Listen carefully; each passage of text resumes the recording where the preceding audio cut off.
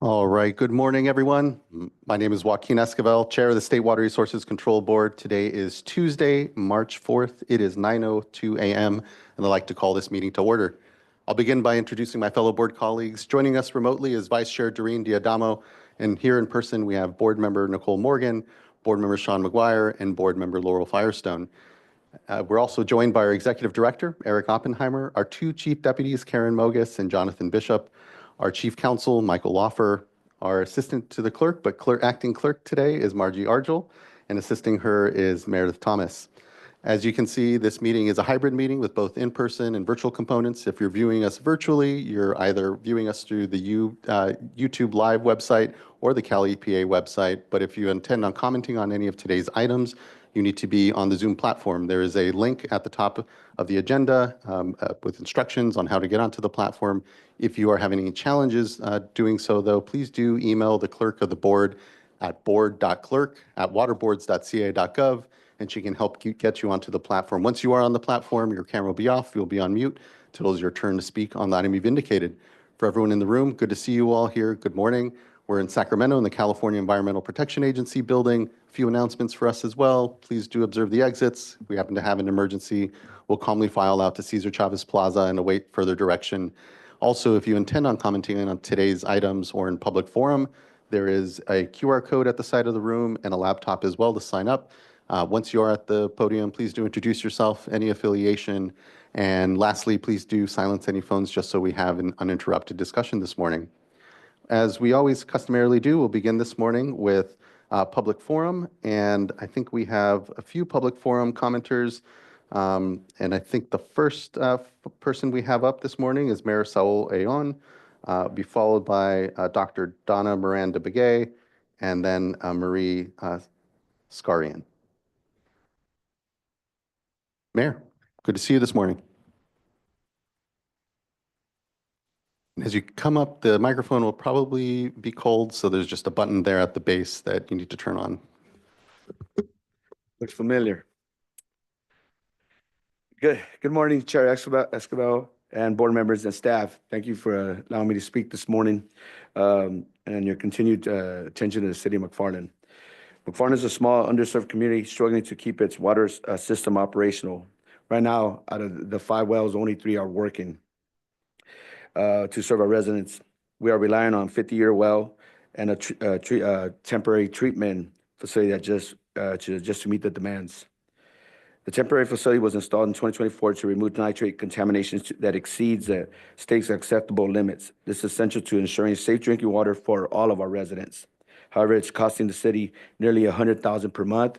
If my math's correct, that's $1.2 million annually, and that's a sustainable burden to a small community like ours. Our staff has submitted an urgent drinking water needs application seeking immediate funding to keep this facility operational. Without this funding, McFarland will be forced to shut it down, and if that happens, we will not be able to meet the water demands for our residents. Let me be clear: if this facility shuts down, our residents will not have enough drinking water. This is not a long-term issue. It is happening now, and we need your help today. At the same time, I need to turn your attention to another critical matter: McFarland's wastewater expansion project. For the past 3 years, McFarland worked closely with the State Water Board on the preliminary design for our wastewater expansion project, a $17 million effort that was supposed to be addressed to our growing capacity needs and ensure compliance with state regulations. Last year, we were devastated to learn that City of McFarland was removed from the priority funding list. This decision came years after preparation, investment, and collaboration that left our city with no clear path. I am here today to urge the board to reconsider McFarland's wastewater expansion project. We have put in the work, we have followed the process, and we cannot afford to let this project stall. Chair Esquivel, board members, I stand before you today because McFarland cannot afford delays, uncertainty, or inaction. I'm asking the board to take 2 critical actions: approve McFarland's urgent drinking water needs application so we can have the Brownie Road temporary treatment facility running, reinstate McFarland wastewater expansion project to a priority list to prevent future system failures. McFarland is doing everything in its power to keep up with these challenges, but we cannot do it alone. We need the board's support to ensure that our residents have the access to safe drinking water and a functioning wastewater system. And like I've said before, it's not an urgency, it's an emergency. And I want to thank you for your time and consideration. I look forward to your support in finding solutions for the city of McFarland. Thank you again. Thank you as well, Mayor. It's good to see you and appreciate how you continue to advocate for the community here. We continue to certainly do our part and appreciate that the urgent drinking water application is in. And importantly, we've approved significant amounts as well for that long term. And so Yes, thanks, appreciate it. And definitely will continue to be a partner here with the community and appreciate your leadership and continuing to elevate the issues. thank you so much. I'm glad that you're doing a lot better. Thank you. Appreciate it. Excuse me, Chair Escobar. Aaron Brando, Chief of Staff to Senator Melissa Hurtado. I'm here with the mayor just to urge your support and thank the board for everything that they've already done. And again, encourage the continued efforts in regards to McFarland's issue. We know water quality is so important in the Central Valley. So we thank you for your time and we really appreciate the board's effort on this matter. Thanks. Thank you as well. And thank you to your boss's efforts on all of this. All right. Next, I believe we have for public forum, Dr. Donna Miranda Begay.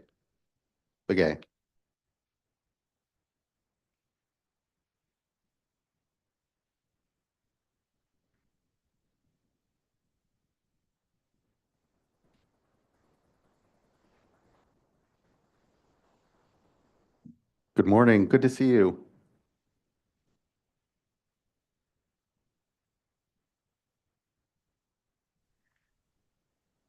All right, I think I just got ability to unmute. Can you hear me? Yes, sorry about that. Oh, Good morning. So Yeah, good to hey, see you. good morning. Good to see you all.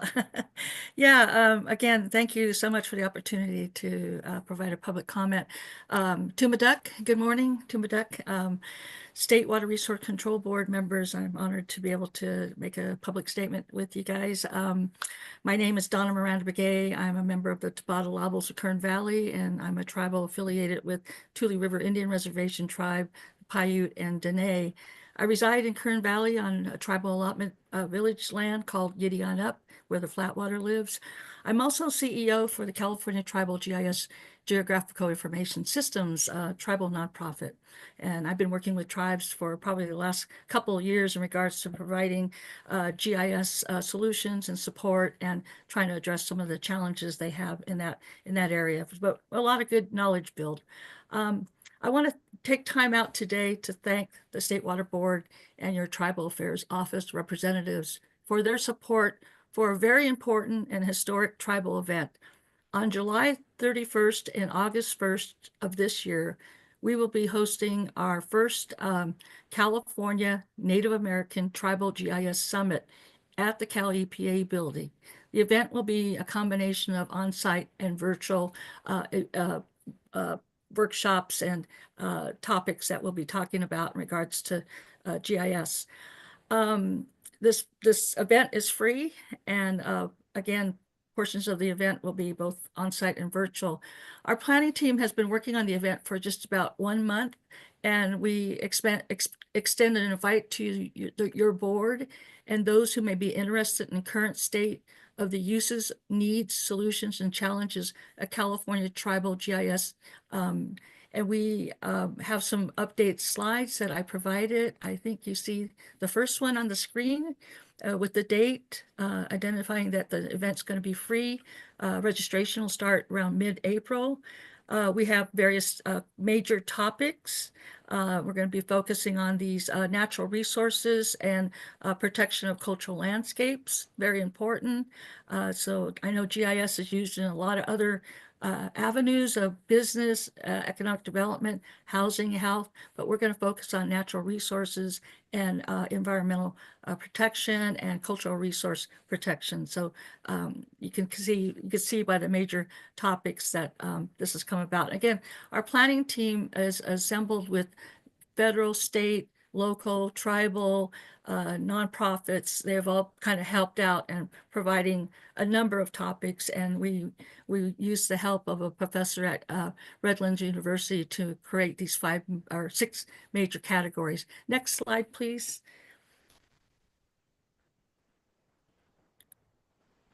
Not sure if they can advance. Oh, there you go.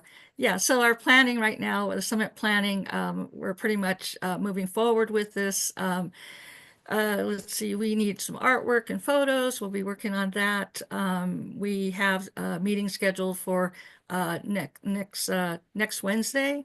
I do make a big call out for folks to join in. And we are looking for proposed presentations. So any topics that folks want to try to cover under those major categories. The categories have a lot of topic areas. If you were to go to the proposed summit GIS web link, you would see a lot more details on the topic ideas. Next slide. Yeah, and just so you know, we're not working in a silo. We're working collectively with a lot of different entities, and these are just the ones that jumped on board right away. I have been for the past couple of years, like I said, networking with US EPA RTOC, Regional Tribal Operations Committee. Just attended their meeting a couple of weeks ago, and I do know that there's a lot of shakiness in the federal government side. We are starting to see some of our data sets disappearing off of the U.S. Forest Service area, U.S. Bureau of Indian Affairs. We're keeping an eye on U.S. Geological Services area. But in the meantime, California, we're doing really well with safeguarding our data, and we're working close with our state GIO. We'll hopefully bring him on board to assist the governor's office. We have folks from there that are helping too. So you can see there's a lot of different partnerships here. And again, really looking forward to this very unique tribal summit in regards to GIS. And if you have any questions or anything like that, feel free to reach out to me. Give me a call. I'm available. I actually am retired from the State Water Resource Control Board about a few years ago, but they brought the tribes keep bringing me back in to help out with these types of needs in the IT world. We're very fortunate that they do, Dr. Miranda Begay. It's really good to see you again here, and thank you for elevating this work and this opportunity to really engage on and in a discussion and with tools that are really critical and front of mind here as we all try to continue to manage the incredible resources of the state and its waters, but in a way that continues to leverage technology and importantly, the knowledge of tribes and communities to be able to continue to do more. And so this is really exciting. I appreciate all the incredible coordination that you've helped to develop here and look forward to participating, and really appreciate you taking the time here to make sure this issue is elevated, the event is elevated, and people are able to come and contribute. It really means a lot to see you and to see that continued leadership. Thank you. Thank you, Chairman. Appreciate it. Thank you, Doctor. Really appreciate it this morning. Good to see you. Yeah. Next, I'd like to call up Marie Scallon, who will be followed then by Russell Walsh.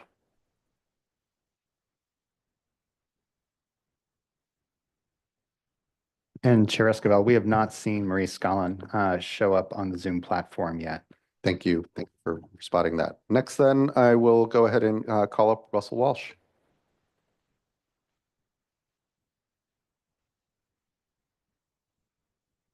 Good morning, Chair Escobar and members.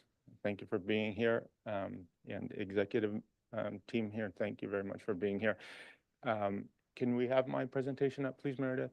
So first, I would like to say that, the path for me down here was very well facilitated by the webpage that you have and the support of Courtney Tyler and Meredith and Margie here helped me out this morning. And so for somebody who doesn't normally do this, I'm total rank amateur.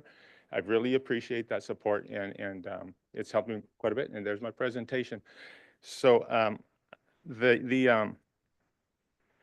the presentation's too long, so we're really going to go through it, but I gave it all to you, and the idea is hopefully it'll clue me to say some appropriate things here and some things that do maybe touch some, reach some hearts and minds for the people that are down there that don't have, the page of affiliations that the doctor just showed you before. We don't have that, but what we do have is a hope for rule of law, and that the generation after yours, will believe in California government.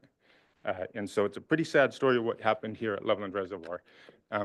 Can I have the next slide, please, Meredith?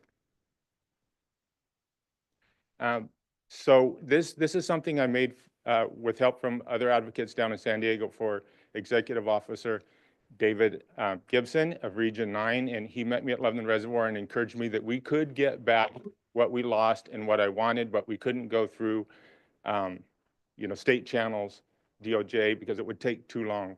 And thankfully, that didn't really happen. And honestly, Mr. Gibson told me that state water boards told him to curtail his assistance that he was providing to our community.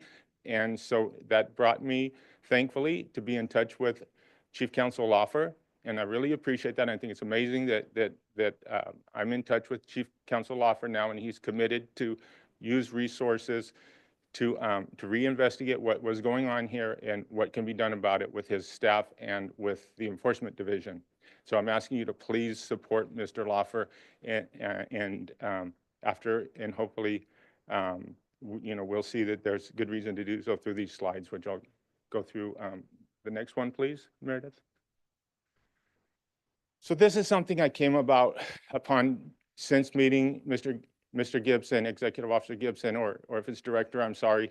And so I think if we come back to this, at the end of all this Loveland difficulty, that the orderly management of the resource, first it will be seen as lacking through these slides or overlooked through these slides, and also look as very important and powerful for not only for Loveland, but for lots of small water bodies or other water bodies, and especially in wildfire interface zones and where they interface with protected species of federal type and of California species of special interest, which is a southwestern pond turtle.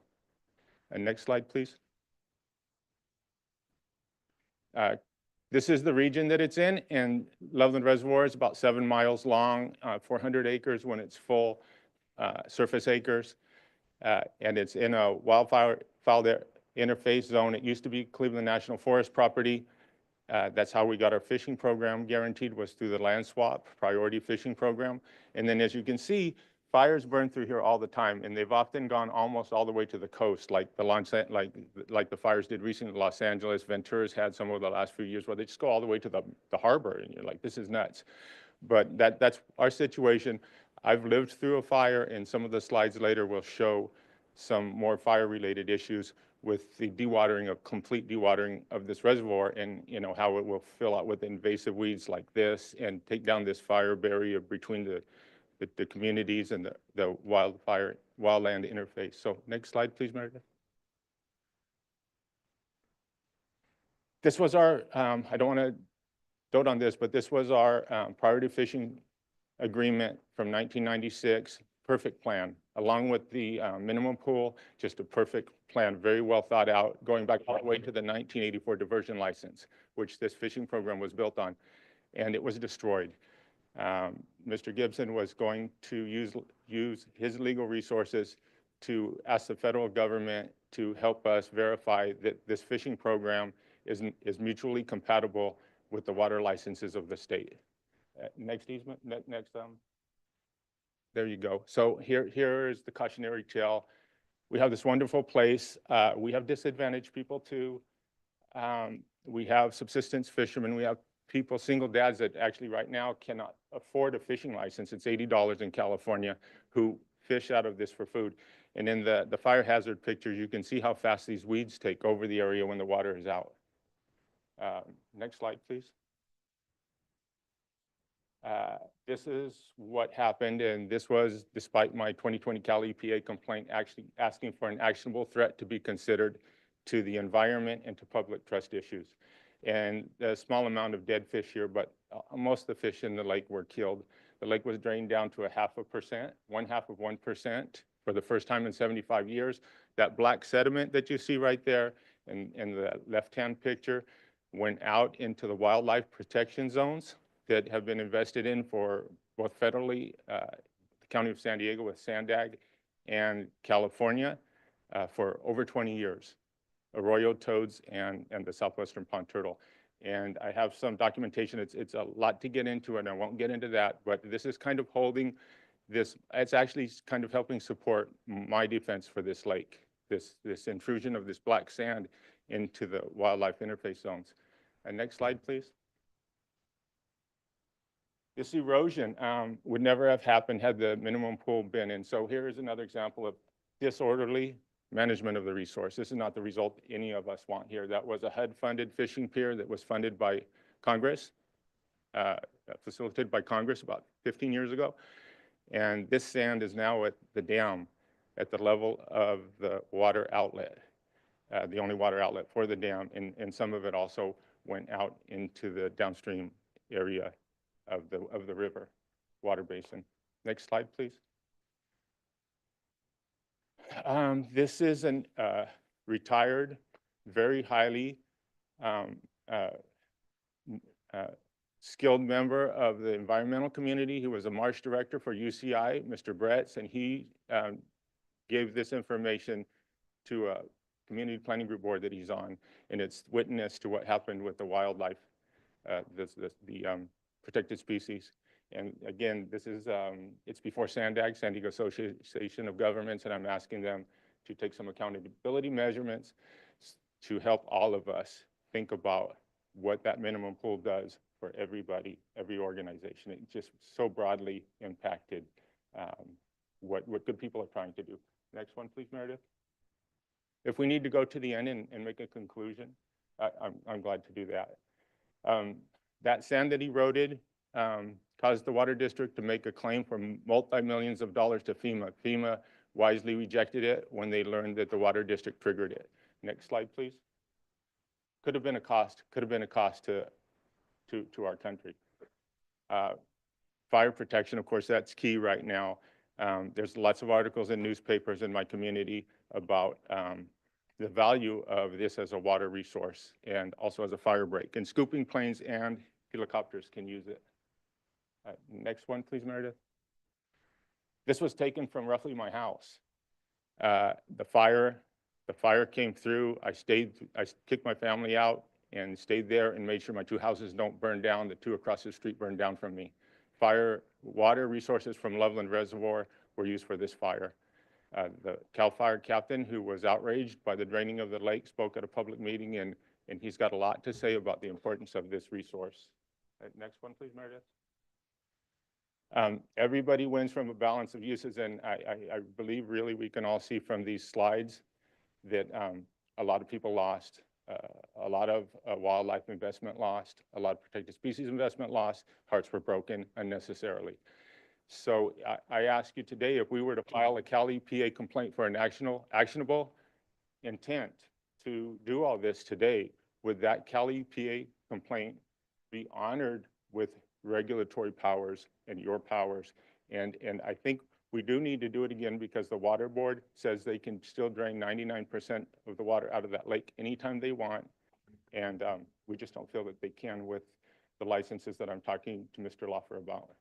And just, if necessary, this is as close as I'm ever going to get to Mr. Newsom, we need a moratorium on this kind of thing. If anybody's allowed to do this kind of thing, we need a moratorium. We need it quickly, and then work on the laws, especially on wildland interfaces. And you know, some people say we need to do this when there's drought. Drought is the last time we need to do this. Drain the lake completely. And this is a drop in the bucket of all of California's water. And so we're going to cause how many billions of dollars of fire damage for a drop in the bucket of California's water under the guise of drought? It's really, I know you understand that's not what we want to do. So thank you very much for your time, Mr. Esquivel, members, and I hope you will encourage Mr. Loffer or support Mr. Loffer and you know, spending time with me, going through what we can do, what we need to make this next generation believe that California does better. Thank you. Thank you, Mr. Walsh. I appreciate you taking the time here and addressing the board and elevating this issue. We'll definitely take a look. We don't make, you know, decisions here at public forum around the things that are elevated to us, but really do appreciate you taking the time and elevating your concerns. And we'll make sure to continue to follow up and figure out what, you know, it was in their lawful right to do, and is that local control, and what we might have some oversight around. So we'll try to figure out that balance there. So thank you, Mr. Walsh. Thank you. Okay, I believe that brings us to the end of public forum commenters, and appreciate again all public forum commenters here that have addressed the board on issues not pending or scheduled here before the board. So thank you. All right, that brings us then to our first item of business, which is consideration of our adoption of our meeting minutes from the February 19th, 20th board meeting. Are there any adjustments to the meeting minutes or otherwise ready for motion? I'll make a motion to adopt item 1. Second, Thank you both. Ms. Argel, can you please call the roll call vote? Board Member Morgan, Aye. Board Member Firestone, Aye. Board Member McGuire, Aye. Vice Chair Diadamo,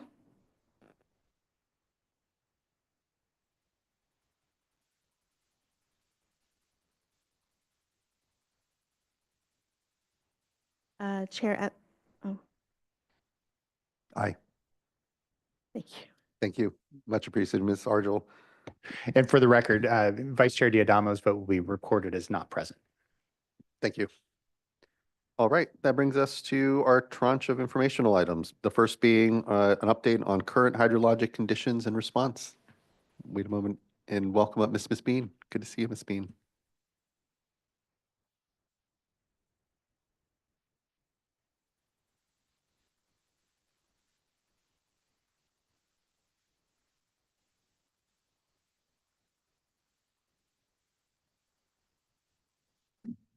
Good morning, board members.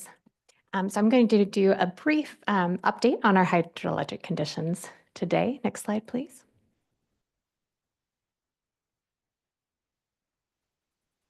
Okay, so we'll talk about the current statewide hydrology, a brief update on the Scat and Shasta rivers, and then water rights annual reporting update as well. Next slide, please. Okay, so taking a look at our statewide precipitation, as of the first of the month, we're at about 100% of average. We did get quite a few storms in the beginning of February that brought us up from 85% of average about a month ago. You can see, though, that the precipitation is still spread unevenly across the state. So the blue-green colors up top show a lot more precipitation, and then the warmer red and orange colors show the drier conditions in the southern part of the state. So if we go ahead and go to the next slide, we'll look at the Sierra Nevada precipitation indexes. And so for the northern precipitation, we're seeing the same trend here. It's about 120% of average at the end of February. Some of these dates are slightly off based on when the data is collected. So we're looking at 120% for the northern part. Next slide, please. As we move into the San Joaquin index, you can see here that it goes down to about 68% of average. And next slide, please. And then the Tulare portion goes up a bit. It's at 80%, but again, you can see that trend following that we saw on the other slide. And that we are, sorry, again, looking at about, statewide 100% of average. Next slide, please. So looking at the snowpack, it's following a similar trend.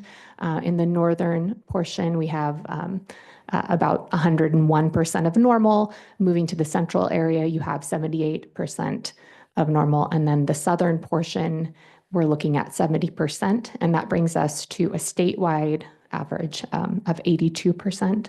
And if you take a look at the upper numbers there, that's the percent of the April 1st average. So, we'll see in the next month what we're looking like at that peak snowpack that they go ahead and take in April 1st. So we'll have a better sense of that, where we stand for the rest of the year next month.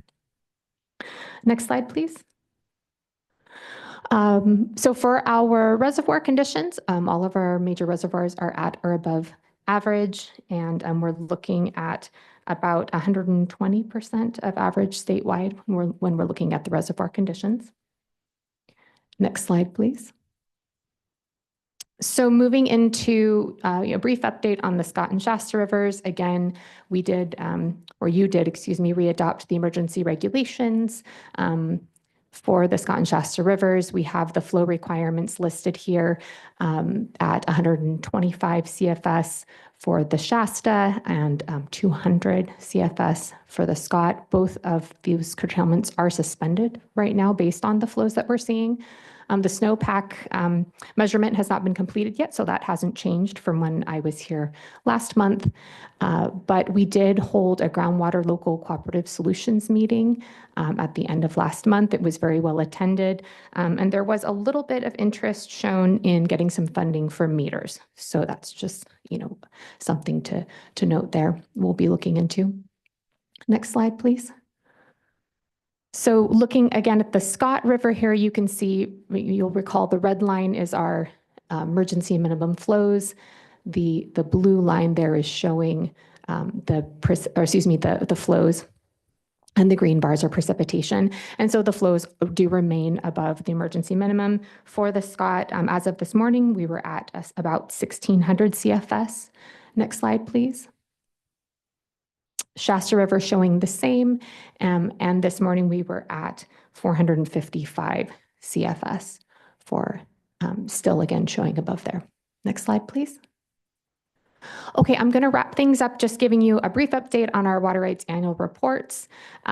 If you will recall, the reports were due by February 1st. 54% were submitted on time. 8% were reported within 30 days of what I've listed here as the late fee grace period. So again, this is the first time we'll be applying late fees for the post-1914 rights. And so we still have 37% outstanding, and those late fees will start applying for the post-1914 rights moving forward. There was a question last month about the outreach that we had been doing on the late fees, and so just wanted to give an update here of some of the things that we're doing. There is information on our reporting website. We also did outreach as part of the annual fee schedule, which led to the adoption of the late fees. Reminder notices were sent in October of last year that noted that, as well as annual fee invoices in November contained the information. And then we've sent out an email blast in February to our email subscription list to remind people that that 30-day grace period was going to be coming to a close. I did want to note some of the challenges associated with doing the outreach for this. Generally speaking, we have limited staff resources, and they're really focused on helping people to report and do that type of thing. And we also have limited contact information, particularly email information for many of our late reporters. And so it might just be missing, it may be incorrect information. And that's something that in the proposed revisions to the measurement and reporting regulation is something that is proposed to require of folks so that we can have that slightly easier method rather than having to send hard copy mailings out to folks. I do want to make a note too that with the general outreach, things like email blasts, which we can do, and it's a lower intensity of what we can do, but it doesn't always target the correct reporters. So we send it out, but the people who are already engaged and probably reporting on time, they're the ones that are signed up for those. And so what ends up happening is we sometimes end up with an increased workload just addressing the folks who say, I got an email, but I already reported, can I check on that? So then we have to shift to addressing those folks just to confirm them. And I know that may seem a little odd, but that's what happens. The people who are in compliance want to ensure they're in compliance. So there's questions about how that general outreach actually effectively works towards that. But I do want to stress that when we're looking at these, ensuring we have the correct contact information and, continuing to send the mailings for folks who are not as engaged electronically is going to be important. But that email information is going to be key as well to ensure we can get information quickly to folks. And with that, I'll take questions. That's the end of my presentation for today. Thank you. I appreciate the information. Just sort of wondering, when it comes to those that are still outstanding to have reported this year, how many repeat offenders, I guess, do we have amongst it? Do we have some water right holders? And I know you don't have this data on the tips of your fingers now, but just kind of wondering to what extent, we've had folks that for several years perhaps aren't responding, aren't reporting, and just wondering if there's kind of a pool of folks that, have just been unreachable at this point, it seems, to your, point on even just email addresses, would be helpful to know, if we kind of just have a block, if you will, of water right holders that simply haven't responded these last years. And That is the case, that there are Pretty quite a consistent. few. I don't, again, like you said, I don't have the numbers specifically, but it absolutely is the case that there are a lot of repeat offenders. Okay. Yeah, really Yeah. appreciate that then. Thank you. Looking to fellow board colleagues if they have any questions or comments. We don't have any commenters on this, so just whatever comes from the dais here. Okay, seeing none. Thank you for the update, Ms. Bean. Really appreciate it. Good to see you. Next, that brings us to item number 4, which is a discussion on our yearly strategic work plan and board priorities. And I'll give a moment for folks to swap out here.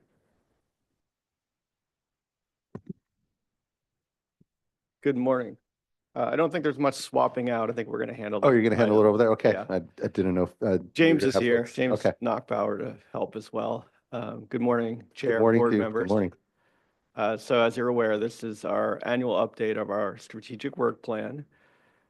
This is a document that you are all, I think, quite familiar with. In fact, we've been updating this work plan since 2020. So this is the 6th update that we've made.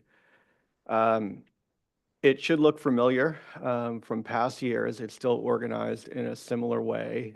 It includes about 70 specific actions that represent what I'd call short-term to intermediate-term actions that the board has determined to be priorities that we're going to be focusing on the next, I'd say 2 to 5 years, although it kind of depends on the action. Many will be completed before then. Of the 70 actions in total, there are about 24 that we've deemed as high priority actions among, I guess I would call them the super priority actions because they're all high priority actions, but there's 24 in the report that are marked with an asterisk, and these are the ones that we've identified as either trying to complete in the next year or make substantial progress in the next year. And so I'm going to make a couple opening remarks, and I'm going to kick things over to Chief Deputies Bishop and Mogus to provide an update on those high priority items. As I said, the report is it's similar to past years. It's organized around these 4 thematic priorities, which are essentially protect public health, protect and restore watersheds and marine environments, increase statewide resiliency in the face of climate change, and strengthen relationships, systems, and internal capacity.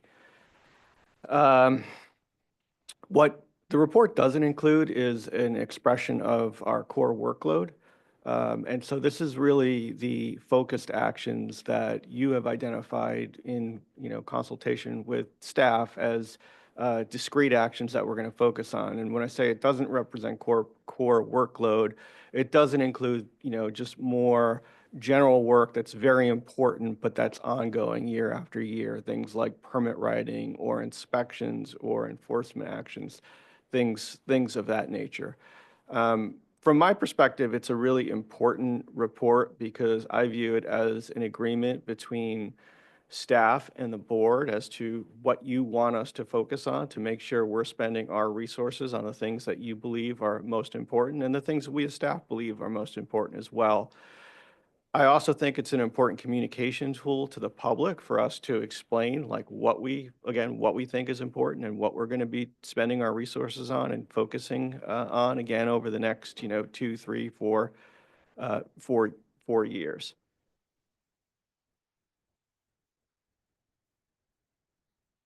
Before I turn it over to the chief deputies to go through some of the detail, I did want to reflect on some of the accomplishments from the last report, things that we've made progress on. And so a few things that we've taken off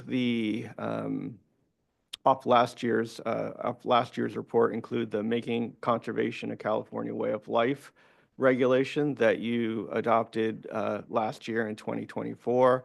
Additionally, the chromium or hexavalent chromium MCL that was adopted last year. I'm going to mention direct potable reuse regulation because that, even though it was adopted in 2023, it was late in 2023. Another accomplishment was the adoption of the policy for reporting cost of municipal stormwater permit implementation, and then completion of the 2024 integrated report. There are a number of other priorities that are not complete, but I think are worth mentioning that we also made a lot of progress on, but still have more work to do. And I would point out progress on upwards, which you received a update on at the last board meeting, or last month anyway, on the state's efforts to modernize its water rights data system. Also substantial progress on the Bay Delta. In October of last year, we released the draft updated basin planning language, which we're currently, reviewing public comments on, and we've got more work to do there. I expect this to be a big year for making progress on the Bay Delta plan, but we definitely hit some significant milestones last year. And then lastly, I would also comment on SGMA. SGMA is kind of a tough thing to call an accomplishment because our work is more, the regulatory backstop. But we've, successfully held 3 hearings, 3 probationary hearings. And again, I would not call putting a basin into probation a success. But what I would call a success is the work that we've done to implement our responsibility. And I think we've made tremendous progress over the last year when it comes to SGMA. And so I wanted to point that out. So those are some of the things that I had reflected on from last year. I'm sure there's many more, but I'm going to leave it at that. And I'm going to turn it over to Jonathan Bishop and Karen Mogus to walk through, again, the status of our starred priorities, the super priorities, unless there's questions before we move on. Great. So John and I rochambeaued, and I don't know if I won or lost, but I get to go first. We're going to go through the list of starred items that are under each of our portfolios. So it'll bounce around the list that you see on the screen a little bit rather than going back and forth between us. So I'm going to start off with safe and affordable funding for equity and resilience, and we'll continue to work to achieve the 3 goals that were established last year with a focus on the failing systems from the 2019 list of failing systems, and we'll coordinate internally and externally to identify solutions for impacted domestic wells and state small water systems. That work is ongoing, and we will continue to report out on our successes, hopefully our successes in that program. Moving down to the Irrigated Lands Regulatory Program Expert Panel update, we have established a contract with facilitators at Sac State to get this work going, and our goal is to get to a draft report by the end of this calendar year. It's an aggressive schedule. Sac State has provided us with an aggressive schedule that I'm dubious, but hopeful that we can get done. And our first step is to establish the set of experts that will serve on the panel with an eye toward a first meeting in the end of May, early June timeframe. And again, a goal of a draft report by the end of this calendar year.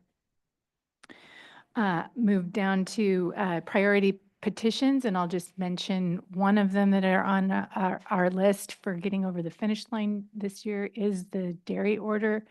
As a result of the petition of Region 5's dairy permit. And we plan to have a board workshop in mid-2025 and a goal of board adoption in late 2025 or early 2026. All right, moving down to what we call SACIT, but to explain to those uninitiated, the water quality protection gaps left by the U.S. Supreme Court's decision that we colloquially call the SACIT decision, which basically contracted the definition of waters of the U.S., leaving some gaps, not gaps, but leaving us with the need to fill in with our state authorities to ensure that those waters are protected. And we will be continuing to train staff that will need to assume responsibilities that were formerly done by the U.S. Army Corps of Engineers. and to develop state authority permits to fill in the gaps, the regulatory gaps under the 401 Water Quality Certification Program, as well as some of our stormwater NPDES permits where discharges are no longer to waters of the U.S. All right, moving down to our utility order. This one is very timely order to get in place. It's been a while, and so we really do want to get this one over the finish line. This would regulate the activities of the utilities in preparing for and responding to wildfire. We continue to work with stakeholders to streamline those processes because we don't want to be a barrier to those activities, and yet we want to make sure that there are protections in place to ensure water quality is protected. So that one also is a high priority for us, and we're actively working on it and hoping to get this before you for adoption mid this year. The next one I'm going to touch on are the sort of package of nutrient issues that includes harmful algal blooms, our work on the biostimulatory substances basin plan amendment, as well as our amendments to the ocean plan to address ocean acidification and hypoxia. We reorganized those into a single sort of package of nutrient-related activities under one action. And we've committed to work internally among all of our program areas that touch these topics to develop a strategy that would allow us to prioritize our work that will have the most impact with a particular focus on addressing harmful algal blooms. So more to come on that. We will continue to do the work that we've identified in those actions, but with an attempt to really identify what can we get over the finish line in the short term that will have the most impact. Next, I'll move to infrastructure funding. We have a lot of work to do to develop guidelines for distributing the Prop 4 funds that were approved by voters late last year and coordinate across our funding sources and programs to provide support for drinking water and wastewater infrastructure projects, groundwater cleanup, water recycling, and cross-border water quality, with an emphasis on disadvantaged communities and communities that have been disproportionately impacted by environmental injustices, and recognizing that there is a lot of uncertainty around the federal funds that come to us for those program areas. We will be strategizing and developing contingency plans that will allow us to continue this good work and important work in the state. Next one I'm going to touch on is developing water supplies. We will continue to work toward the goals that were set forth in the governor's 2022 water supply strategy to increase water recycling, desalination, and stormwater capture and use projects across the state. Some of the work that is ongoing is we have new resources at the regional boards to make sure that there are resources for the permitting that's required for the recycled water projects.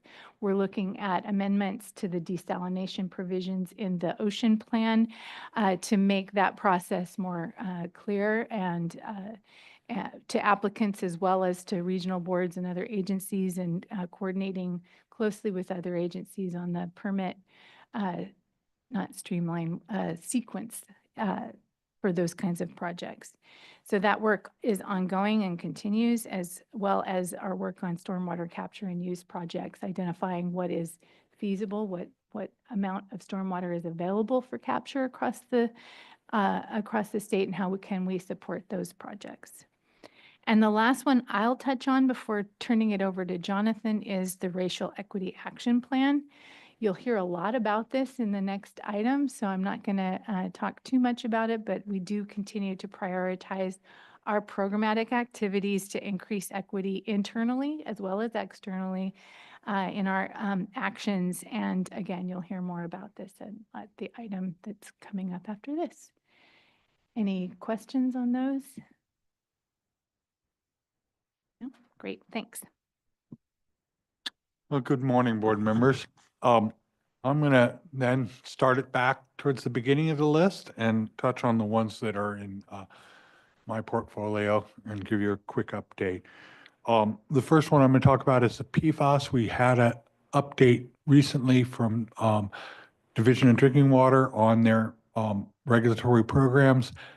MCLs for PFAS and PFOA are high on their priority list, and work to get those completed is a priority for them.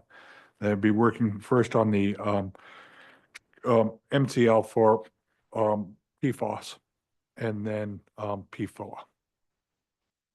I'm going to jump to the fishery protective flows for the and other measures. We released the start of the process for a scientific basis for the Scott Shasta, and the Mill, Deer, and Antelope Creeks are on the list for moving forward with those. This is the first step in that process. We won't complete this process in this year, but we will make substantial progress on it. Next, I'm going to go to the water rights drought planning. I find it.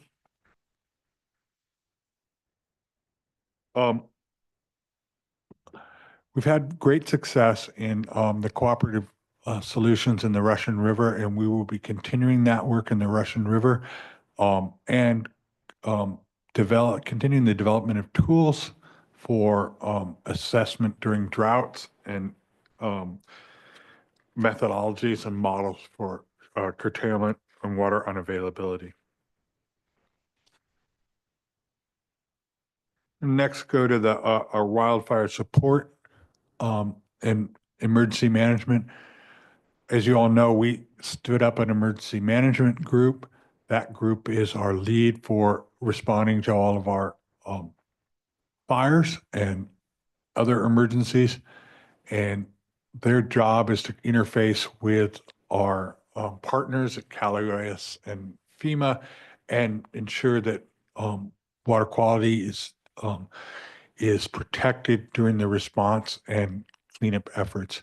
And as you can imagine, this year they're pretty busy right now. Next, I'm going to touch on the our efforts on the urban water efficiency. We adopted, as Director Oppenheimer indicated, the conservation as a way of life. Now we're moving on to implementing that and providing support to the water agencies on how they're going to meet those requirements, and providing technical support to them. That'll be the priority for this year. Next would be the SWRCB project. You probably know more about that than I do, but we are on track to move through the hearings with the administrative hearing officer, and I'm recused from it, so I don't actually know the status of where things are, but you all know that it's a high priority to get that done as fast as possible.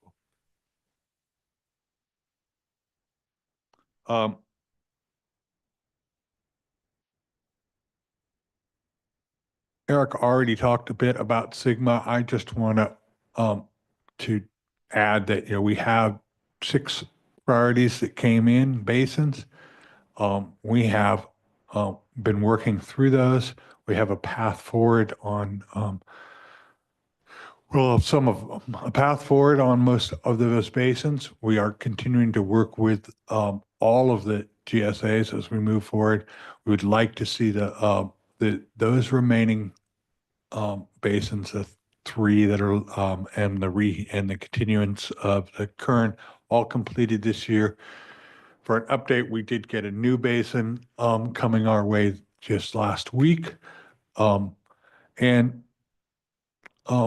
as we move through this process, we're going to have to take the next step potentially in some of our basins, where if we don't get a satisfactory plan that we can send back to DWR, we'll have to start the state intervention and an interim plan work, but that's probably later in the year. And next is Bay Delta. in the process of adopting that. You know the amount of work that's going on with the team on that. Next, I'll just touch on Delta Conveyance, also coming through as a permit for your consideration and through the Office of AHO office. Eric also touched on water rights modernization. That's a high priority. We are going live this year. That's just an amazing accomplishment. Having developed data systems for the water boards in the past, having one done in that time frame is just a supreme accomplishment already, and continuing to move forward with the digitization of all of the water rights data that we have on hard copy, and then in getting people to use it for our first reporting this year is our major milestones coming up. And finally, I'll touch on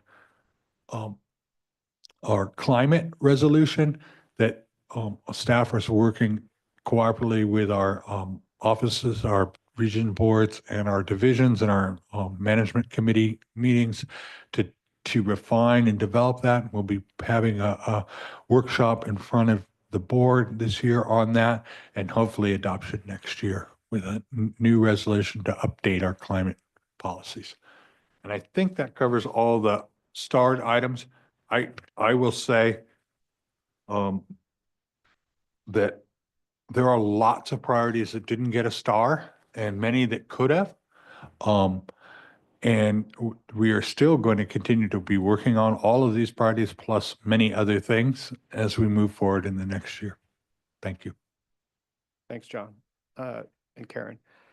So as a reminder, this is an informational item. This is not a report that you formally adopt, but we can certainly, it's also not locked down. We can make changes based on input today. I do know that there's a number of public commenters, but just to put out there, if there's changes that you all want to make as a result of anything you've read or heard or public comment, you can either give us direction to make those, and we can make those and repost the report, or we could even do it, on screen today. It's whatever your pleasure is. Thank you. I really appreciate, I know the work that's gone in to be able to try to synthesize here the board's priorities for the year.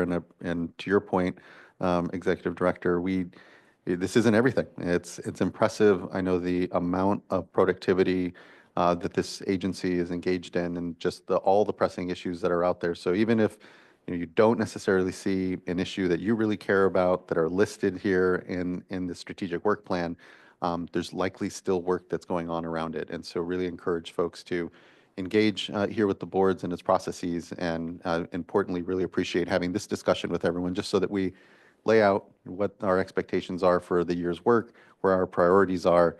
And this is coming a little later than usual. Usually we have this in January, but I appreciate the pause a bit because it has been a very busy start to the year.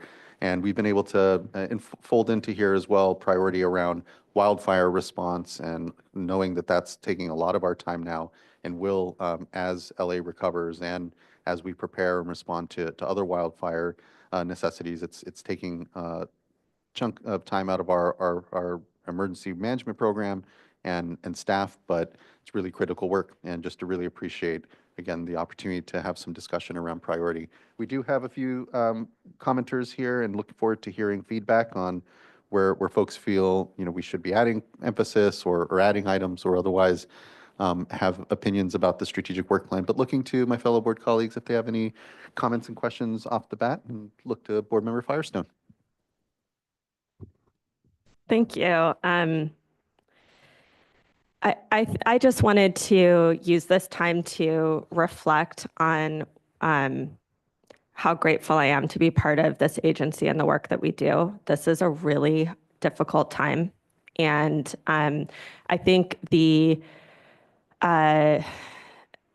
this plan outlines how important our work is to provide reliable, safe, functional, accessible water resources that affects every part of our state, every human in the state of California. And I think it's so important for us to affirm these days how important government service is and how much it affects and is vital for each one of our lives. And that's true no matter who you are or where you live in the state. Just a few things I want to say on this because I just need this today, these days. So one is just how much I think our workforce is vital to that. And that includes just incredible integrity and diversity and dedication of our workforce. I think it's important to affirm how important diversity is to the strength of our work and to making sure that we're able to get diverse thoughts and experiences to help us do better and help us provide these services, and also be engaging and really listening to diverse communities across the state to make sure that our services are really serving everyone. I also think it's really important to talk about the importance of regulation. I think we often hear these days regulation being a problem that folks want to wave away.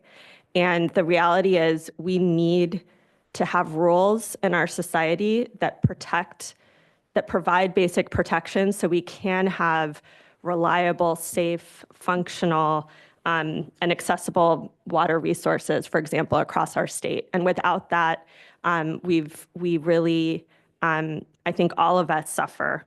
And just many of the examples of the programs that you outlined today, whether it's SIGMA or wildfire prevention, management, response, minimum flows, so many things are exactly setting a framework so that we all know the boundaries of what's accessible, so we aren't just sacrificing safety or some beneficial uses over others. And yes, things are a balance and they're a work in progress, but it's vital for our society that we have rules and boundaries, and regulations are that. Now, I also feel like we need to clearly continue, and we see, so much of this list is our work to improve our regulatory programs, right? We're not saying that everything that we're doing is where we, fully achieving what we need our mission to be. We need to continue to improve. We need to improve both our regulatory programs and assistance programs, and it's really vital. And I think you've seen examples, even just in the public comments today, which I really appreciate all the public commenters, how important, in order for us to continue to improve that we are accessible, that we're transparent, that we're responsive, that we're really getting, again, diverse voices, both internally and from our diverse communities across the state to help us achieve our mission and protect those vital services and resources across our state. So whatever law is passed is only as good as it's actually implemented and enforced and practiced every day. And I just want to use this time to say thank you to everyone that's helping us do that. And I think helping us all reaffirm how important that is, because oftentimes we take that for granted. And I think these days it's really clear that we need to stand up for that importance of that. Thank you. You're here. Thank you for those words, board member. Complete in agreement, and really appreciate the acknowledgement. Importantly, for all of these items on our list, the five of us up here aren't the ones that are actually doing the work.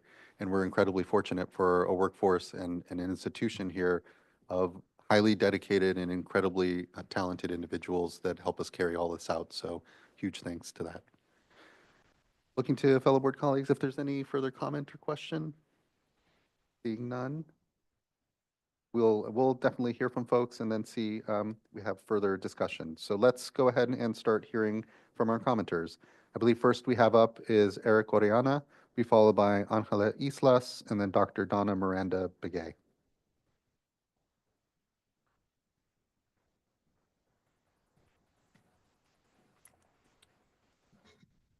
Good morning. Good to see you. Hi, good morning, Chairman and board members. Good to be here with you all today. My name is Eric Oriana, and I'm here on behalf of Community Water Center, and I'm just sharing comments in response to the strategic plan. I wanted to really support and thank board leadership and staff for the work that they've done in this past year and the direction that the board is going into in this year.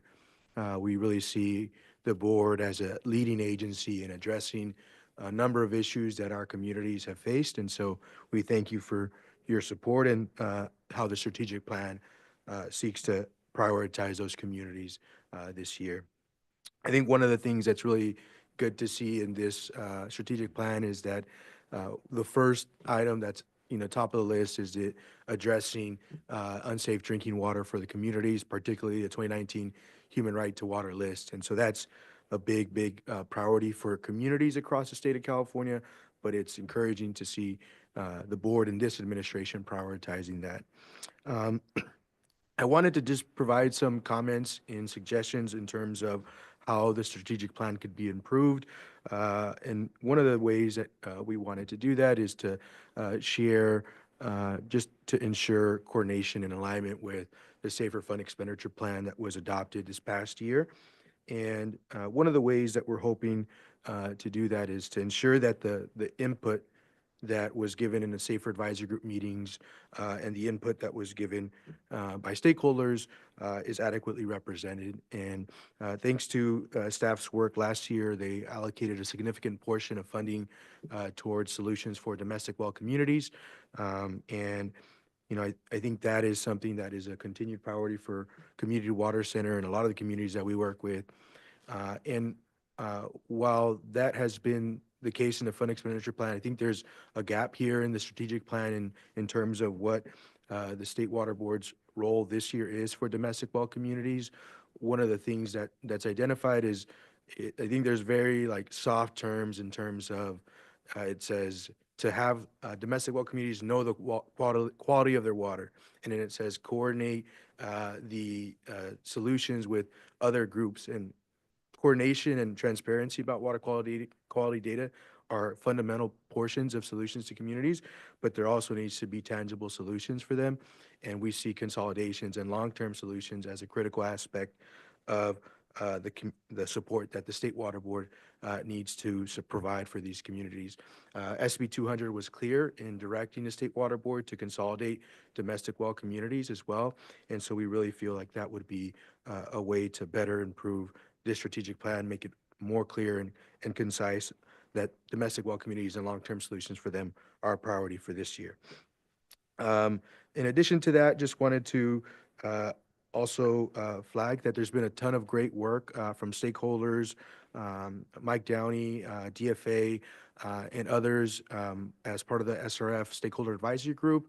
And there's really an effort to improve the process, look at some of the recommendations that the Clean Water SRF, Sac State Environmental Finance Center report developed some recommendations. And so there's a lot of good work there. So it would be good to see if, that could be included as part of the strategic plan, because I know that is work that the State Water Board is doing a great job in.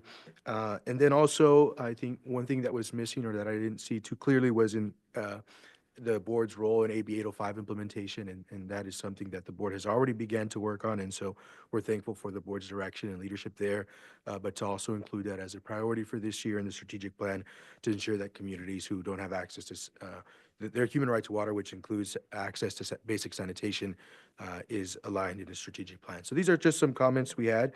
I'll open to any comments or questions, but thank you so much for the opportunity to comment. Thank you. Thank you, Mr. Oriana. I appreciate those comments and suggestions and continued engagement around all of this work. Really appreciate it. Next, I'd like to call up Angela Islas, be followed by Dr. Donna Miranda Begay, Sean Bothwell, and then Rosario Cortez. Hi, good morning, Chair Esquivel, board members. Angela Islas here, Water Projects Coordinator with Central California Environmental Justice Network. Thanks for the opportunity to be able to comment on this informational item. And I do want to second my colleague Eric's comments and want to emphasize very heavily around the language to include domestic well protections for the long term, and especially to prioritize domestic well consolidation. In the case of one of the communities that I am supporting on the ground, Perry Colony, which is in Fresno County near Raisin City, this community had received some unfortunate news that this year their project was not prioritized.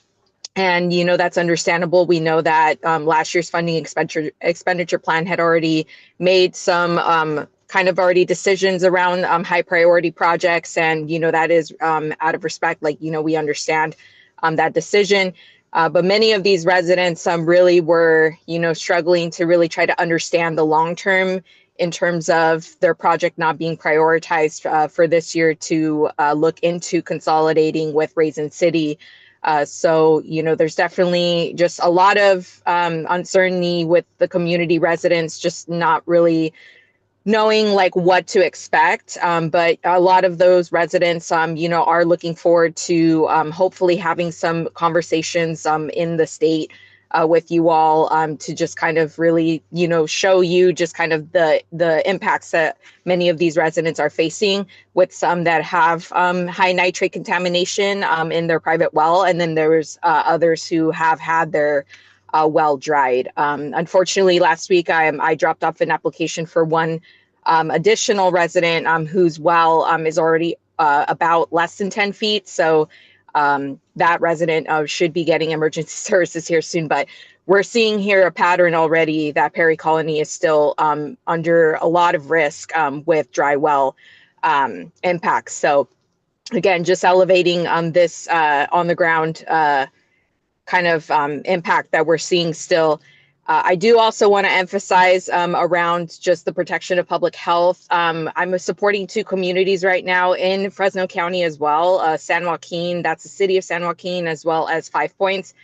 Both have secondary contaminants. They are already over exceeding those maximum contaminant levels, but those projects aren't going to be finalized in probably the next 5 years. And those residents are still facing the impact of high manganese for San Joaquin, and also TTHM in 5 Points, so total trihalomethane.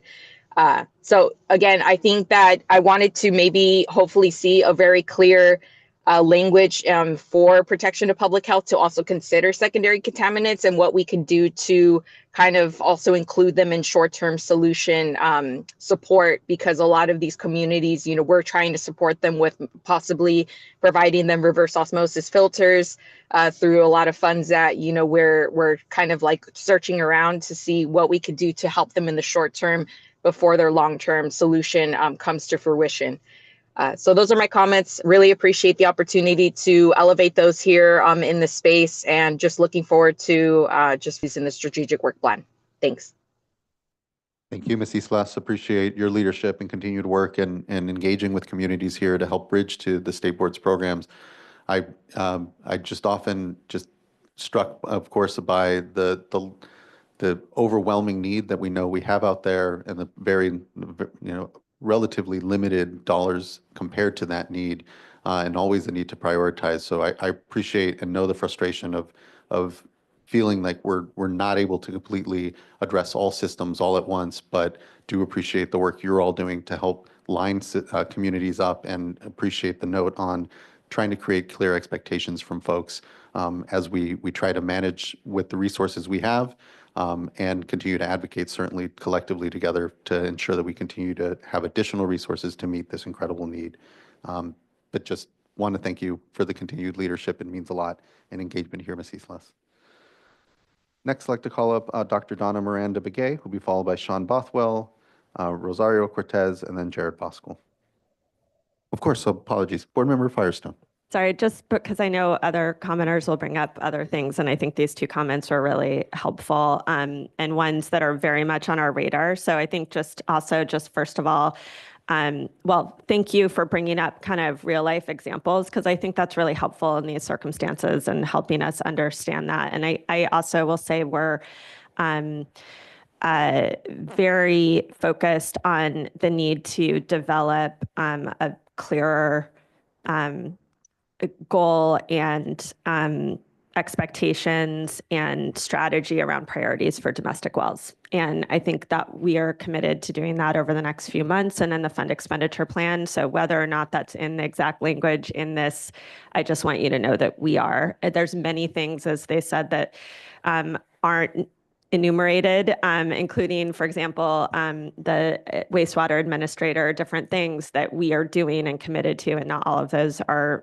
perfectly articulated here. But and you know, I'm open to changing that as needed because but I also just want everyone to know that that's something that we committed to in the last fund expenditure plan adoption, is that we weren't ready to adopt specific priorities and goals for private wells, and we were committed to doing that over this year, and we remain committed to doing that through a more transparent process. And you know, I think lastly, we know that all of us are committed to working to achieve the human right to water. That means every community, no matter where you are, if you're in a public water system or a private well community, needs to be able to find a pathway to getting access to safe drinking water. And we can't just walk away from that. So it doesn't mean that we have unlimited resources. We absolutely have not just limited resources, but a lot of uncertainty based on what the federal government's doing right now. And so I think together we need to partner with how we work through this and prioritize, and I just appreciate those comments. Yes, thank you for all that, board member. Okay, next, I'd like to call up Dr. Donna Miranda Begay, be followed by Sean Bothwell. Yes, good morning again. Can you hear me? We can, thank you. Good to see you. Yeah, I had a chance to look over this is according to the Public Code 65092 and also the Cal EPA Tribal Consultation and Communication Policy. You want to make sure that those are capitalized, tribe and tribal. I like the idea. My comment is good idea on the tribal consultation dashboard. I think that's a really great idea. I know they'll do in preparing the dashboard, not reveal too much sensitive information, but it's good to know from the tribal view that, you know, what the water board's done in the sense of working with tribes. So that's a really great idea. Recommendation 2 that I have, I saw that there was consideration in looking at both the Bay Delta Plan and also the beneficial uses for the Mono Lake area.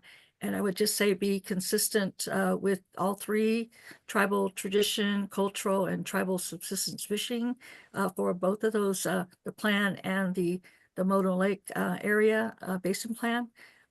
That's about all I would recommend. I have talked to some folks with the Mono tribe, and they have expressed a little bit of challenges in getting consistent time to talk to their region about the cultural uses. So I keep saying, don't give up and keep trying. And some meetings have been postponed, but you know, it is what it is right now. But hopefully I think in March of 2025, I do see a focus of talking with tribes for the Bay Delta Plan. That looks really good. But as far as the Mono Lake, I hope they can locally get together with the Lahothan regional folks to talk about cultural uses. Recommendation 3, I would say, again, in developing, you have an express statement about developing meaningful partnerships with California Native American tribes. I would say it'd be a really good idea to add in an educational component, and some of the areas would be to offer, we did this a few years ago, State Water Board's water rights for training for tribes, like how the process works, and invite the tribes to be able to regain a knowledge. There's a lot of folks that have come and gone in regards to our environmental and cultural resource departments. And then internal training on tribal governance and the state. I know you guys are revising your tribal consultation policies and process, but it'd be good to make sure that there is internal training. And I would recommend that training be targeted at the regional level, including onboarding new regional board members. And I did see something about working effectively with Native American tribes. Again, I was just encouraging the regional board members get the training as well as regional tribal liaisons, which I think would probably happen. And then my final comment is that in today's world, especially in California, we do feel the pinch of the grants and funding opportunities when it comes to our water sources, our water systems, protection of our water areas. There are a lot of federal water related funds that are in jeopardy, such as U.S. Indian Health Services, U.S. Bureau of Indian Affairs, U.S. EPA, and many of the tribes in California, especially the federally recognized tribes, rely on these sources of funds. So you may see a big need for that down the road to acquire some unique kind of funding from the state for addressing some of their issues. In allotment lands, tribal allotment lands, there's 217 allotments in California, about 17,000 acres. And these are lands held in trust by the United States government. And I live on one, 160 acres. And we don't receive any federal support except for maybe about 10 years ago, we got some new water tanks from Indian Health Services. So we're looking for opportunities to make sure that we have safe drinking water. That's the most important thing. And we're looking at also climate resilience. And so we'll be attending some workshops on that with various tribes are offering support. So that's good. Anyway, those are my recommendations, and I can send this in writing to you guys if you like. But thank you and good job on that draft of the strategic plan. It's looking good. Thank you so much, Dr. Miranda McKay. And please do send my way and to the board members here anything written as well. We're taking notes here. Your comments, your additions here. Just appreciate the engagement and continued leadership, and agree that, you know, as the executive director said, this is now the 6th year that we've come up with this strategic work plan, and agree that each year it does get better, and has been a really helpful tool for us to be able to communicate thematically, but also specifically the work and priorities here. So thanks for that. Really appreciate the engagement. I had one Oh, more please, yes. comment too. I forgot to mention that the tribes are also really involved with land back. So they're getting quite a bit of land back, even in the city of Oakland and along the areas of Monterey. So it's important for tribes to be educated on water rights, you know, how to obtain that. And also for the fact that there may be you know, I know we're supposed to focus mostly on conservation at times, but just the idea of co-stewardship, who gets that water right? Is it the tribe or the other partner in your co-stewardship? So anyway, those are things I see in Indian country in California. Thank you again. Really appreciate that. Thank you, Doctor. All right, next I'd like to call up Sean Bothwell, be followed by Rosario Cortez, and then I believe our last commenter will be Jared Bosco. Good morning, Chair and board members. Sean Bothwell. I'm the Executive Director for California Coastkeeper Alliance. I wanted to start off a lot of the things in the work plan, the priorities there, we agree with and largely support. I'll just name a few that are really important to us. The Scott Shasta in-stream flow making is incredibly important. The Ag Expert Panel on drinking water for nitrate limits. The dairy order has been something we've been waiting on for quite some time. SACIT is, I hope you know, is obviously very important to us, and we hope to work with your staff on responding to that crisis. Modernizing water rights, as Mr. Bishop said, really impressive work that you're all doing, and we're excited about that. And then, of course, racial equity is always something important that should be prioritized annually. I also want to call out the section on nutrients, which I think it was a great idea of calling out that section specifically. It's really important that we move forward with those 3 projects: harmful algae blooms, biostimulatory and freshwater, and ocean acidification and hypoxia in our marine environments. Particularly for the ocean acidification work, the regulated community did an independent expert panel of their own, which confirmed and validated that the Romsbeck model used to push forward the science is the best science in the world, and it can be used to move forward with setting water quality objectives. Just yesterday, the Ocean Protection Council passed a resolution, both confirming that the science is state of the art and should move forward, and supporting you all moving forward with a water quality objective to address this in rulemaking. So we think it's really important, and really happy to see that section called out in particular.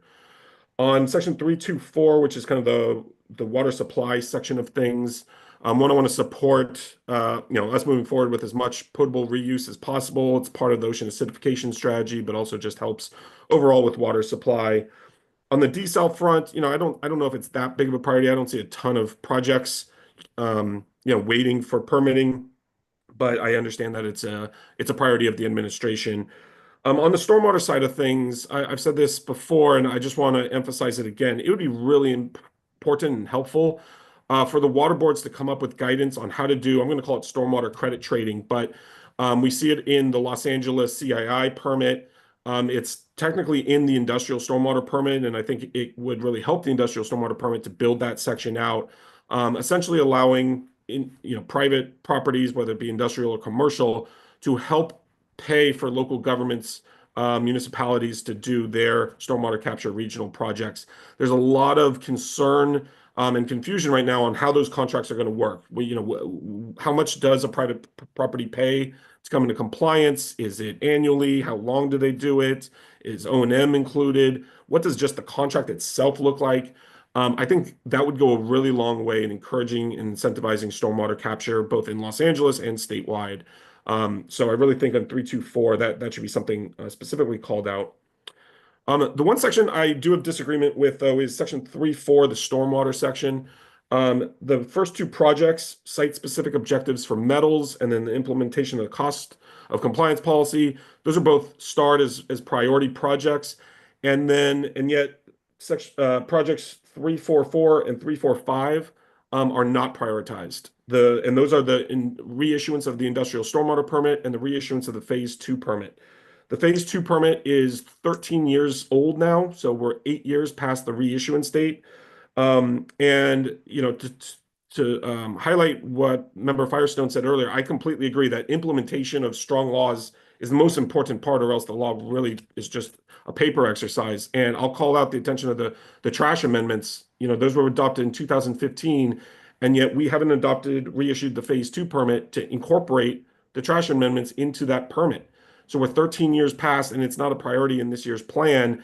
And yet we're coming up on, not only has it been 10 years of trash amendment that we could get complying with the trash amendments, but we're coming up on the 2030 deadline of regardless of when it's in the permit. And I know there's already discussions on extending that deadline, which is quite frankly frustrating given how long it's been and how much work we put into it, 15, 20 years ago. On the industrial side, again, it's 10 years overdue, or 10 years since the last permit, 5 years since the last reissuance. The Supreme Court came out with the SFV EPA decision today, and that decision is going to make setting numeric limits even more important by our agencies. And so getting that permit going, we were frustrated to hear that in 2015, it was supposed to be a bridge permit, so we would get more numerics, and yet we don't have a plan in place to get there right now. And so I would just say that 3.4.4 and 3.4.5 probably should be prioritized more so than they are in this current plan. And then lastly, with my last few minutes, I'm not asking for this to be added into this plan for this year, but I just want to take the opportunity. Before COVID, we were briefing many of the board members and a lot of staff on the issue of non-dairy CAFOs. So the US EPA has estimates that there's 942 unregulated CAFOs in California that need permits, 942. And we had briefed many of you years ago on getting a statewide general non-dairy CAFO. Again, I know you have a lot of priorities right now, but I do want to take the opportunity to remind folks that was something in the work plan years ago, and it would really benefit the state if we started working on a statewide general permit at some point. So, but overall, really appreciate the priorities and the work plan. You guys all do great work, and there's a lot to be done. And Member Esquivel, I don't blame you for having this in March, because everyone's work plans, I think, have been kind of upended by fires and federal responses. We're redoing our work plan too. So really appreciate all the work you all do, and looking forward to working with you this year. Thanks. Thank you for that, Mr. Bothwell. Appreciate the continued engagement across us. Appreciate your points here and criticisms. And ultimately, just thanks. It's going to be an important year. Next, I'd like to call up Rosario Cortez, be followed by Jared Voskel. Good to see you. Good morning. Good morning, Chair, members of the State Water Resources Control Board. Rosario Cortez, Manager of Regulatory Affairs for Water Reuse California. Thank you for the opportunity to address you on this draft work plan. Water Reuse California appreciated the board's continued commitment to recycled water as outlined in the draft and all the time and effort that staff put into this. Specifically, we strongly agree that investing in water recycling is critical to ensure the state's water supply reliability and climate goals as outlined in the water supply strategy and item 3.2.1 of the draft work plan. We also appreciate your commitment to getting funding, specifically Prop 4 funding, out the door, and also appreciate the established and efficient water recycling funding program. It is absolutely well understood, the solicitation process and the program guidelines. So we really appreciate staff's leadership in that. We also stand ready to be partners to continue to work to resolve any permitting and funding obstacles for planned recycled projects. And we continue to support the development and implementation of a statewide constituent of emerging concern CEC program to prioritize and manage CECs. So thank you again for your leadership and your consideration of our comments. And again, just stand ready to be available to partner with you. Thank you so much. And thank you for being a valuable partner across all of this. Really appreciate those comments and considerations here, Ms. Cortez, and look forward to the continued engagement. So thank you. Next, I'd like to call up, and I believe it is our last commenter, Jared Voskuhl.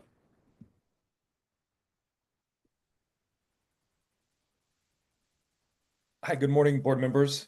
Good to see you. Jared Voskuhl on behalf of CASA, the California Association of Sanitation Agencies. CASA represents over 135 wastewater agencies that engage in the collection, treatment, recycling, and resource recovery of wastewater. Pleased to hear the priorities this year and just want to express our support for you all as board members. The leadership you're providing at this time is incredible and incredibly important, critical for us in California. And as you've laid out the priorities in this work plan for this year, we're here in support of those. We appreciate the continued collaboration on a variety of projects we work together. And as we're going forward through the priorities this year, we're here at the ready to continue working with you all. So with that, thank you for the work plan, and we'll see you all at the next meeting. Thank you. See you soon, and thank you for that, Mr. Voskuhl. Do appreciate the support and continued collaboration here with the board across all of these efforts. It really means a lot. I know our wastewater agencies out there are likewise with ourselves managing a lot, and appreciate the continuum of effort amongst us. So many thanks. All right, looking to fellow board colleagues, Board Member Morgan. Thank you. First, want to really thank staff for the effort of putting this together. I know that it's not easy. Multiple staff are involved in pulling it together, and then Mr. Knockbauer and his team, take that final look and coordination through it all. And this work really is, as Executive Director Oppenheimer noted, that it really is in addition to our core work. And so this is, staff do a lot. And so this is a snapshot of all the work that is occurring at the board. So I really do appreciate the effort to put this together and the work that staff are doing every day. Really do also appreciate the inclusion of Section 4. A lot of times we focus just on the technical parts of the work and not the other work, the work that goes into improving the work that we'll hear about coming up soon here in item 4, incorporating racial equity into all the work that we do, the work that our Department of Administrative Services does to make sure that everything runs smoothly. So, and then also, that also includes the work that our office, and I'm going to mess up the name because it was just renamed, which I am so happy that it was just named.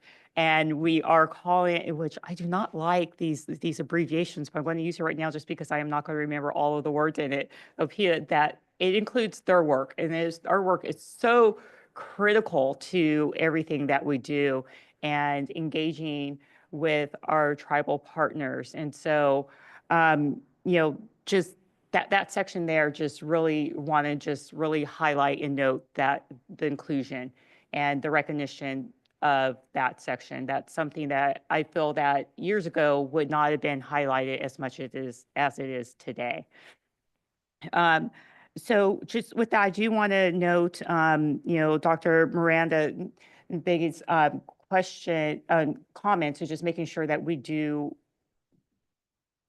capitalize tribe and tribal, we make those corrections. I think those are important to do before we do move forward and post it. And that, just throughout, we do take a look at making sure our language is consistent. And so just want to, thank her and all of our commenters for coming here and commenting and engaging within our work. It is critical to the work that we do every day. And those, and the commenters that we have that were new today, earlier in public forum, and those commenters that have been coming in front of us for years, Mr. Bothwell and others, Ms. Oriana, you've come in front of us consistently for years. It helps us to stay on track. It helps with our historical knowledge. It helps to remind us of things that perhaps when we start getting into certain details that we forget. This is just a snapshot of what we're looking at to do this year and next year. And we also have to remember to keep our eyes forward and think about those things that are coming up and those other items that are on that never-ending list where we have to remember to keep moving forward and making sure that we are looking out ahead, and whether it's something to incorporate next year within our work plan, or it's something that we're incorporating perhaps within another plan, as Board Member Firestone brought up earlier. And so I just want to, thank everyone for their efforts in keeping us, making sure that we're transparent and we are continuing to move forward and keeping our efforts going. So thank you. Appreciate all of your engagement today. Thank you so much, board member. Completely agree on all those points and just really appreciative of everyone's continued engagement with us. We couldn't possibly be anywhere near the decision makers we need to be without that engagement. So it is really appreciated. Board member McGuire. Definitely echo the thanks on the engagement and the participation in this process. It's really critical for me as well as a decision maker to have this input. And I look forward to this discussion every year. This is a really important document. I use it often, refer to it often throughout the year because, even for me, this is my full-time job. It's hard to keep track of all the priorities and important areas that we work in on a day-to-day basis. And I read through every one of these and I look and I say, yes, absolutely, we need to be doing this and more. And it's hard because we have limited resources. We're all a small community, the water sector really. And it takes us all to come together to find solutions to these problems. That said, I'm just thinking about 2025 and the urgency that we have in so many areas. I know a lot of these projects take multiple years and a lot of effort, long processes. A lot of these are actually carryovers from, I think some of them have been on the list all 6 years. Actually, I know a number of them have. And so I just want to say from my standpoint, if I were to pick two of them that maybe are deserving of multiple asterisks, I know we don't really have a ranking system, but I thought I'd just share from my perspective. And that would be safe drinking water, safe and affordable drinking water every year, year in, year out, should absolutely be at the top of that list. I think we all agree with that. And I just wanted to emphasize that from where I'm sitting today, that's top of mind in everything that I do every day. And the second item that I just wanted to elevate, because of the importance of this year and a number of the, a lot of the focus is on the Bay Delta watershed. And so if I had to assign, if I had the opportunity to issue some additional asterisks this year, it would be on the update to the Bay Delta Water Quality Control Plan and ensuring that process is finished. It's been 15 years in the making on an update that's incredibly complicated and incredibly controversial for a reason, because it's so critical to our water supply and to our ecosystem in the state. We're already in March, and so it's not lost on me that the year is quickly ticking by already, and there's a lot going on. And so I just wanted to take this moment to emphasize how important it is, even potentially at the expense of maybe some other important efforts.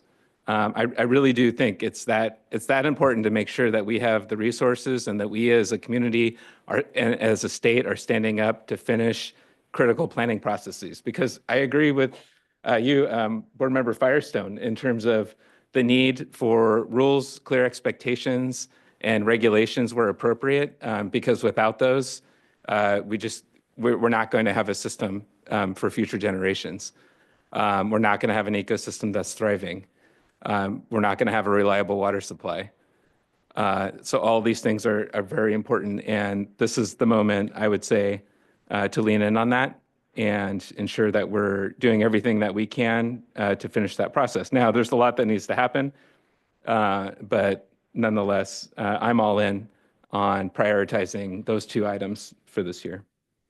Then the other is, I just wanted to maybe ask kind of a question, reflecting on Sean Bothwell's comments about stormwater. I thought those were very well taken. I was wondering, I'm looking at Ms. Mogus, if you could maybe share a little bit about the phase 2 stormwater permit update, the MS4 update, and the IGP, because I look at those and I say, yeah, I know, because I check in, I get updates, and these are issues that I'm tracking as well, that these processes are in the works and there's a lot going to be happening this year as well. So maybe could you share a little bit more about that, and not to be but they don't have asterisks, but they're, we're still making progress, right? Yes. We have basically a unit of staff working on each of those permits as we speak. The phase 2 permit, as Mr. Bothwell pointed out, is really important to get over the finish line because of the implementation of the trash provisions and getting to very close to the compliance deadline of trash provisions.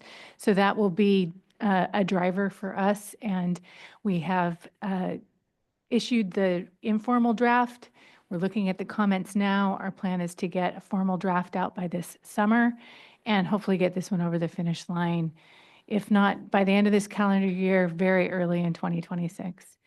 Similarly, the industrial general permit, we are working on the informal draft that we also plan to issue in the summer. And I'll just say that's coming out of the same section. We got people actively working with stakeholders and working on updates to both of those permits. And so yes, work is happening, and you are welcome to add an asterisk to those two priorities if you'd like. I do want to point out that we mistakenly did not delete the cost of municipal, the cost policy for MS4 permits from the list of high priorities, but it is completed as of last January this year, and so should be removed from the list of the highest priorities.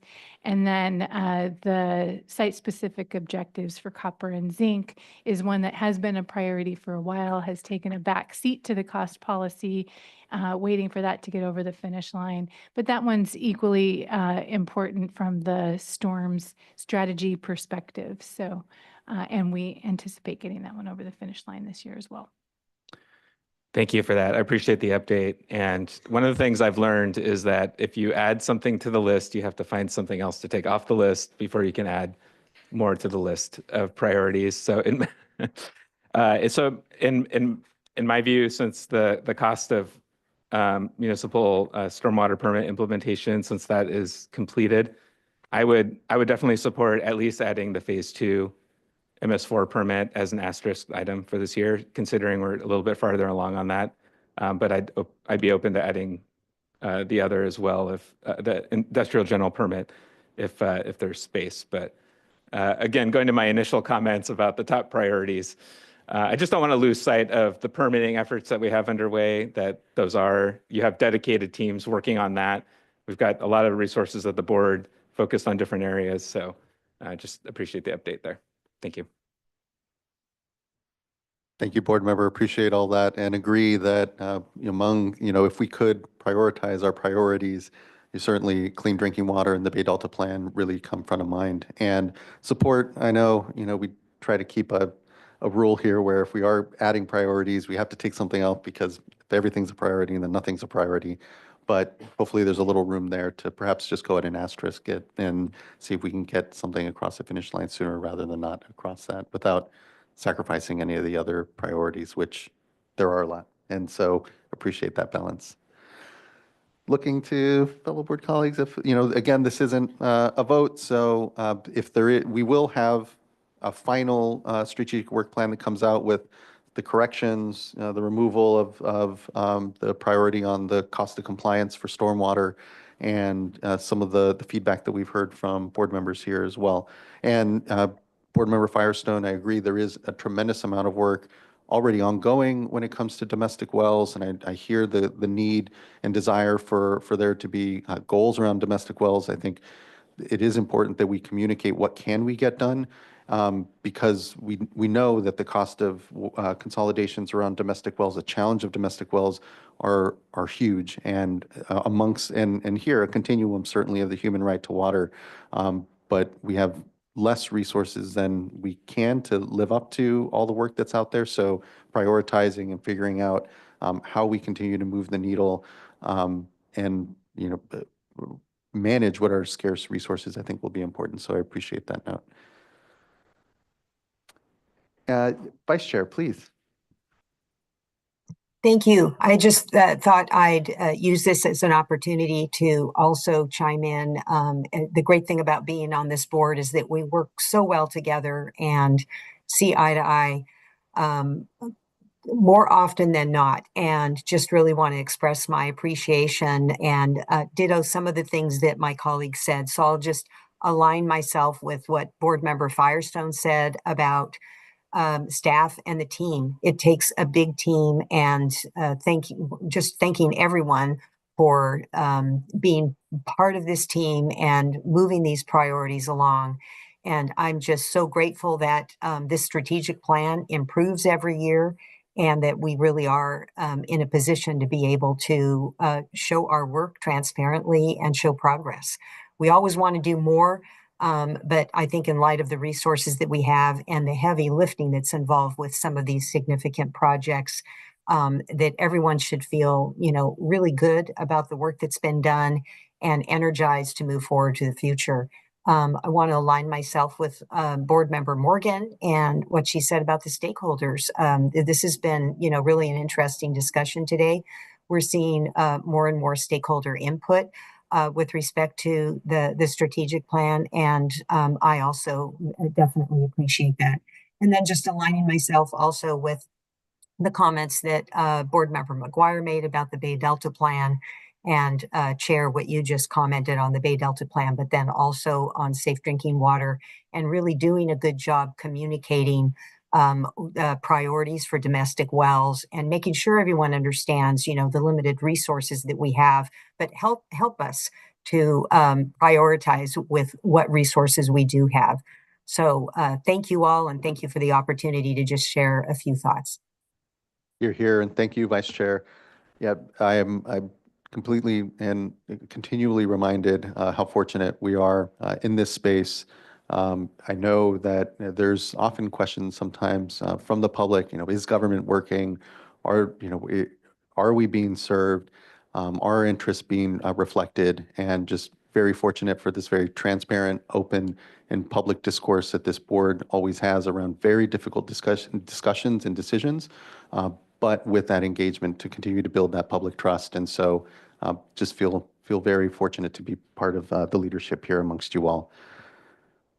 Okay, I think with that, we can wrap this item and actually importantly pivot then to an even more important item when it comes to our racial equity work and outgrowth here of certainly the board's priorities.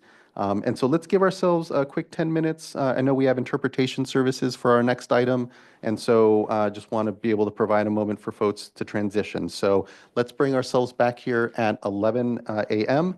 after a 10-minute break, and we'll continue on to item number 4, which is our Racial Equity Action Plan Annual Update. All right, thank you, everyone. See you here in 10 minutes.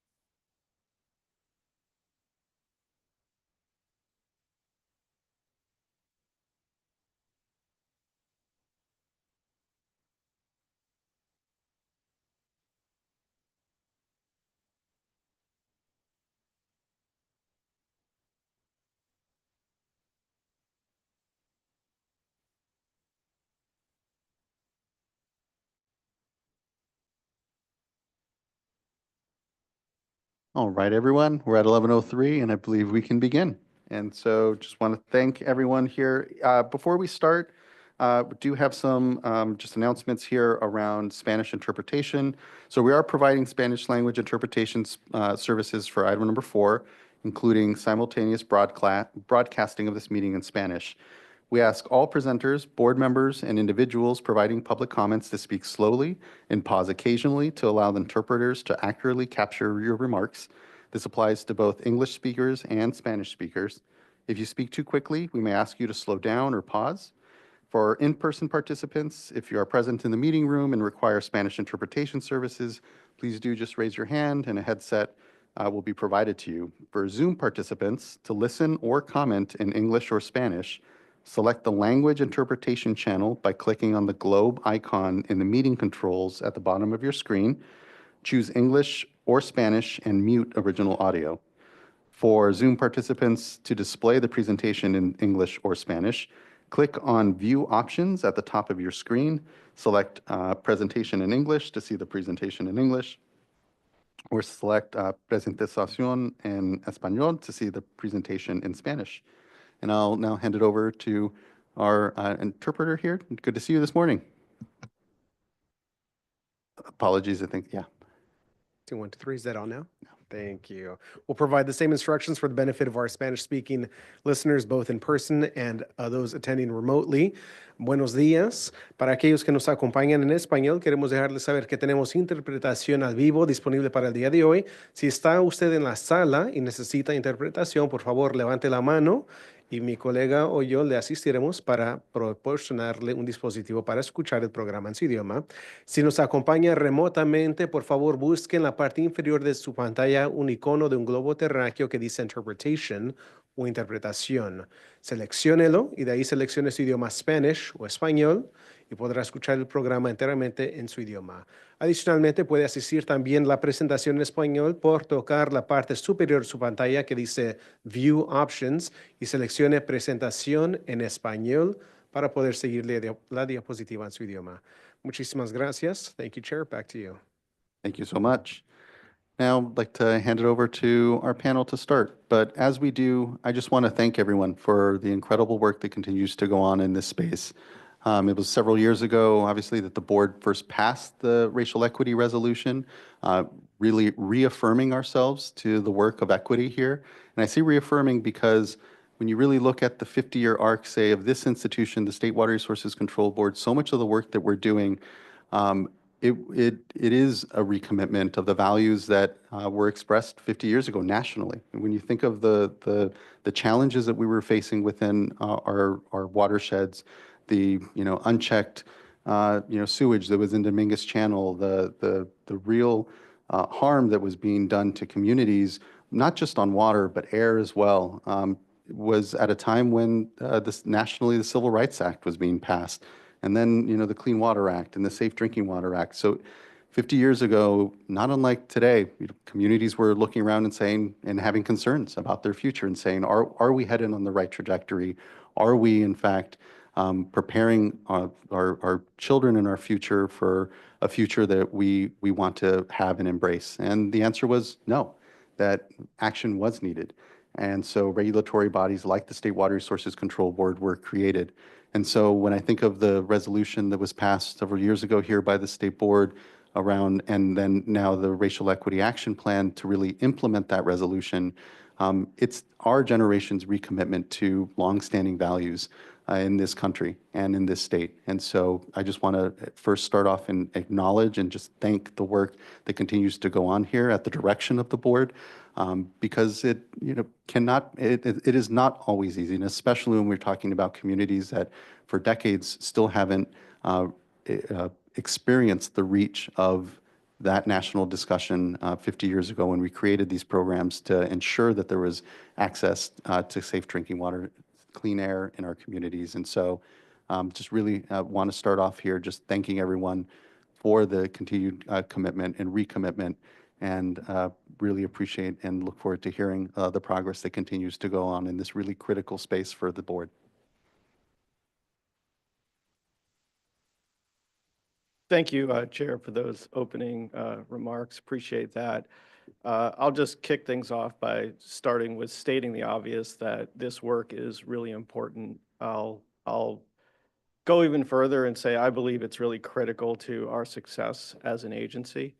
And what you're going to learn today and hear today through the course of this presentation and this update is that there's been a huge amount of progress on implementing the tasks and actions within the work plan.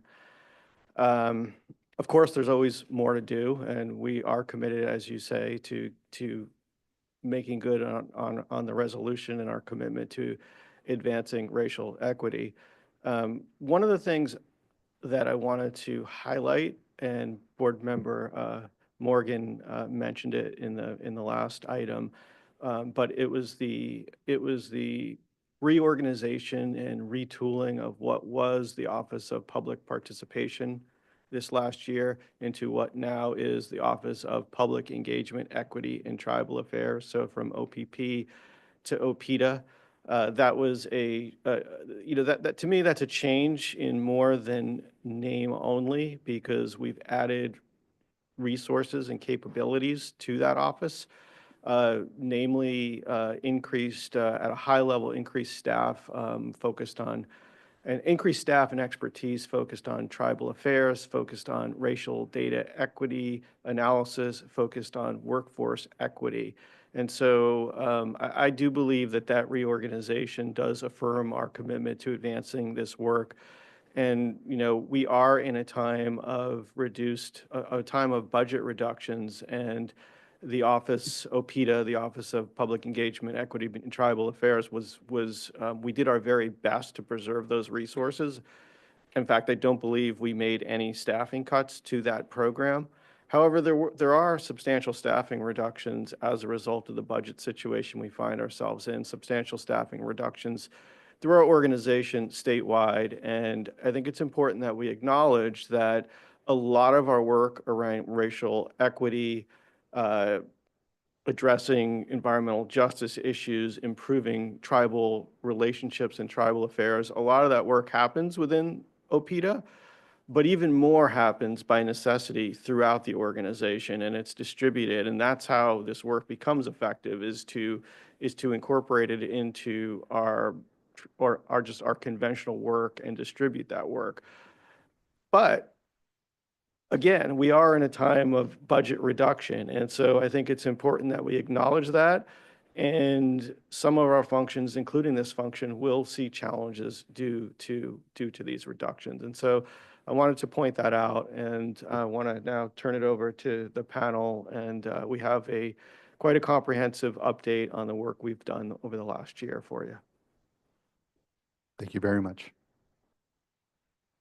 Good morning, Board Chair Esquivel and board members. My name is Jenna Lynn Guzman. I use she, her pronouns, and I am an environmental scientist with the Office of Public Engagement, Equity, and Tribal Affairs. I will be the first of many presenters of the 2024 annual update for the State Water Board's Racial Equity Action Plan. With me is Adriana Renteria, Director of the Office of Public Engagement, Equity, and Tribal Affairs. And you will hear from several division and office leaders and leaders of racial equity work throughout this presentation. We also have Michael Soul and Mark Gutierrez, whom you heard from earlier, interpreting this item into Spanish. Next slide, please. We want to start today's presentation by expressing a huge thank you to everyone who has been on this journey with us and shared their thoughts, time, resources, and effort to develop the Racial Equity Resolution and to develop and implement the Racial Equity Action Plan. It took many people to get us here today, so thank you to the many individuals, organizations, and tribes that have engaged on specific actions and those that are here today. Thank you to the staff that are leading and implementing these actions every day. And thank you to everyone that worked on this report and to the translators and interpreters that make this report and meeting bilingual in English and Spanish. Next slide, please. The purpose of this item is to highlight progress on the actions within the State Board's Racial Equity Action Plan that were prioritized for 2023 to 2025. The board completed its second year of implementing the action plan, and this annual update will focus on progress made in 2024. The board is not taking formal action on this item. It is an opportunity to reflect collectively on implementation during 2024. Many of the actions and projects discussed have their own separate public engagement processes that we will not go over today. We will start by giving an overview of the action plan, followed by highlights from 2024, where we will share brief summaries of key accomplishments of divisions and offices and a handful of specific actions. And we will end with any discussion and questions from the board and public comment. Next slide, please. First on the agenda is the overview of the action plan. Next slide. The State Water Board and the 9 regional water boards, collectively the water boards, have a shared mission to preserve, enhance, and restore the quality of California's water resources and drinking water. This mission is strengthened by a commitment to racial equity and environmental justice. The water boards acknowledge and condemn inequities, past and present, in water quality, access, and affordability, and are proactively working to eliminate the structures and practices that perpetuate these inequities. Racial equity is integral to carrying on the water board's mission. Next slide, please. The water boards envision a California where race no longer predicts a person's access to or quality of water resources. Water boards employees at all organizational levels reflect the racial and ethnic diversity of California, and a racial equity lens is consistently applied to water boards' decision-making processes. Implying a racial equity lens is a way to approach work to consistently consider racial equity impacts throughout the decision-making process. Next slide. The water board's journey to shift organizational culture to advance equity and justice started several years ago and continues to grow and evolve over time, and there's more road ahead. In 2016, the State Water Board adopted the Human Right to Water Resolution, and afterwards, so did several regional water boards. The Human Right to Water recognizes that every person in the state has a right to safe, clean, and affordable water for human consumption, cooking, and sanitary purposes. In 2017, the State Board adopted definitions for tribal beneficial uses and basin plans, and in 2019, the water boards adopted the tribal consultation policy, strengthening the water board's commitment to meaningful tribal consultation. Also in 2019, the Safe and Affordable Funding for Equity and Resilience, also known as the Safer Drinking Water Program, was established to achieve the human right to water for all Californians or California residents. In 2018, the water boards joined the Government Alliance on Race and Equity and the California Environmental Protection Agency's Advancing Racial Equity team. In 2020, the board acknowledged the historic effects of institutional racism that must be confronted throughout government and directed staff to develop a priority plan of action. And Executive Director Eileen Sobek directed staff to develop a resolution, which takes us to November of 2021, where the State Board made a huge step by adopting the Racial Equity Resolution, which connects the dots between systemic racism and how we do our jobs every day and lays a foundation of accountability moving forward. The 3 primary goals of the resolution are to acknowledge and condemn systemic racism and its effects, institutionalize racial equity, and direct staff to act. In 2022, the water boards developed a State Water Board Racial Equity Action Plan that was presented to the board in January of 2023. The water boards implemented the action plan for 2 years and published 2 annual updates, one in 2024 for actions or implementation completed in 2023, and another in February of 2025 for implementation completed in 2024. And we will be discussing the 2024 update today. And if you're interested, you can access the full annual report on the Racial Equity website, which is waterboards.ca.gov/racial_equity. Next slide. To ground us in today's discussion, the State Water Board's resolution directed staff to develop an action plan that outlines steps the board will take to normalize conversations about racial equity, foster a workforce that integrates racial equity into its work, effectively reach and engage with Black, Indigenous, and communities of color and tribes to benefit those we serve. And additionally, the action plan must be metric-driven to evaluate progress and incorporate all State Water Board divisions, offices, and programs, and address all aspects of our work. I want to note that the action plan is for 2023 to 2025 and calls for the board to reinitiate a public engagement process that will include re-engaging the public and tribes after 2 years to reflect on accomplishments, hear feedback on emerging priorities, and develop actions for the next 3 years. Next slide. The action plan has 4 main parts: the vision, strategic direction, goals, and actions. The vision, shared in the previous slide, is overarching. It lets us know where we want to end up. Strategic directions are how we will achieve our vision. There are 3 total. Goals are broad outcomes of these strategic directions. There are 7 goals in total. And actions are what we should do to achieve our goals, and each action is assigned to a division or office who will lead its implementation. Next slide, please. The 2024 annual update tracks progress of the 53 actions in the plan by what stage of completion they are in at the end of 2024. And there are 4 stages of completion. Stage 1 means the action has not started. Stage 2 means the action scope of work is being developed. Stage 3 means the action is in progress. And stage 4 means the action is complete and potentially ongoing. The graph on the screen shows the number of actions in each stage of completion for each goal. 53% of the actions are now complete. 43% are still in progress, 2% are in scoping, and 2% have not been started. Next slide, please.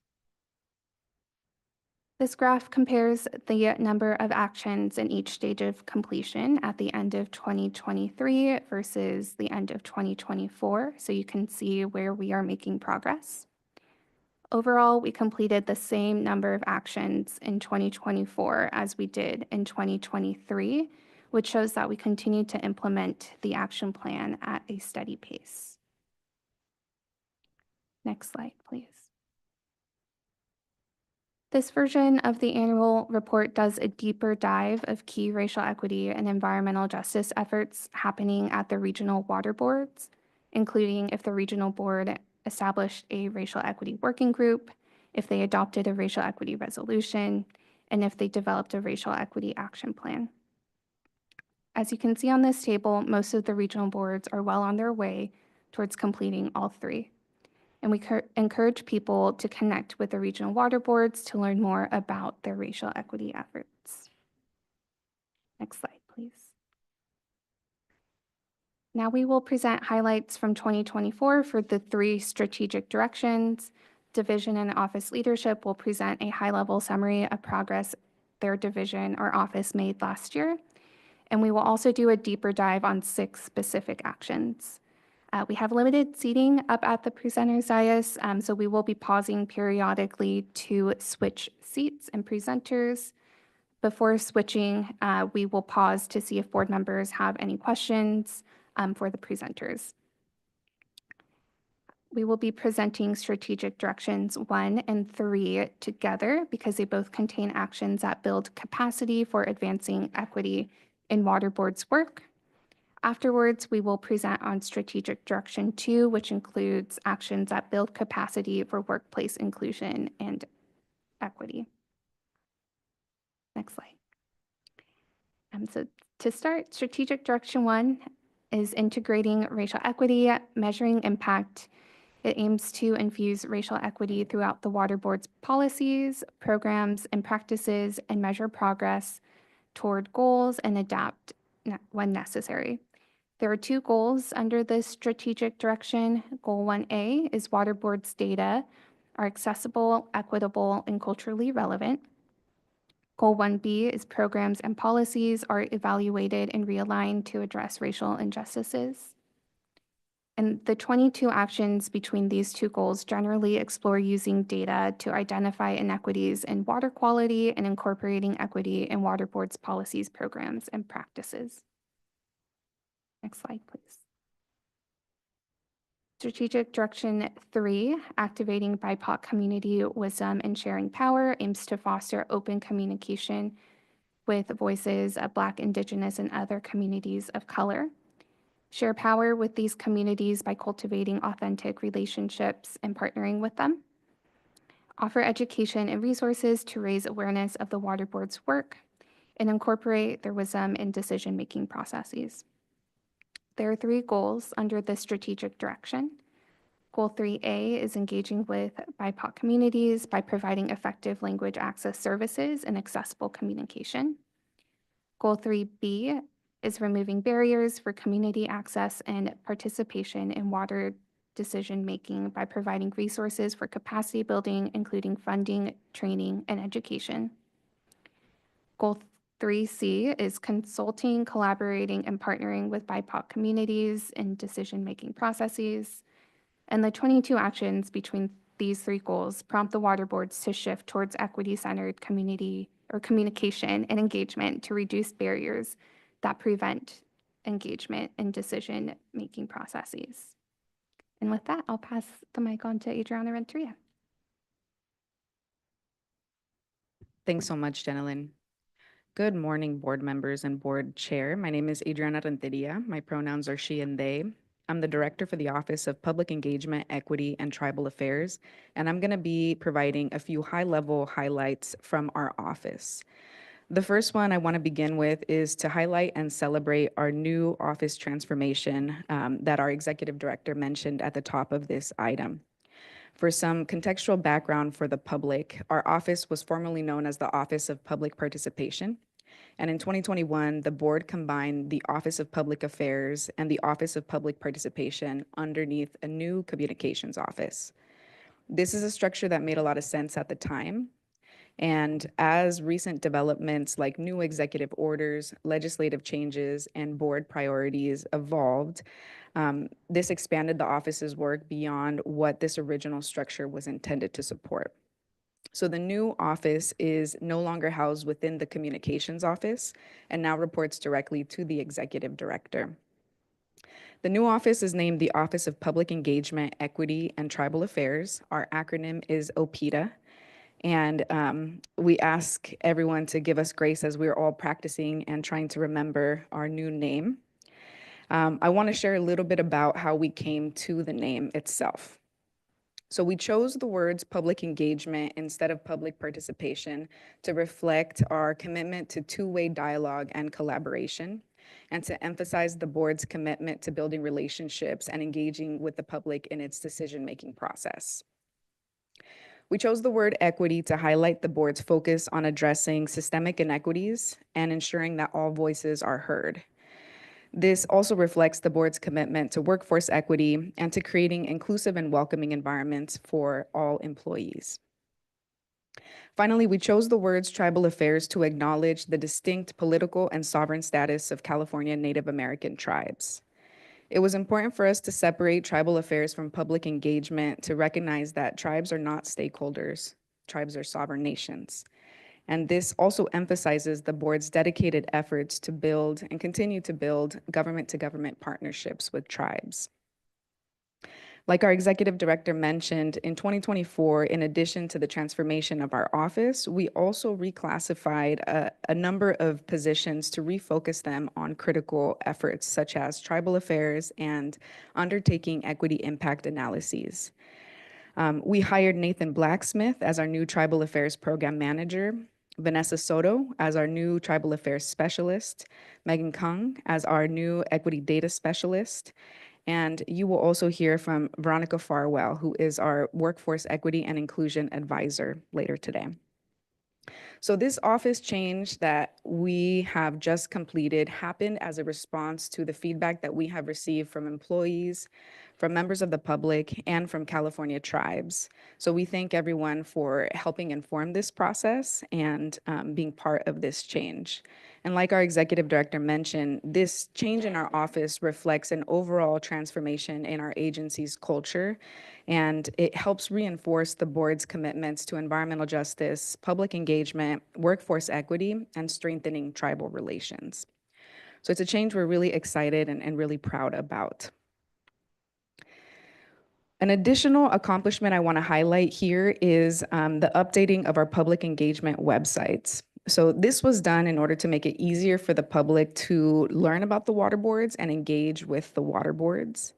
We added, in addition to updating the web pages, we also added a video series that covers the history of California water landscape, the history and structure of the water boards, and how the water boards works with Californians. And these are a video series that are intended to help the public understand the history and role of the water boards. Both the web page and the videos are available in English and Spanish. In terms of our other accomplishments, you're going to hear from our staff later on today. So I'm going to transition to focus on what's coming in 2025. For 2025, this year, we will be revising our tribal consultation policy and developing a protocol. We're currently soliciting requests for early tribal consultation until March 24th. We anticipate releasing both draft documents this summer and will be engaging in a second round of tribal consultations at that time. We will also be developing guidance around language access and will be engaging the public as part of that guidance development process. This year, we will be launching a new public notice template that prioritizes plain language and is structured in a way where the public can quickly scan a public notice to determine whether or not they're interested in engaging. We hope that those revisions will make it easier for the public to learn about what's happening and also engage in that process. We'll be engaging the public on draft equity-centered decision-making resources, as well as getting early feedback on what the future of this racial equity action plan could look like. The action plan we're reviewing today is a 3-year action plan. So we want to get early feedback around what the future might look like for all of us. And then lastly, as I close out, I just want to acknowledge that there are some actions in the action plan that have not yet been completed. For our office, last year was a year where we were really focused on building our infrastructure, hiring new staff, and preparing for the public launch of the projects that were just mentioned. And we're confident that by the end of our action plan process, we will have made significant forward progress on those projects and those goals. And we're looking forward to engaging with our employees, our colleagues, members of the public and California tribes as we engage in those efforts this year. And with that, I'm going to close and I'm going to pass it over to my colleague, Anna. Good morning. My name is Anna Holder. My pronouns are she, her, and I am the Open Data Science, Equity, and Tribal Coordinator for the Office of Information Management and Analysis. In 2024, OEMA began to see many years of work and investment come to fruition in really exciting ways. The Racial Equity Data Action Plan has many components that we'll talk about in the highlight next, but I wanted to start with a deeper dive into the Equity Data Handbook because OEMA has been leading the development of that guidance that is intended to be for staff. We're building the guidance so that staff have a better idea of how to move through every phase of the data lifecycle with an equity lens. And we've spent 2024 curating guidance that already exists in the world, customizing it for the water board's landscape, and really curating resources that we think could be helpful. In 2025, we have already started to undergo an internal review process from the many equity data practitioners and experts we have in-house, and we'll make updates accordingly and then roll that out to all of the organization. Last year, in partnership with the California Indian Environmental Alliance and the Big Valley Band of Pomo Indians Environmental Protection Agency, we offered a 6-course training series that shined a light on how, through our surface water ambient monitoring program focused on bioaccumulation, how we do what we do, how we monitor, analyze, and most importantly, use the data that our program collects to help inform Water Board's decisions, such as the integrated report or the tribal beneficial uses process, as well as working with our colleagues in in OEHA, Office of Environmental Health Hazards Assessment, to develop fish consumption advisories to protect public health. The goal was to co-create this training series with our tribal partners so that we can work together to build capacity and to support building capacity of our tribal government partners and environmental colleagues. Additionally, as a tribal coordinator, a key goal for me was to develop relationships, find opportunities for partnership, and open discussion on how we can work together. Over 75 individuals representing 50 tribes engaged in the series in some way, and many folks attended and contributed to multiple courses. The recordings and slides of these trainings are available on our website, and so we hope that more folks, tribes, communities, others interested in bioaccumulation monitoring will continue to benefit from the resources that we've provided. Next, our tribal water data map, which is a little bit of a misnomer, and I'm open to rebranding ideas. The map does not show tribally stewarded data. Rather, it provides many curated data sources that are of interest to California tribes in doing their own environmental work. Again, a very close partner of ours, the Big Valley Band of Pomo Indians EPA, has been a co-creator from the beginning of this and has helped us coordinate and receive feedback from many other tribal governments in California. And what's exciting about this resource is its development, and we push it forward through the use of OEMA interns and fellows. In 2025, we'll continue to iterate and improve upon these resources and projects, but most notably, we plan to include working with our OPEDA partners to add additional content to the handbook and working with our training services partners to offer a training that complements the handbook so that folks can access the resource in the way that best works for them. Additionally, OEMA is in 2025 a part of the Cali PA Community Science Team as part of its steering committee and staff participating in its working group.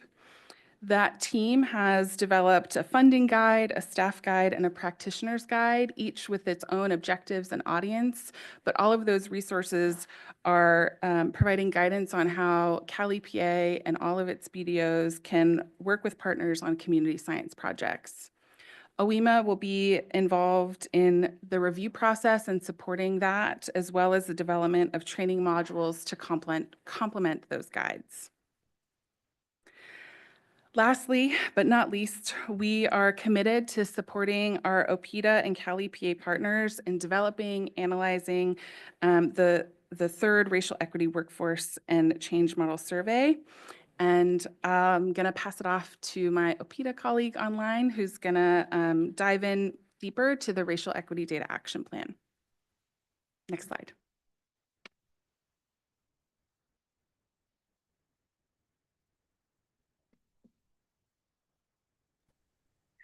All right. Thank you. Can you guys hear me? Okay. We can. Thank you, Ms. Williams. Perfect. Thank you. It's good to see everyone. Good morning. My name is Molly Williams. I use she, her pronouns, and I'm also from the freshly renamed Office of Public Engagement, Equity and Tribal Affairs, which we know is quite a mouthful, also known as OPEDA. And I'm also working on the Racial Equity Data Action Plan. So Anna just touched on the Equity Data Handbook, which is one of the products we've been working on this year.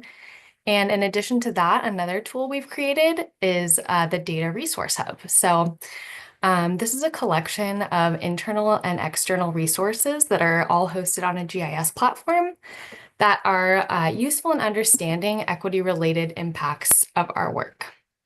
And the concept here is really that having all of these relevant tools in one place will allow our colleagues to visualize geospatial data that's relevant to their projects much more easily.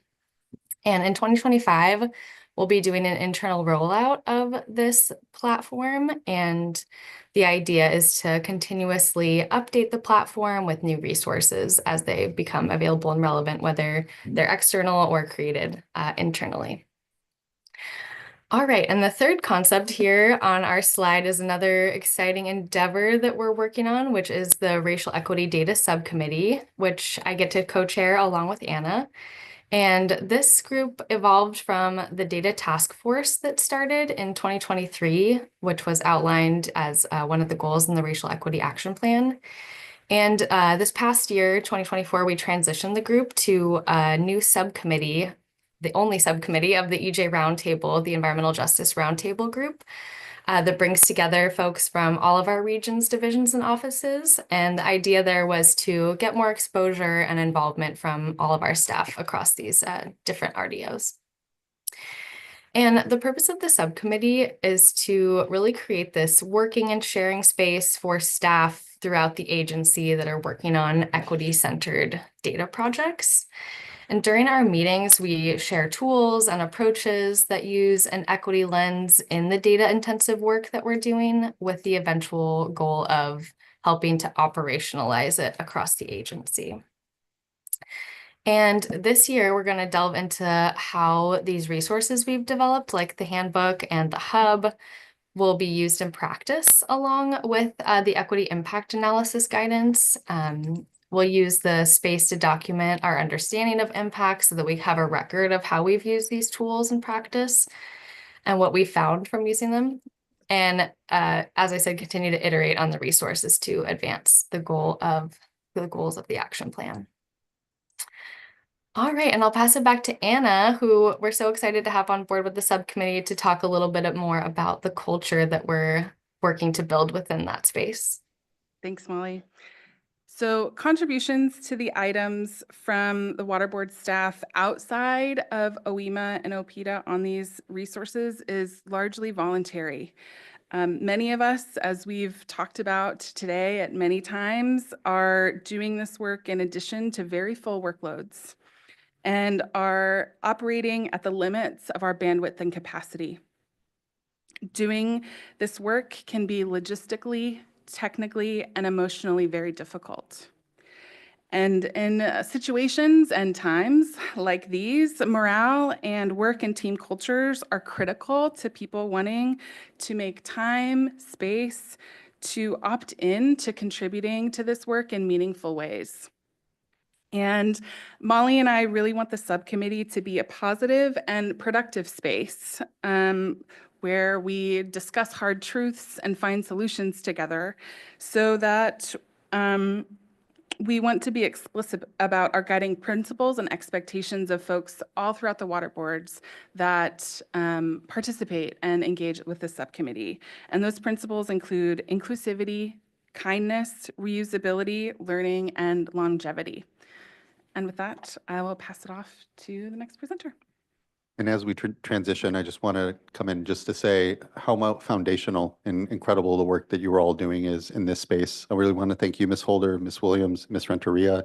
The work between OPIDA and OEMA on the data is so foundational. We know that throughout all of our decision-making, that data is so foundational to us being able to see communities, see the challenges that are out there, and be able to make them actionable.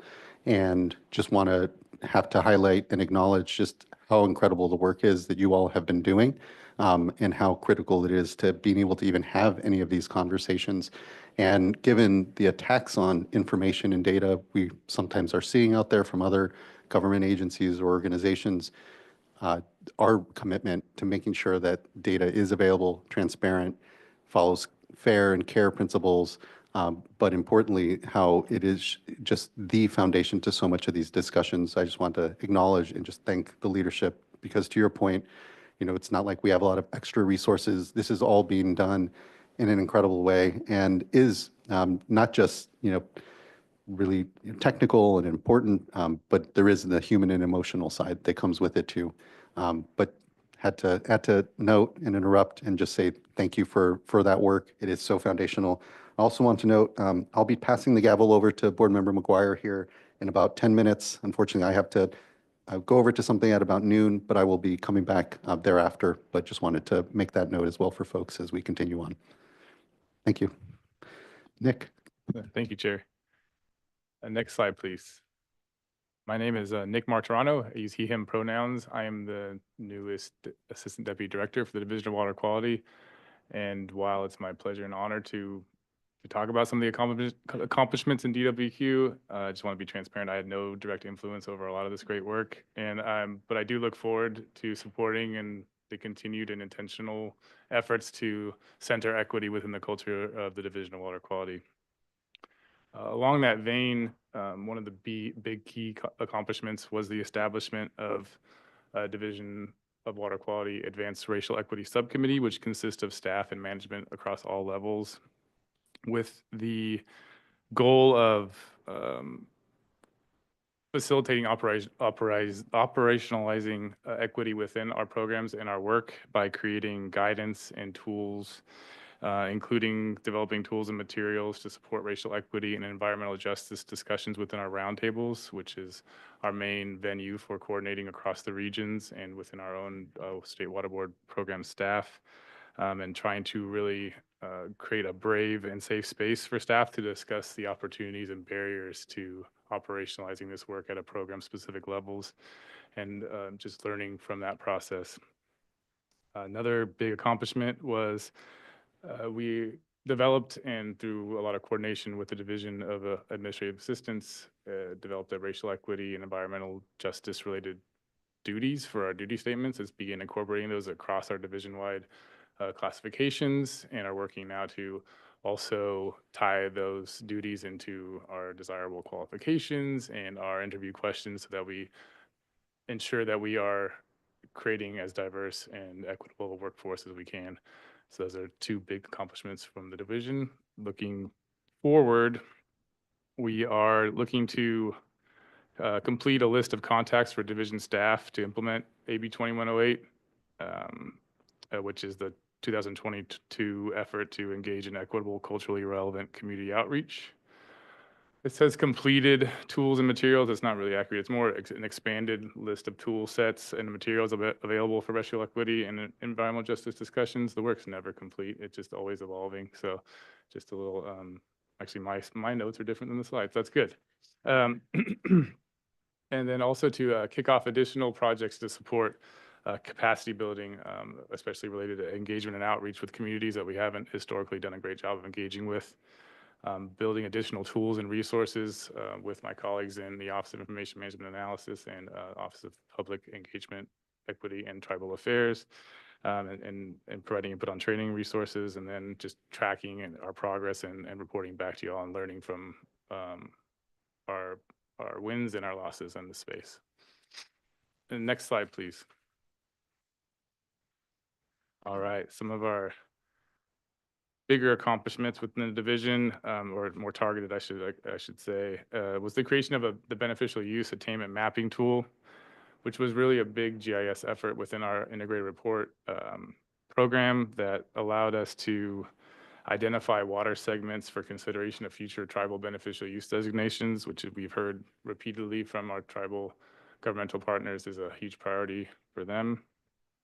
The tool is an interactive map that displays the designated beneficial uses for each water body segment and where data is available for assessment for beneficial use attainment. And it also shows where data gaps exist, which really allows us, perhaps more importantly, to prioritize for future monitoring where we don't have data to support a clear assessment. We also developed procedures and guidance for considering tribal data within the integrated report process, which for those in the public that may not be aware is our main program for assessing the quality of our water statewide, both identification of those that are impaired, but also those that are of high quality that should be protected, as well as those that we just don't have sufficient information to make a determination. Within the staff report, we recognized our limitations with federal tribal data, that we don't have the authority to assess those within the integrated report process. And when we used a geographic analysis to identify the data that was collected on those federally recognized tribal lands and isolated that data from the assessment, but then took the next step to engage with tribes, both federally and non-federally recognized tribes, whose data we evaluated and said, this is what we would do with the data, and this is how we would, if it was incorporated within our processes, and then allowed them to take that information and use it however they so desired. And we all are still assessing data for those tribes that are non-federally recognized, and are just explained our process to gather their feedback and to take that into incorporation for the future.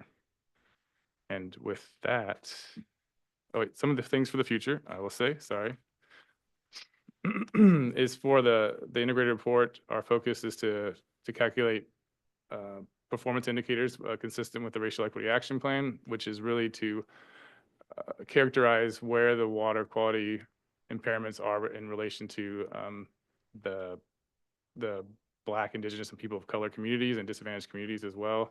So really taking a hard look at the data and looking at tools like CalEnviroScreen and overlaying that with our assessment tools to see, okay, where are these impairments? Are they consistent with the predictor of race that the higher water quality impacts are in those areas, and having a tool that just shows that.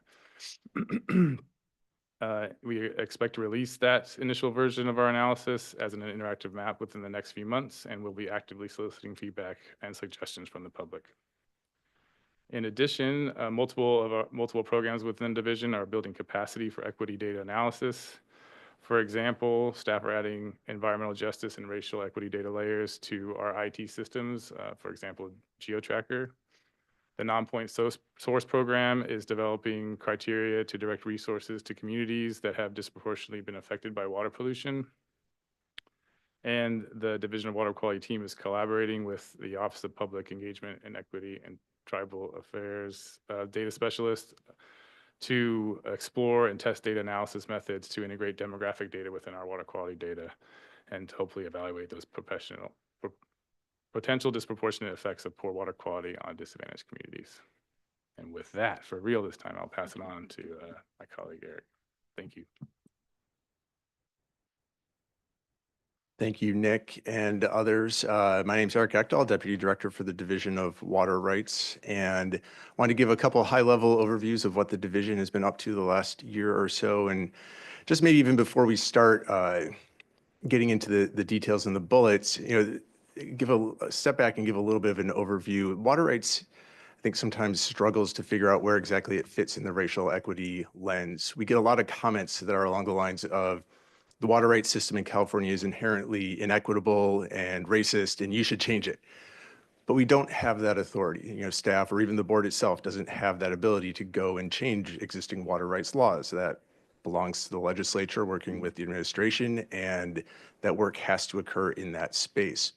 So where do we fit in? Where do we prioritize our work?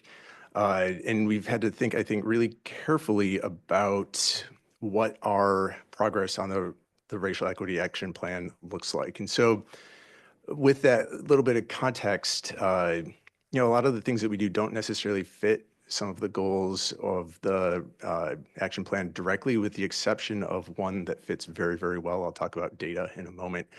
And instead, the division has really looked at where we prioritize our staffing workload. Making sure that we're considering racial equity, environmental justice as specific key things that we evaluate if we're going to engage in a new work project or even in existing work projects. The budget reductions that were mentioned earlier have hit water rights hard, and it's going to extremely limit our ability to take on things new in the future. But we need to continue to look at everything that we do with that racial equity lens. And that's one of our key commitments to both 2024 and 2025 going forward. So looking at 2024, just the list of accomplishments, you also heard about just the amount of work that the Bay Delta team in the Division of Water Rights has done as part of the strategic plan update. But it's also, I think, an accomplishment for the Racial Equity Action Plan. A number of workshops and meetings with tribes and environmental justice communities to specifically focus on incorporation of tribal beneficial uses. How do we look at adopting or modifying the plan as it moves forward, and commitment to additional workshops and public engagement throughout this process into 2025. The next bullet, the Clear Lake Information Order. I think the Clear Lake kind of process and subject as a whole for water rights is evidence of how racial equity and environmental justice and just core water rights workload can all overlap to produce something really good. There's still a lot of work that is yet to be done in Clear Lake. This is focused on the Clear Lake hitch and the kind of dire conditions that the species was in at the end of 2022. Just full caveat, we got a little bit lucky. We've had 3 years now of really good water conditions. And so we haven't had another catastrophic drought yet. We will at some point in the future, but we've put the pieces in place, I think, to establish great working relationships with tribes, with others, with the county, with landowners, with the agricultural community.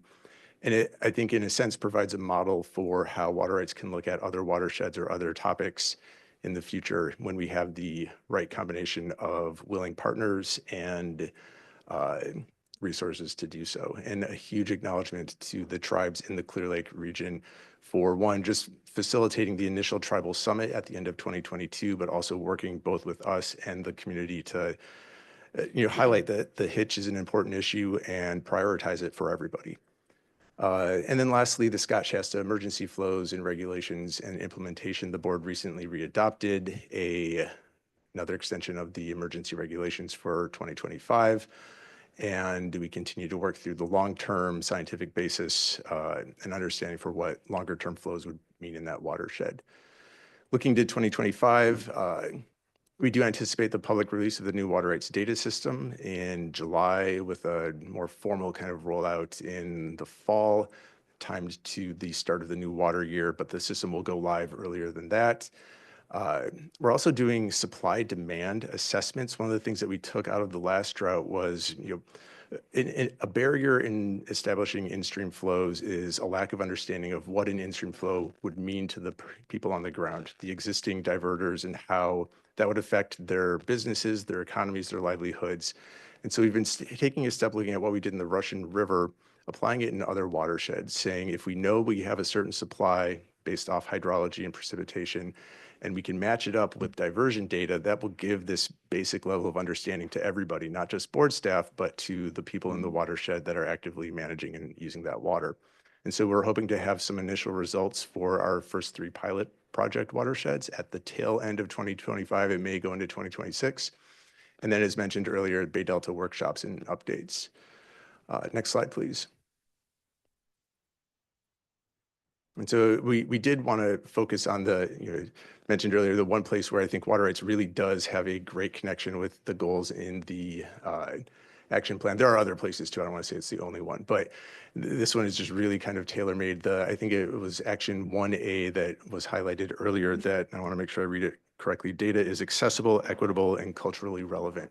And so if you look at the picture off in the corner, that is our water rights records system right now. Those are actually the official licenses. Those are in a safe that are on the records room on the 2nd floor. Ostensibly, it's a fireproof safe, but let's not find out let's not test it. The issue, though, is that data, that information, it's not accessible, it's not equitable, and in that form, it's not relevant to really anyone other than the staff working in the Sacramento headquarters for water rights. It's extremely hard to get to, and we don't really even know what's in it. So part of the administration and legislature's long-term commitment to kind of drought response and management is updating the water rights data system. I mentioned it earlier. We are in the process of digitizing all of these older documents, and we have about 500,000 physically scanned at this point. We're still in the process of indexing and adding the search terms that make them actually accessible so you can figure out what they actually are. But those will be launching at least in part as we go into 2025. In addition, we have established an upward user advisory group. It includes tribal members, members of the public, other state and federal agencies, and consultants, and they're all providing input. And I think they'll get an early test drive of the new system later this spring. And I think that is it. And I'll turn it over to my colleague in drinking water. Thank you, Eric. Darren Polyamus, Deputy Director for the Division of Drinking Water. And I think of the board programs, it was very clear that we already fit largely into the equity group of the majority of our work in drinking water, just by coincidence of the fact that many of our communities that struggle with drinking water are the disadvantaged communities and BIPOC communities. And so we wanted to enhance that, of course, and carry that forward even more with the work we put forward here. A couple of accomplishments that I kind of want to talk about, which are really more, we've accomplished a lot of work in it, but I don't want to pretend like they're done by any stretch of the imagination, is our SAFER program, which of course was conceived some time ago, but fits very nicely with all our work associated with equity and inclusion, and was kind of built on that foundation in its original guise. And while we've done a lot of work there, we know we can continue to refine that, and we're able to include assessments in the needs assessment component that were enlightening, but not completely satisfactory, and we will continue to strive in that area. Another one that's we've been working on, which is another one of our major function, of course, is setting regulatory limits that we impose on water systems and protect the public health of the people throughout the state.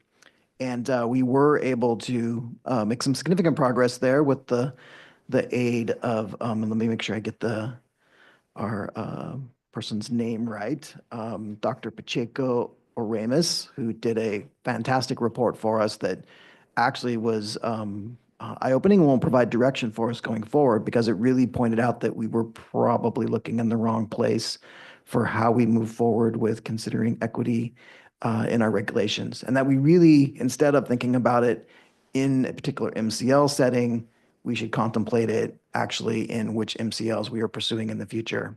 And that's one of those aha moments that you're like, oh, yeah, that makes total sense. And we will proceed in that fashion. So that is outstanding work. It is a paper that we posted on our website for people that are interested in that to look at and go forward. So with that, where we're heading in 2025 is the further inclusion of that.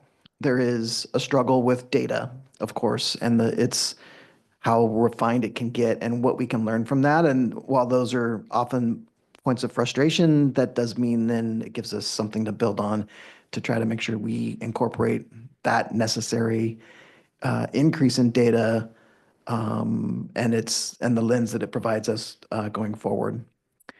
And then one I'm excited to bring forward as well is the initiation of our manganese program. And if I could go to the next slide to highlight that a bit for us.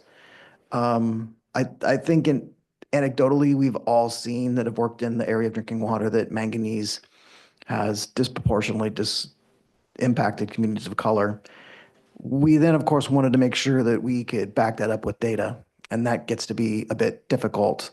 Not because it's not obvious, but because our data sets are not really prepared for managing it in that aspect. So we've undertaken some work to try to further get a better understanding from the data we can collect, and then realizing which data we need to move forward with to further characterize that. So this project is really important for us to move forward. It advances into an area which our regulation is weak, which is in the actual distribution system. So much of the Safe Drinking Water Act is premised on the fact that once you've cleaned the water to water quality standards and then put it into the distribution system, everything's honky-dory and there's nothing to worry about after that. And that's not completely true. While certain characteristics you can count on don't change within the distribution system, other ones do. And manganese is particularly problematic that way. You can be at a really nice level of manganese at the well and the source, but because of its characteristics, its ability to precipitate out, and then if not maintained in the distribution system adequately, can be a real problem and form color water issues. I think also problematic about manganese for many years was that it was considered just non-health impact, but a characteristic of which would be contribute to undesirable color and maybe damage your laundry, but not be health impactful. And we now know from building evidence that that may not be true, and are moving to bring that forward, that it is likely health damaging, especially as a developmental toxin. And so based on all of those things, this project that we want to do is to establish a clear understanding of that and move forward with that. So we're excited about this, getting this kicked off. It'll be some time to get results from it. It is funded with federal monies that we have not confirmed are in place. So we hope that the funding support continues along that line and we're able to complete the project going forward. But it is exciting to try to get a better understanding and be able to present to the public what that means and how we can move forward with that. So, and I think I'm the last person, so I think the transition plan, the gentleman, was to pause for questions, and then we can go to another panel. So, Yeah, that's correct. Board Member Morgan. I just really want to thank Mr. Palimas for this last slide here. With manganese, as you're aware, this has been a great concern of mine, and really do appreciate your work on this. And my hope is that we can continue to work in this area. Also, just want to acknowledge and thank you for including the column for communities of color, going beyond just adding the disadvantaged communities and small disadvantaged communities, just really calling out communities of color. As you know, this has also been a concern, that manganese is something that really does impact communities of color, regardless of the size of the community and the drinking water system. So just really do appreciate your work in this area, where this here, as you were describing, is an area where it was just thought to be, the water's just colored. And I want to say, I know personally that if I turned on my faucet and the water came out brown, I was not going to drink it, even though intellectually I understood the science and the thought behind it at the time. There were additional studies that your staff looked into and found that yes, there are impacts. And this here is a constituent that greatly impacts communities of color, regardless of the size of the drinking water system and the community. And developmental impacts, which is definitely concerning. And it, beyond dyeing clothes, people are not able to, they're not drinking their water. So there's great impacts to the, to the individuals, to the community, with health, financial, and just more than, we can probably even just imagine, with this one constituent being within the distribution system. And this really is aging distribution systems. And with the Safe Drinking Water Act just turning 50 here in December, we have more and more communities that are going to be impacted by aging distribution systems, lack of maintenance. And so I see this as something that is probably going to get worse before it gets better. So really do appreciate just not, and what I'm going to say, not with, there's a lot on your plate and there's a lot to look for. And there's a lot to concentrate on, but this is where I say, when we're really looking at what does racial equity mean, and there's a lot of misunderstandings of what does it mean.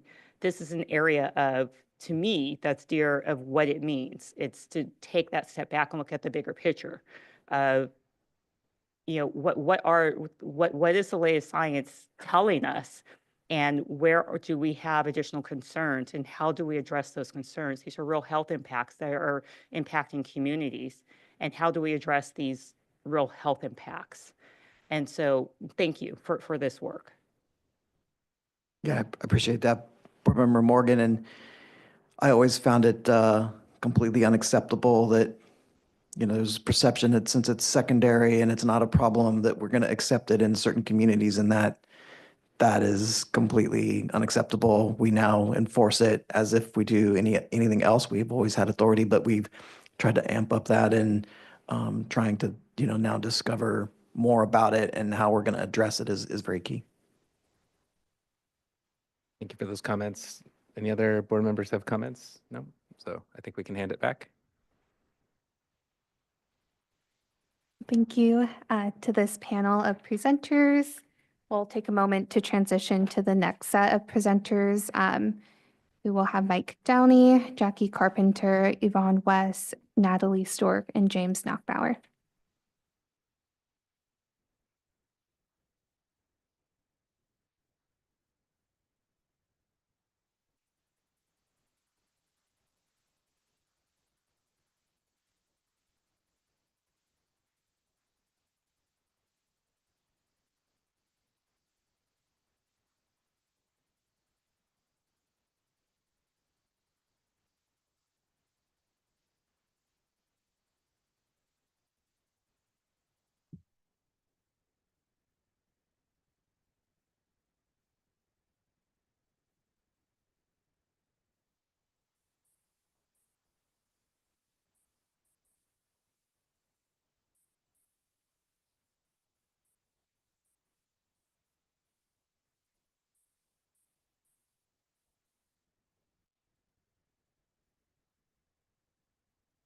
Thank you. My name is Mike Downey. I'm representing Division of Financial Assistance here today, one of the Assistant Deputy Directors. And next slide, please. Oh, there we go. So the Division of Financial Assistance has been operating their racial equity working group for a number of years now, and happy to report out on some of our accomplishments. And like many of my colleagues have mentioned, some of these accomplishments are also what we're looking to enhance in the coming years and continue to build off of, and I'll talk about some of those. So for our SAFER program, I want to carry on what Darren had mentioned, the safe and affordable funding and equity resilience. We're in the fourth year of summarizing racial and ethnic demographic information in the fund expenditure plan. And so that plan comes before the board annually, is both a look forward and a look backwards for multiple funding sources that are used to focus on primarily small and disadvantaged communities. And so that information has continued to be included, and our hope is that it continues to evolve in both the comprehensiveness and also just the consistency, and really looking forward to continued collaboration with OPEDA in its hopefully final form here. Another aspect of our connection with the Racial Equity Action Plan is some of our other existing reports. And so two of those are the Clean Water State Revolving Fund and Drinking Water State Revolving Fund programs, and the annual reports that we do as part of our compliance with EPA, but also just reporting out on our own goals and metrics for the year. And so this is one area where we have begun including demographic information in those annual reports, not quite as neat and tidy as the SAFER focus, which has a more comprehensive data set it looks at. As you might imagine, looking at what we're funding in all of California versus what we could fund in all of California has proven to be a challenging analysis, and really looking to further evolve what that analysis might look like in the coming years. But the normalization of including that reporting data in existing funding program reports is really a great step that we've been able to take, and I think will also help guide as we continue to utilize new funding sources. Prop 4 comes to mind, and how we'll be reporting out on those types of programs. And then for both the Orphan Site Cleanup Fund and Site Cleanup Fund subaccount program, in the cleanup fund. We incorporated ranking methods and prioritizations for disadvantaged areas and environmental justice areas as designated, and that was a new step for those two programs. Again, recognizing that the correlation, some of this demographic information and communities that are designated as disadvantaged, small, or marginalized, there's not a direct one-to-one correlation, but is a good representation of some of the historical misalignments in funding and disinvestment that we've seen over the years. So I just wanted to be clear that what we're incorporating for Division of Financial Assistance right now is really a backwards looking reporting on demographic information. And so continue to rank and prioritize around economic information like median household income and disadvantaged status. And of course, really focus on water quality data when we're selecting, for those programs where there is selection criteria, who is being selected for both grants and loans. And so perhaps at some point in the future, there would be a larger impact on how those decisions are being made. But for now, it's gathering that information and aligning with state and federal requirements for how those can be prioritized.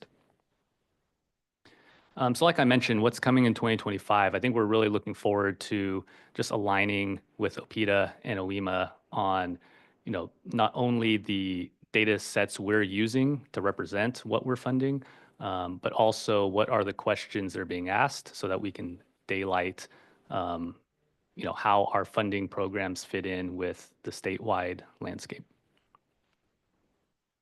One other thing I did want to mention that's not on the slide is just a continued coordination with OPITA around tribal consultations and coordination.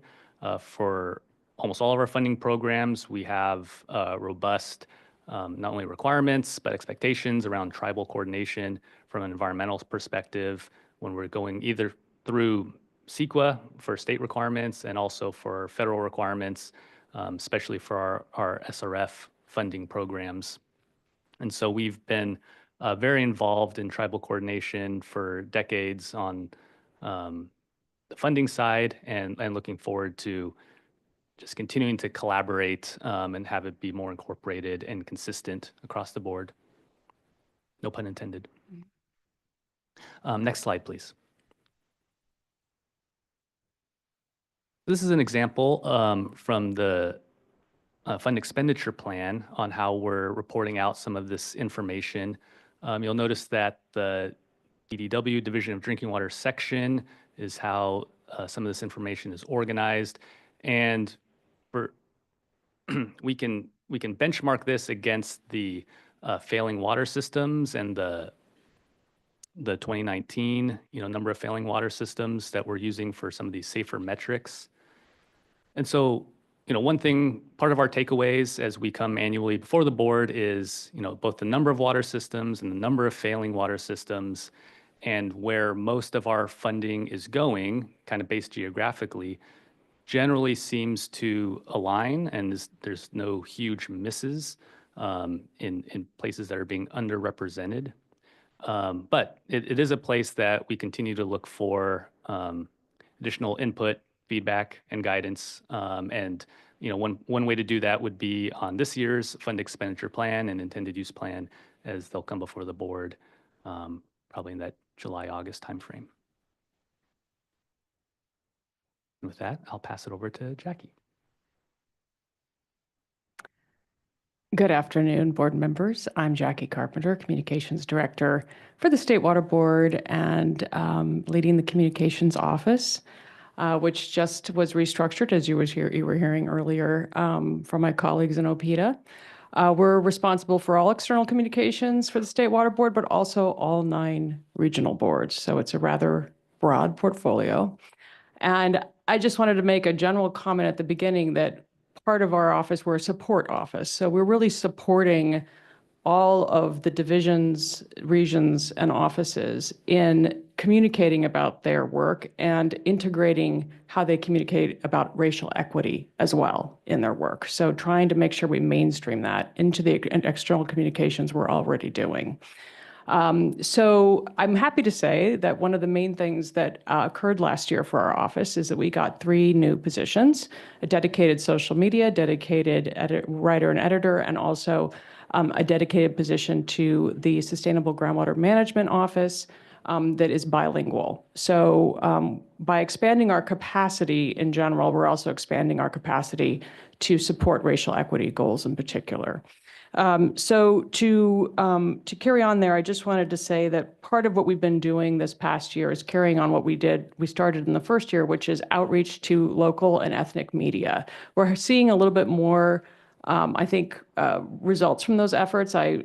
I have a few headlines there in the slide, mostly with local media, and it's kind of a continual effort because the turnover at these outlets means that there's a regular need to be constantly updating, constantly engaging. So that is kind of part and parcel of working with this community of media.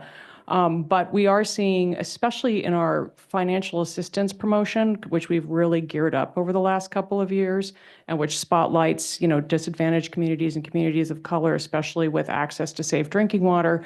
We have seen a lot more coverage of that happening. And that's together with partners who've been doing events and wanting to promote those milestones in their communities as well. So I'm feeling like we're seeing some good impact there.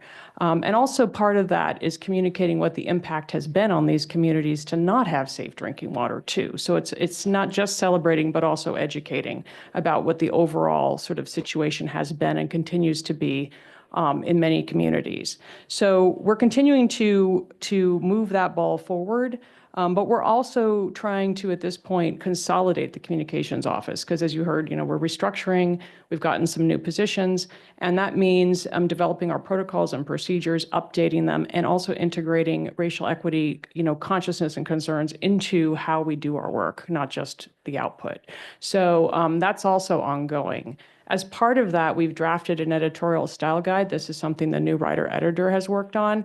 And also as part of that, there's an inclusive language guidance. So we have a draft of that. Our goal is this coming year, as you'll see, to finalize that and to, of course, consult with our colleagues to finalize that. So that's a kind of an example of some of the sort of, foundational sort of work we're doing to build and consolidate the communications office and make sure that racial equity concerns and promotion of racial equity goals is part of that work and how we go about it. So I'll just go ahead and move on to the next slide, if that's okay. So part of that, as I said, with these new dedicated positions we've had, because we haven't, before we had a social media, but that person was also doing about 2 or 3 other jobs too. So now we have a dedicated social media position.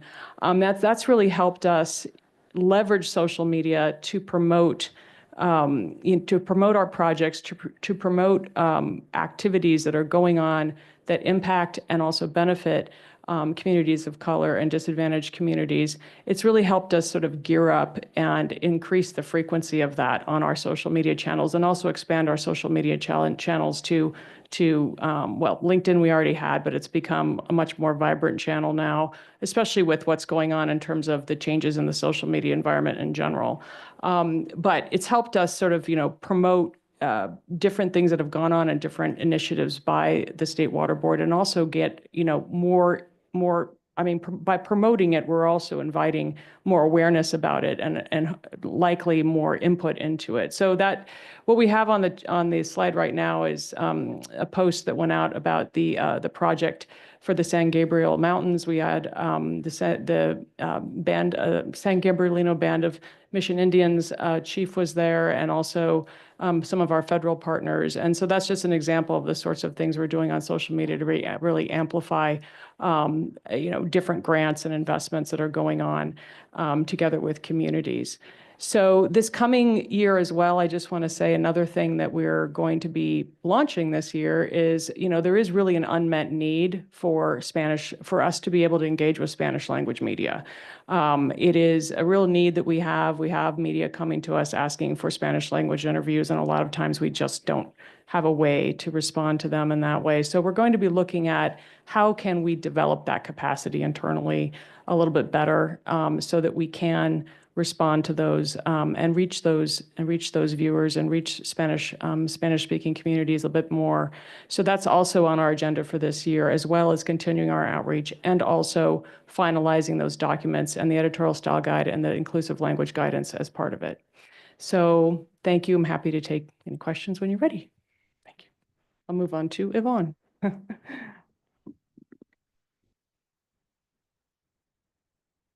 morning, board members. Yvonne West, Director of the Office of Enforcement. I was fortunate enough to be able to come before you in February and talk a lot about our environmental justice efforts in the enforcement context, and these are going to be highlighted here again today, some of these on a higher level. In 2024, our office was able to achieve a number of accomplishments related to environmental justice and racial equity. We finalized the update to our water quality enforcement policy, and in doing that, we were able to add environmental justice and disadvantaged community considerations when it comes to prioritizing enforcement and encouraged more engagement both with communities and tribes in conducting enforcement. In fact, the enforcement policy was one of the first policies that had to comply with some new community engagement requirements that we're now subject to, and we're able to go out to the community to talk about our policy in a number of different forums. We, as an office, through our environmental justice task force liaison, Selena Cole, and our section lead, Brian Elder, were able to participate in over 70 community and agency meetings focused on community concerns. These are traditionally underserved communities, EJ communities, and listen to what they had to say and what was raising concerns for them, not only on waterfronts, but from all media and all of the Cal EPA BDO's perspectives of what these communities were concerned about. In response to these concerns and engaging in these conversations, we completed a number of multi-agency inspections in these communities, in economically disadvantaged communities and EJ communities. Coming out of those efforts, we were participated in the execution of one of its first of its kind, a memorandum of understanding to respond to some acute and chronic community concerns with radius recycling in West Oakland and with the West Oakland Environmental Indicators Project. That is a new process that's coming out of the Environmental Justice Task Force efforts, looking at how we can engage in collaborative and creative problem solving for these communities that have been subject to longstanding concerns and impacts from various industries. So that's just a quick rundown of some of the accomplishments in 2024 that our office has been engaged in. And looking forward into 2025, again, the Office of Enforcement provides support for all of the Water Board's program areas, and we're engaged in those programs. I was really super excited to hear about all the different data being developed throughout the Water Board program areas, and really look forward to using it similarly in the way that we've used CalEnviroScreen or other databases to target our enforcement efforts and to look to areas where we can improve our engagement and how we triage. And so in 2025, we'll be implementing that updated enforcement policy that I referenced that calls for adding environmental justice and disadvantaged community concerns when you do triage your enforcement and your enforcement resources and cases, and determining where to focus our efforts. And all those new databases as they come online will really be essential to that. Being able to understand the communities and understand the impacts on their water in those areas will help us implement the enforcement policy in a way that makes sense for elevating our racial equity concerns. So we'll be implementing the updated enforcement policy, engaging more in communities with tribes, and triaging our cases as we proceed to support all of the office's divisions and regions within the water boards. We will continue our environmental justice task force commitment with our staff that are dedicated to those efforts by attending those additional community meetings, maintaining sustained engagement with those communities, hopefully with a consistent presence to develop those relationships. And again, responding with inspections when appropriate and investigations into those concerns when there are violations within our jurisdiction. We'll be continuing those efforts. And then we're looking to find ways to improve our responsiveness to community complaints. As the Office of Enforcement, we do tend to get a lot of the complaints come through our office one way or another, whether it's through the Cal EPA complaint system or direct calls or emails to our staff. And we're looking at our internal procedures on how we handle those complaints and hold ourselves accountable to those complaints to report back out to those communities, and hoping to develop some internal guidance documents that we can then provide out to other offices and divisions as examples of ways to improve that responsiveness to community complaints and concerns. And that's all I have for you guys today. Thank you. Good morning, board members. I'm Natalie Stork, the Director for the Office of Sustainable Groundwater Management. The Office of Sustainable Groundwater Management, which implements the Sustainable Groundwater Management Act for the State Water Board, is committed to upholding the board's resolutions on racial equity and the human right to water in our daily work and in our larger efforts. Our accomplishments in implementing the Racial Equity Action Plan in 2024 include implementing equity-centered engagement plans in the Tule, Kauai, and Kern County subbasins. Equity-centered engagement plans means considering where and when we hold meetings, how we invite people, and creating spaces where people can better engage so that we can build trust and collaboration with community groups. Other accomplishments include providing multilingual materials and interpretation in Spanish and Punjabi languages. We hosted 7 public workshops with hybrid meeting options, including one specifically for Punjabi American farmers. And we included equity considerations in our analysis of groundwater sustainability plans. For example, whether under plans wells might go dry, water quality may be impacted, and consider who will be impacted and where the impacts may be felt. Additionally, we encouraged, in some cases, robust well mitigation plans where wells could be impacted.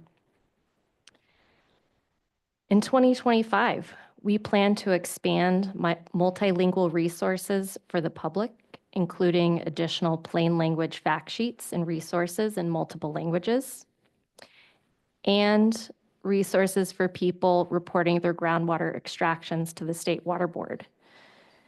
This includes a new Spanish language portal on our reporting website and Spanish language videos and manuals, and potentially those in other languages as well. We also plan to continue to develop and implement equity-centered engagement plans.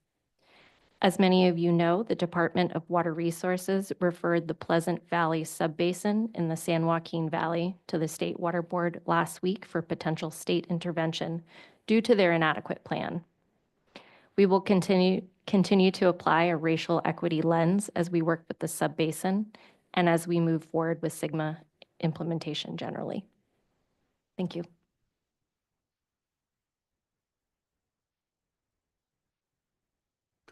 Hello, board members. I'm James Knockbauer. I'm the Director of the Office of Research, Planning, and Performance, and I use he, him pronouns.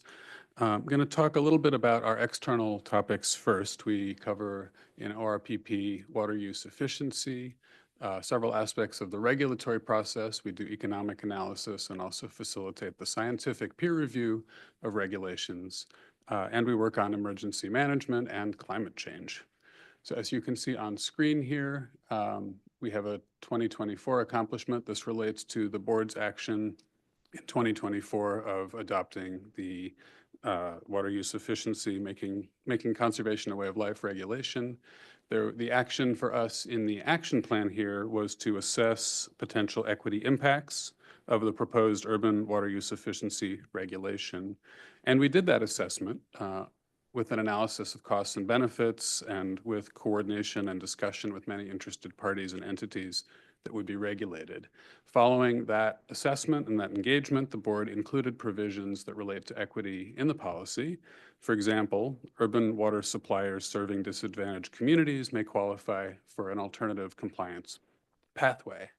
We also worked to elevate the clear evidence that water conservation can improve water affordability. We're now into implementation. We are providing compliance support to suppliers with a focus on those serving disadvantaged communities. And we are tracking water use and reg implementation, including any disproportionate impacts. Let me pivot here. Looking ahead, we are working on the climate resolution. This is following up an action item in the action plan, which was to develop a plan to identify climate change impacts related to state water board authorities and how they may potentially disproportionately impact BIPOC communities or interests. We made some progress on that specifically, but we've actually launched this larger related effort to update the 2017 climate resolution. And we'll be proposing a new resolution as soon as we can.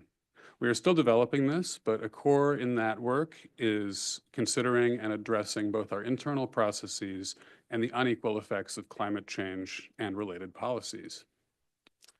I've focused so far on external elements of the office's work. Before I finish, I want to emphasize that we have many important internal roles as well, including strategic planning, coordination, and employee training. And on these specifically, Ms. Evans in the Office of Research, Planning, and Performance will be speaking to you soon in our next section.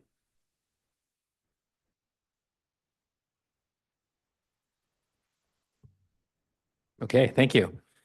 So I think this is an opportunity for any board member questions. So I'll look to my colleagues to see if we have anything at this point. I'm not seeing anything, and I believe that is all. I don't have any questions right now either, but I appreciate this panel. Thank you for the very good presentation. Yeah, thank you, everyone. Our next panel will have Veronica Farwell, Eric Lau, and Brittany Evans.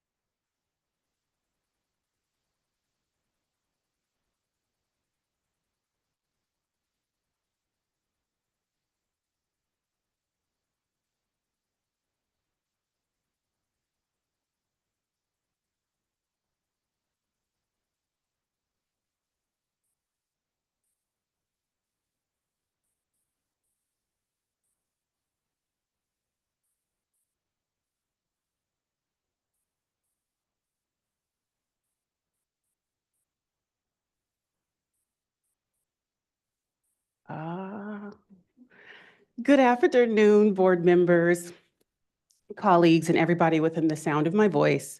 My name is Veronica Farwell, and I am the Workforce Equity and Inclusion Advisor. Strategic Direction 2 centers on fostering an inclusive organizational culture where all employees understand and are affirmed that they belong, which is nested in Goal 2B. In my time here at the Water Boards, I've been afforded the privilege of teaching, learning, and listening to the experiences and concerns of hundreds of employees. These stories of being understood, misunderstood, accepted, questioned, healthily challenged, and befriended have influenced and shaped the way we intend to move forward with fostering an environment where employees thrive in doing the work for the people of California. Firstly, understanding that a distinction must be made between internal and external equity. The resounding commitment we've made to address the current issues, needs, and injustices to communities in California has provided a framework for the workforce equity. External equity is about how we meet the needs of California residents. And internal workforce equity is about how we, as an organization, meet the needs of our workforce. We aim to expand and deepen the understanding of equity in all its forms to address the needs of the current and future workforce, which has been initiated in Goal 2A. The simplest definition people use for equity is fairness. However, because fairness can have its perversions depending on the premise of people's belief systems, we encourage people to understand that equity is about respecting the specificities of people's needs and meeting them in a humane, dignified, and seamless way. The Workforce Equity and Inclusion Program and my colleagues who hold the power and the positions to foster this work understand the benefits of remaining collaborative. As the experts do have good ideas, but we, only as a collective, can create, foster, and shift culture. Next slide, please. So I have to say, in 2023 and 2024, many expressed recurring concerns as I ventured through the water boards about the size of my program in comparison to the size of this organization. While my program does consist of one person, I would like to suggest that my program is actually the largest at the water boards, because equity is not just for all of us, but it is on all 2,800 of us. Reflecting on 2024, we continue to train and educate the people at the state and regional water boards with our Advancing Racial Equity curriculum. And as a result, right now, we have reached more than 700 people within our organization. The Racial Equity Support Lunch, a special place, has averaged an attendance of 70 people every single lunch without 1 month missed for 3.5 years.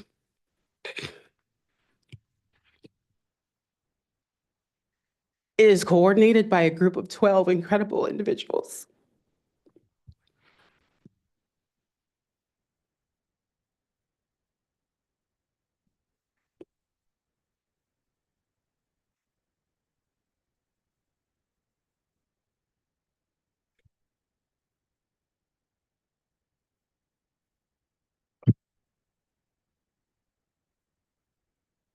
This is not what I practice.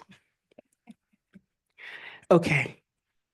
I have to recognize that I am deeply moved by this work. It is human work, it's people work and paperwork, and it is something, as you can all imagine right now, that is hitting deeply, not only to the work that I do for you all, but the identities that I hold. So the Racial Equity Support Lunch creates a space for so many at the water boards to have critical conversations about culture and connection.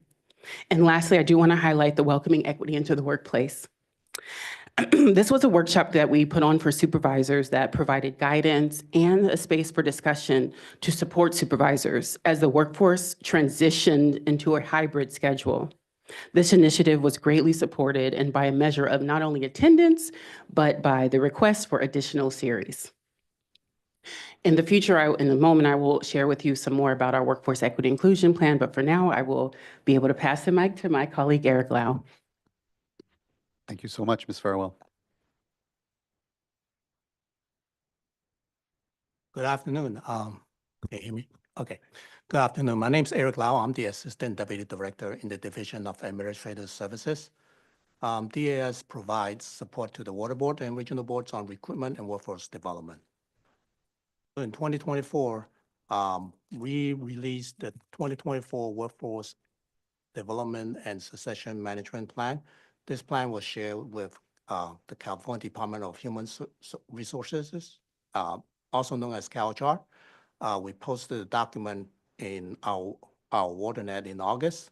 This document includes information that highlights the Water Board's racial equity plan. Our recruitment team attended a variety of recruitment fairs in relation to workforce diversity in 2024. The list included Employment Development Department, Sacramento Employment Training Agency, Asian Resources, Inc., Sacramento Region Diversity Career Fair, San Jose State Diversity Career Fair, and South San Francisco's 24th Annual Diversity and Employment Day Career Fair. We have consistently updated the Water Board's employment webpage to provide resources for prospective applicants. This includes links to our current vacancies, how-to tutorials on state applications and examinations, as well as upcoming recruitment events and internship programs for our students. We also updated the Upward Mobility Program information page in November of 2024 with resources and information on enhancing economic and social mobility. So what's coming in 2025? Our division's recruitment team is currently collaborating with CalHR to determine new workforce data and identify diversity gaps, and have regular meetings on recruiters roundtable, mentorship, upward mobility, and workforce planning succession management. Our recruitment team is aiming to attend a higher number of career fairs related to workforce diversity. The next event in 2025 is the 2025 Spring Diversity and Inclusion Career and Internship Fair at UC Berkeley on April 9th. We are collaborating with regional offices to partner with educational institutions for recruitment and career opportunities to improve the Water Board's brand and provide a more diverse candidate experience. And lastly, we are revising the Water Board's mentorship program to include frequent cohorts that allow employees all different backgrounds to connect with others regarding coaching, career growth, and also advancement. This program will now have a 6-month cohort standardizing questions, exercises for mentors and mentees. That's all I have. Thank you.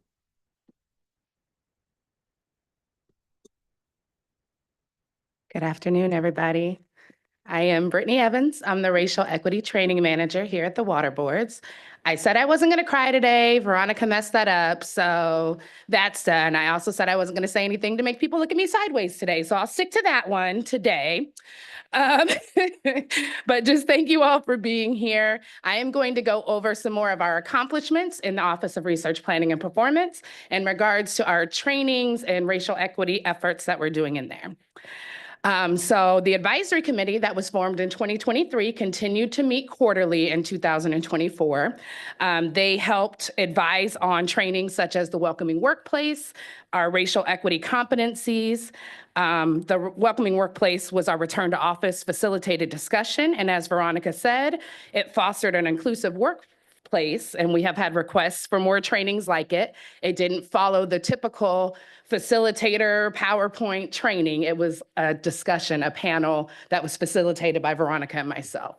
So that's something we've been talking a lot about in training services, is stepping outside of the typical training facilitated courses and things like that. So that was one of our first steps towards that, was our welcoming workplace. The advisory team also continues to assist us as we assess trainings for equity using our established red flag document. This is largely based on our competencies and the expectations that we have in Water Board of our trainings, of our facilitators, of the vendors that we work with, and what we would like to see in our trainings. Training services actually takes the feedback they get very seriously on our surveys after people take courses, and their team, our team, has been phenomenal at incorporating those things into our trainings. They've canceled trainings. They've gone back to our vendors and said, we need new facilitators. And they've just done a really great job at taking that feedback into consideration. And the advisory team has also helped us as we review courses, because you can imagine we can't all do it by ourselves. So shout out to the advisory team. We appreciate them. So the course review forms, again, is part of training services efforts to incorporate diversity, equity, inclusion, belonging, best practices, language, content, and our racial equity competencies into all of our trainings at Water Boards. I say all of our trainings because it's not just racial equity trainings. It's not just DEI trainings. We have been very purposeful in making sure, no matter what the training is, that they're using those inclusive language, that they're using those inclusive images, that you cannot separate equity from our organization. Sorry. So it's very important to us that we embed equity into all of our courses throughout our organization, so they can't separate it. We also piloted new courses. So we looked at the different off-the-shelf courses that we were offering with our vendors, and we piloted them. We have another one coming up on April 1st and have invited our support lunch and our advisory committee to sit in on it with us and just kind of pilot it and see how it's going. But we've been doing that a lot, and also previous courses. So courses that we may have offered for a while, our organization's in a different spot now than it used to be. And people have noticed, and they're giving us that feedback. We're not on the same basic base level that we used to be on with our equity work. And so our courses are reflecting that, and we are taking it to the next level and letting people know that we need a little more. It may have been okay to teach this course this way before, but it's not okay now. Training Services also has incorporated a step into our processes. When we are piloting a new course or we're having a course sponsored, we have set a step up where they actually meet with me and other members of Training Services to make sure they are incorporating equity into their courses, even if it's not a DEI course. For example, we just recently piloted, or they're working on the Python course. And we met with them and we talked with them. And a lot of people say, well, equity doesn't have to do with science and it doesn't have to do with this. It does. So we are helping pose those questions to people. Instead of saying, do these things specifically, we are literally saying, who is affected by this? Who has a seat at the table when we're talking about this?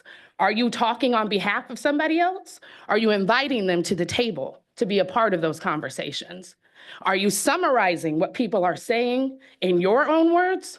Are you inviting them to say it in their words? So it's literally just taking into consideration who these trainings are affecting, our communities that it's affecting, the things that we're doing that are leaving people out, and how those things are affected. We've been very purposeful in that. And one of the other things we worked on in 2024, although it was 23, I became an official Advancing Racial Equity trainer.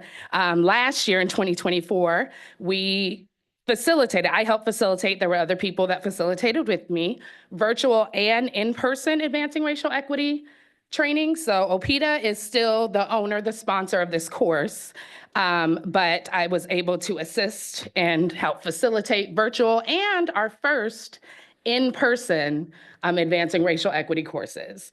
And when we did them in person and online, we did it specific to region division offices and departments. So we did it with specific RDOs or just specific departments so that people were able to interact with one another and be specific about the work that they're doing and how we could apply equity to that work specifically. So what's coming in 2025? We will continue in 2025 to ensure courses incorporate equity considerations.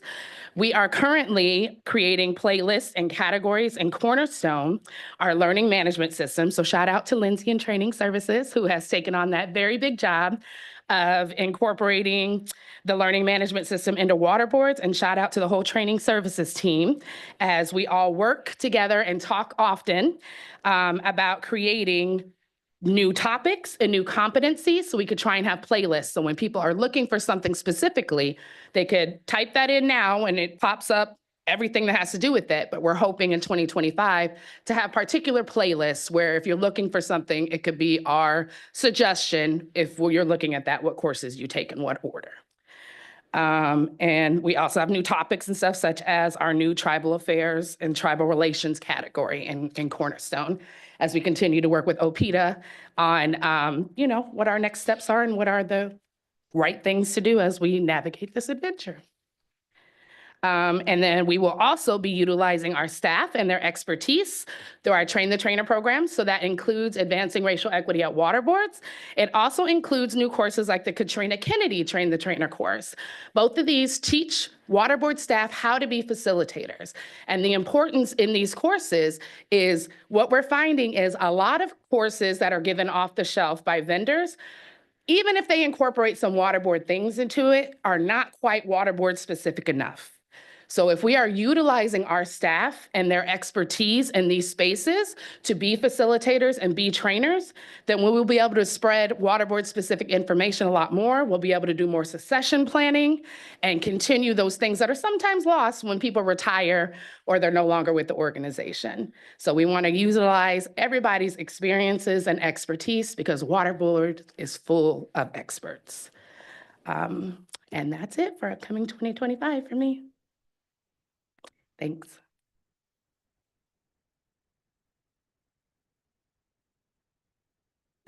Just kidding, it's still my turn. Okay, so we are also going to highlight one big thing that we did in 2024. So one thing that we did, GARE in 2023 actually started doing quarterly in-person meetings for the Sacramento area with people that are with the GARE organization. We volunteered to host one of those meetings here at Water Boards. It was done in the Cal EPA building, and the topic was creating spaces for conversation. This was about our support lunch. So GARE came, we had, I think, a little over 40 people in the room, over 80 people online. I'm not quite accurate with those numbers, but I know that it was at least that. And we presented on how providing a supportive space is so important for people and how the support lunch has been so unique to Water Boards and what it provides for people. We told our story and how the lunch started. We talked about the logistics and how we plan each meeting. But more importantly, we talked about how important this lunch is to people at Water Boards.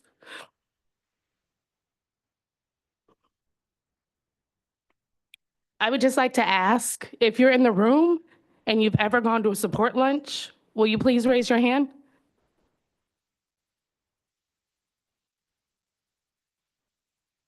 Thank you. We also today, I was really proud, just in today's board meeting alone, we had Dr. Begay, who was one of our guest speakers. We have Eric, who's still here, I believe, last time I checked, who was one of our guest speakers. Amy was one of our guest speakers, I believe, before she was with Water Boards. Is that correct? No? Okay. Well, she was one of our guest speakers anyway. And, you know, I know I'm leaving a few people out, so I'm sorry if I am and you're in this room, but literally out of a room of about 25 people, we had 5 people, our board member Morgan was one of our guest speakers as well, that have been to this lunch to speak to our lunch about what they do in Water Boards, what they do in life, what they do in our communities. So this space just provides such an important part to Water Boards. I'm not sure if you haven't actually been to it, if you understand how much that means to the people that attend in this organization. So when we were able to talk about that and all our do's and don'ts and what we learned and our processes, GARE has actually even asked Veronica and I to host some lunches for them, which we're like, we're gonna check our schedule, we'll get back to you. But just the fact that people are so appreciative of just having that space to talk about cultural things. And you know, I wanna shout out Veronica because she came in when she worked here and really added an educational component to our support lunches. So we do a word of the month, we do an unword of the month, we do a mini equity lesson every month. We are doing topics that people can learn for. We wanted to learn from, I'm sorry. We wanted to make sure it wasn't just a space where people are coming and, you know, griping and complaining, and it's not that at all. It's so welcoming and it's so loving and it's just something that I can't describe. So the last time we had a lunch, not this month, I'm sorry, what month is it, March? Not February, but in January when we had a lunch, and then I'll be done after this, sorry y'all. After the lunch was done, we continued to talk a little bit. It was an emotional time for everybody in January, as you can imagine. For almost 30 minutes, it was a little over 20 minutes. When people saw we were still logged in, they kept coming back. They kept talking. They were crying. They were just expressing to us how much the space meant to them. There was a gentleman that logged in and said he's leaving, he's a contractor, and he can't work with Water Boards. And he was crying his eyes out. This is a middle-aged man, crying his eyes out because he said he didn't want to leave the lunches. And so he was gonna be applying for a position to work for Water Boards directly instead of as a contractor. So we just wanted to highlight the GARE convening, how great it was to just be in that networking collaborative space with the agencies that are within GARE, but also being able to highlight what it is that we have done as an organization and what we provide to other people. Thanks. I just have to say, I know there's a lot of folks that are responsible here and part of the progress and work. And truly, when I think of the passage of the resolution and what our expectations were then and where we are now, there's been incredible growth and progress and still a lot to do that we know. But I know a lot of the folks that are part of this work and make it possible. Brittany, without you, Veronica, without you, so much of this wouldn't be going on in the way it is. And so I have to just thank you for carrying out the expressed wishes of this board in a way that I couldn't have imagined that we would be where we are now in the progress, and just the importance of this moment of that work. And we're committed to this. It continues on. And it is incredibly personal. It isn't just a matter of getting the data right or the words right, but getting the people component right. And when I see just the leadership that both of you have been able to express and grow into, I'm just very fortunate. I'm very fortunate because I know it comes at personal cost. It's not it is not easy work, and it is incredibly emotional and personal, but it's seen. And I just have to thank you and acknowledge you both across all of this. Thank you. Thank you, Chair Esquivel. Oh, I said about 150 times yesterday, I'm not going to cry, which should have been my cue that I was going to cry. And I always cry. I have normalized tears as much as possible in OPEDA. And so, yes, and I never apologize for them. I have just nothing else to give but the tears. And some more words for you if you want them. Next slide, please. Thank you. Thank you, Britt. Thank you, Eric. So now as we close out our strategic direction 2, one of our highest priorities for the next year is to develop the Workforce Equity and Inclusion Plan. The Workforce Equity Inclusion Plan will allow us to institutionalize practices that support the principles of equity and recognizes that creating a diverse workforce renders responsibility for us to create a space that is welcoming and ready for that workforce. There's a quote from Dr. Martin Luther King that says, "Darkness cannot drive out darkness, only light can do that. Just as hate cannot drive out hate, only love can do that." In times like these, we must recognize that the work we are doing of equity and inclusion and wanting to have a space that affirms the definition of people has always been marginalized work. In 2020, it became popular and entered the mainstream. And now, not only is it being pushed back into the margins, but it is experiencing an era of erasure. The actions that have affirmed people need a space where they belong still matter.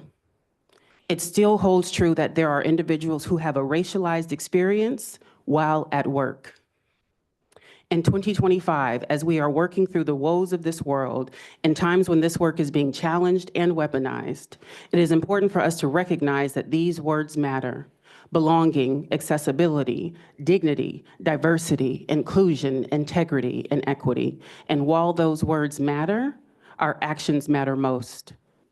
As people wonder, can we still do this work? Is it okay to remain engaged in discussions and practices of inclusion? And with the barrage of questions and concerns that I and my colleague Britt have received, in the words of Austin Channing Brown, I'm still here. I am still here.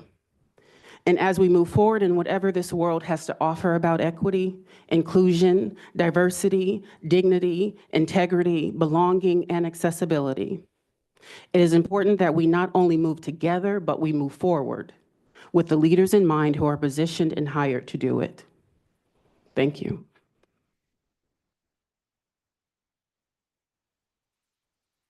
Thank you, Veronica. Next slide, please.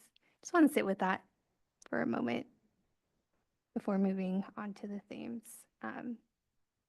Yeah.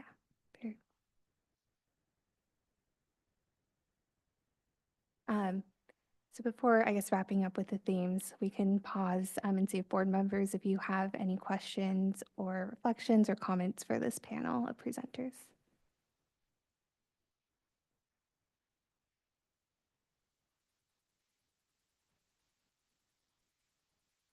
I'll speak. Board Member Morgan, please. I just want to express my gratitude for all of you. The work that you do many times can go unseen or unnoticed because a lot of it's internal work. It is hard work. It is difficult work. But without your work, we would not be as strong as we are with our external work. Your work is needed. It is critical to the organization. So I want to acknowledge that. I also want to acknowledge, we did not hear from Charla, Annalisa, Selena, you guys are back there in the audience, your support, your work to this effort. There are so many more that are critical to this work. They do this on top of their everyday work. And, just want, from the bottom of my heart, thank you all for continuing and carrying this on. This is not easy work. It is work, we didn't hear from you either, Amy, today. And so, just also want to recognize you. That it is just truly remarkable how much you all have done and continue to do. I just truly just don't have the words when I think about, like images and career fairs and getting out there and speaking to those that may want to come to work for the water board. I just want to take a picture and just say, here, that this is the water boards. Because, if I saw a picture of you all, I'd be like, oh, yeah, I want to go work there. That looks like a good group of people that I want to engage with. I think most of I'm a civil engineer. I'm one of those technical people. However, I want a good group of people to engage with because work is so much more than that technical component. It really is for you to come to work, to be able to engage, to have those conversations that are truly meaningful, that are inclusive, that are just, that take those multiple viewpoints, bring them together, and be able to really find a solution that is best for most. That we may not be able to find something that is best for all at all times, but we need to find the solution that's best for most. And we can't do that without meaningful engagement, the true commitment to really look at our mission and truly understand it and move it forward. And that's what you really do, is to help those conversations, that growing and that learning for us internally so that we can then do that external work. So thank you. And yeah, I see that picture there you guys put up. Yeah, I think I might have been trying to sneak out of it. So thank you all for the work that you do, really. And, I am happy to continue to engage as I can from this role. So happy that I was able to engage and work with you and get to know many of you before.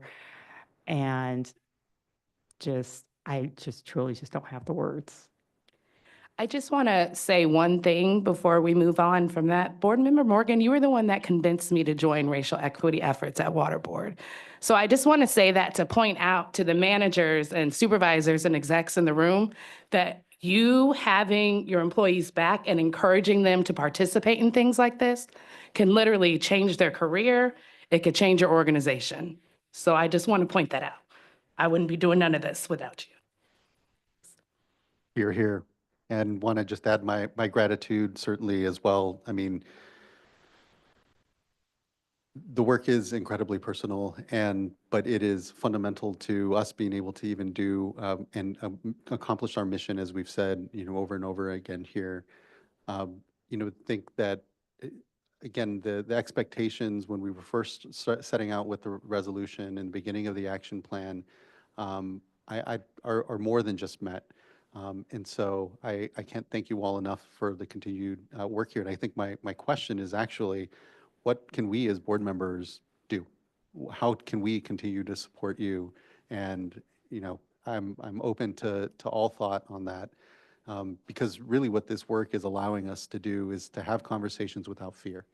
And I think that, so oftentimes I know we self-edit, we get concerned about how many people perceive us, or importantly, whether or not our thoughts or our recommendations are valid.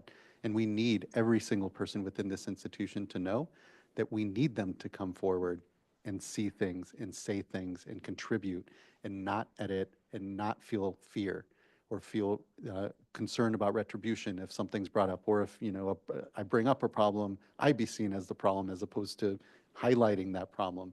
And so much of this work is so fundamental because it's about how we set our expectations in common and how we're going to treat one another, and importantly, how we empower each other to come into this institution and continue to contribute to it as best we all possibly can, collectively and as individuals. And so just thank you. I don't have enough gratitude to express because of how fundamental the work is, and I know how personally draining it can be to be engaged in it. But I can think of no greater calling within the work that the board is doing. And so just thank you and continued gratitude.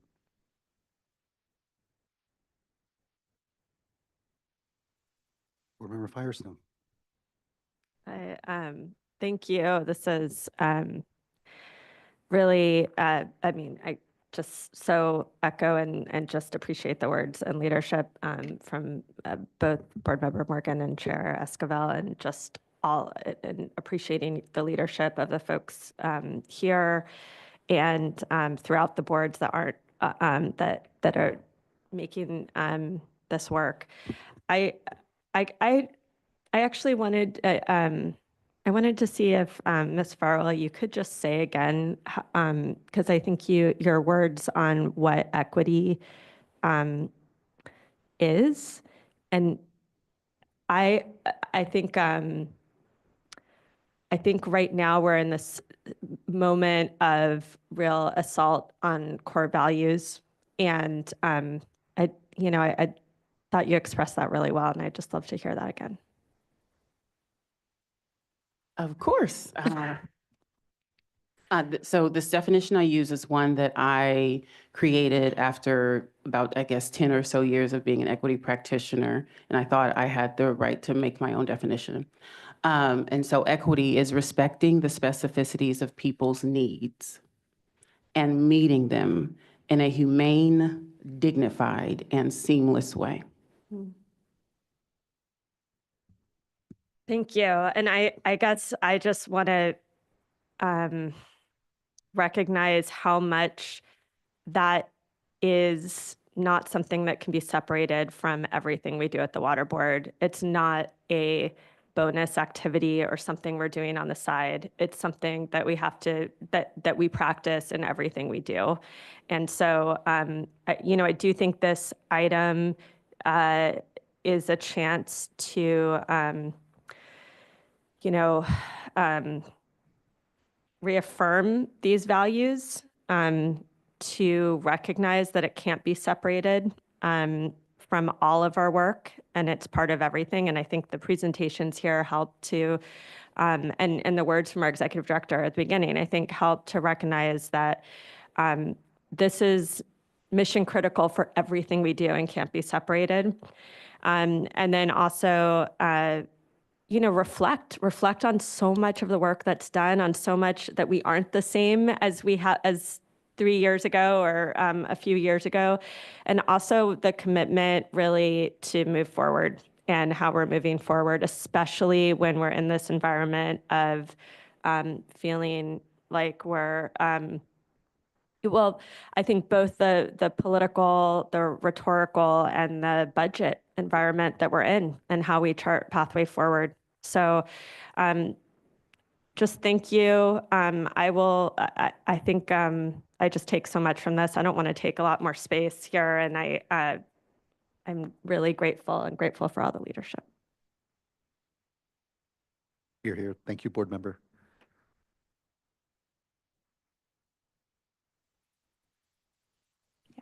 Thank you, everyone. So to wrap up our presentation with the themes, in 2024, we saw some of the same themes as we did in 2023. We continue to improve our coordination and alignment between regions, divisions, and offices throughout this presentation. It came to mind how many times I've heard we're going to continue coordinating with this office or that division. So we're really just continuing to strengthen that coordination and alignment with each other. We're also continuing to build internal capacity for advancing equity through training, creating these forums for discussion around racial equity, creating guidance for using racial equity tools and applying a racial equity lens to our work. And we continue to think critically if processes are equitable and lead to outcomes that benefit everyone in our existing programs. I want to recognize that while many of the actions are complete, meaning that the deliverable that we mentioned in the action plan was delivered, there is still a long journey ahead. And as we continue on this journey, our understanding of what equity is, what it could look like in the Water Board's work, and what it could look like in the Water Board's workplace continues to grow deeper. And the water boards have been building the infrastructure for equity-centered work for the past 2 years and beyond, and will continue to do so as we wrap up the last year of implementing this racial equity action plan and look towards the future. Next slide, please. So to wrap us up, I wanted to mention that we do have an interactive version of the 2024 annual update. It's in a dashboard format, and you can filter it by goal or by division or office, either by clicking on the goal number or division or office name, or by using the check boxes, depending on if you're looking at the graphs or the data table. So that's available in English and in Spanish. Next slide, please. And lastly, if you're interested in providing comments outside of this board meeting or would like to request formal tribal consultation, you can always do so at any time by contacting us at racialequity@waterboards.ca.gov. If you're interested in reading the 2024 update or staying informed of the Water Board's racial equity work, you can subscribe to our email subscription list at the racial equity website, which is waterboards.ca.gov/racial_equity. And with that, I'll transition to Adriana. Thanks so much, Jenilyn. I will be brief. I just wanted to wrap us up by extending gratitude to all of our colleagues who joined us here today for today's presentation. And I also want to extend gratitude to all the colleagues who weren't able to join us today, but are doing incredible work to move this forward. So thank you. I also want to give gratitude to the board and to our executive director for prioritizing this work, for your leadership and your guidance throughout this whole process. And then finally, as we wrap up, I wanted to take a moment to express gratitude to Jenilyn in particular. Jenilyn has recently accepted a position leading environmental justice efforts at the Department of Pesticide Regulations. So she'll be transitioning out of her role within the water boards in a few weeks. Over the last 6 years, Jenilyn has been an incredible driving force leading environmental justice and racial equity work. She has led incredible engagement efforts for a number of board priorities, including the Racial Equity Resolution Action Plan, helping almost all of the regional water boards as they develop their own engagement efforts for equity efforts. And she's also been leading our quarterly environmental justice roundtable, just to name a few. We are incredibly grateful and thankful for her leadership and all she has contributed to help change our agency's culture and transform our agency's culture.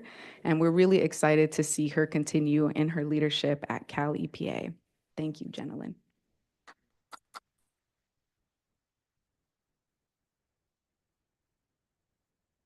And with that, I think that wraps up our item. I pass it back to Chair Esquivel. Thanks. Thank you, Adriana, and completely join in the celebration of Jenilyn and her contributions here. It is bittersweet for sure, but it reflects mightily on us and importantly you that you're moving into this new role with DPR and helping to spread this work there as well. So we owe you a lot for bringing us to where we are, for your leadership and contributions in all of this, and are excited about continuing to see you grow in your role and look forward to seeing all the great work over at DPR that you're going to be able to accomplish for us and with collectively for us and with us here.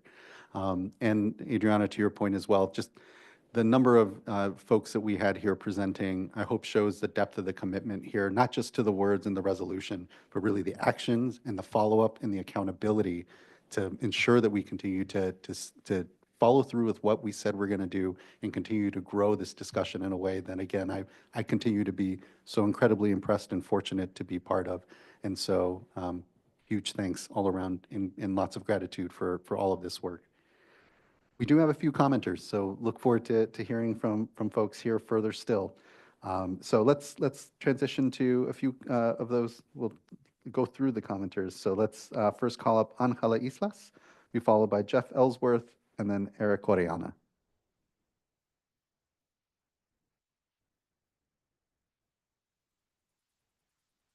Hi, good afternoon. Chair Esquivel de nuevo, board members. Angela Islas here with Central California Environmental Justice Network.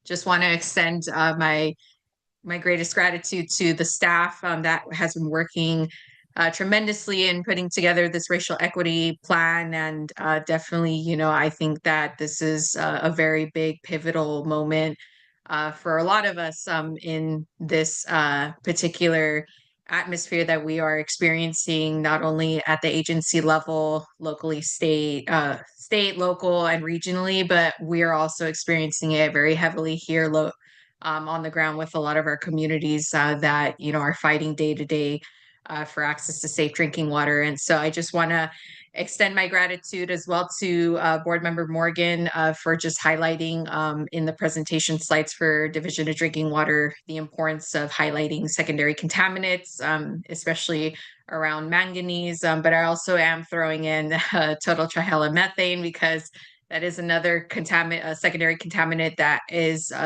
severely impacting a lot of communities here on the Fresno County side. And so I really heavily, you know, appreciate you for highlighting that importance to elevate secondary contaminants and just have those be considered to have more active active approaches to resolving those contaminants of concern. But I also want to just like make sure that, you know, through this document, which, you know, I deeply appreciate the effort and work to putting that document together.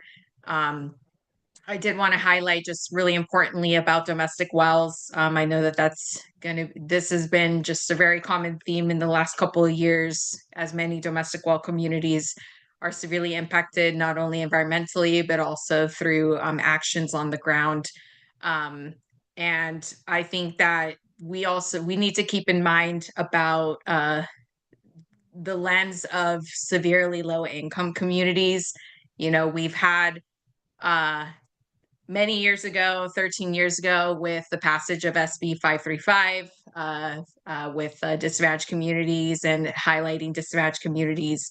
But we also had in 2016 AB 1550, which was a recognition of low income communities in the state of California, and, you know, having the opportunities for grants and also state funding to be able to support those types of communities, particularly those that are BIPOC and communities of color.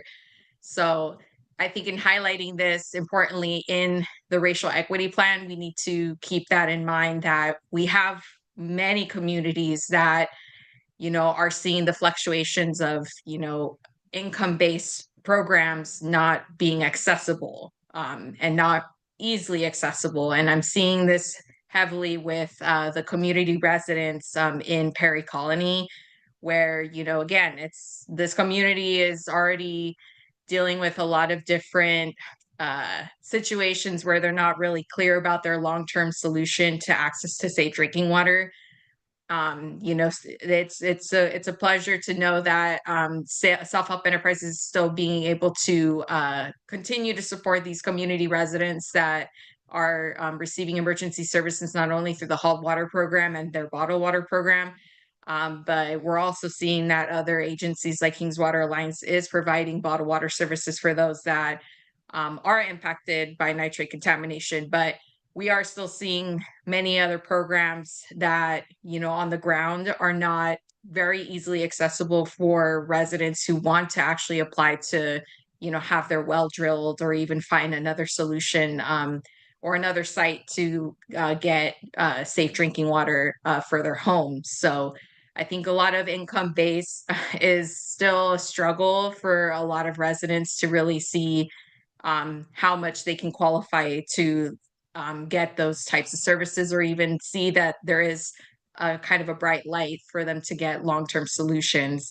So I just, again, wanted to emphasize just, with racial equity, as like the big lens here, we also want to recognize that for many of our communities of color, our BIPOC communities as well, that income is a disadvantage as well. And, we see that on the ground here with many of our community residents. And so it is important to just keep that in mind in that lens. So again, I just want to thank everyone for the tremendous work on this plan.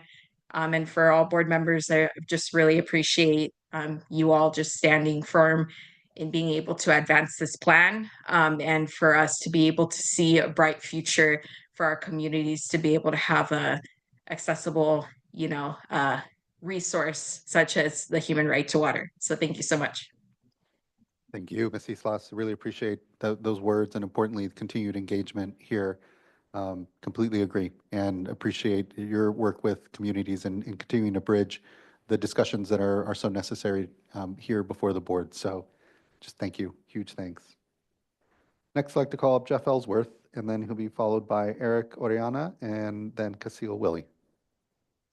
Good afternoon. Am I coming through on the audio? You are. Good afternoon. Thank you. Good afternoon, Chair Esquivel, board and staff. Jeff Ellsworth here, former mayor of St. Helena, Napa County, 2018 to 2022. First, I would like to commend you on bringing forward this item and the continued commitment to racial equity. Such efforts are cornerstones in protecting civil rights for all of us in a democracy. Seeing the emotion here, it's the right place for it. This is incredibly difficult work, incredibly important work, more important, I believe, than anything. I myself am 6 years in now, putting everything I've got into standing up for a group of forgotten Latino waste workers in Napa County. And seeing the stance by the Water Board is really compelling and moving.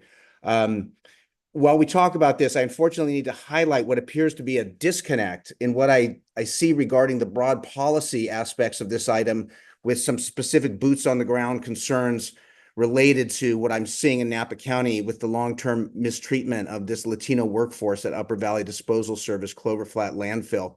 It's a company operating under exclusive no-bid government contracts and under the oversight of the San Francisco Bay Regional Water Board and State Water Board. So perhaps this discussion can help direct where concerns such as this might be addressed within this document so they do not fall through the cracks. While recognizing this racial equity action plan may not yet be officially adopted, seeing also the resolution 2021-0050 that can be used as a guiding document in correcting systemic and institutional racism that hinders the full realization of civil rights for all. In these efforts, we continue to work with LULAC, the League of United Latin American Citizens, whose resolution on the UVDS matter I'll again include here. In the Water Board Racial Equity Action Plan, I see the 3 strategic directions and 52 action items, many of which could and should pertain to the Upper Valley Disposal Service Clover Flat landfill concerns. But again, there appears a disconnect.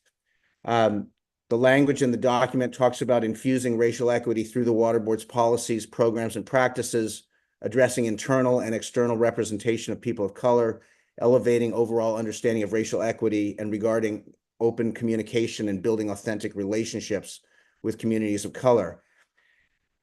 As I see it, it must be understood that these concepts can only be effective if they extend to areas under the Water Board's oversight and purview, as well as within the Water Board itself, of what is observed and properly analyzed in the field, as well as what occurs in the office. If not the Water Board to stand firm on these issues, then who else?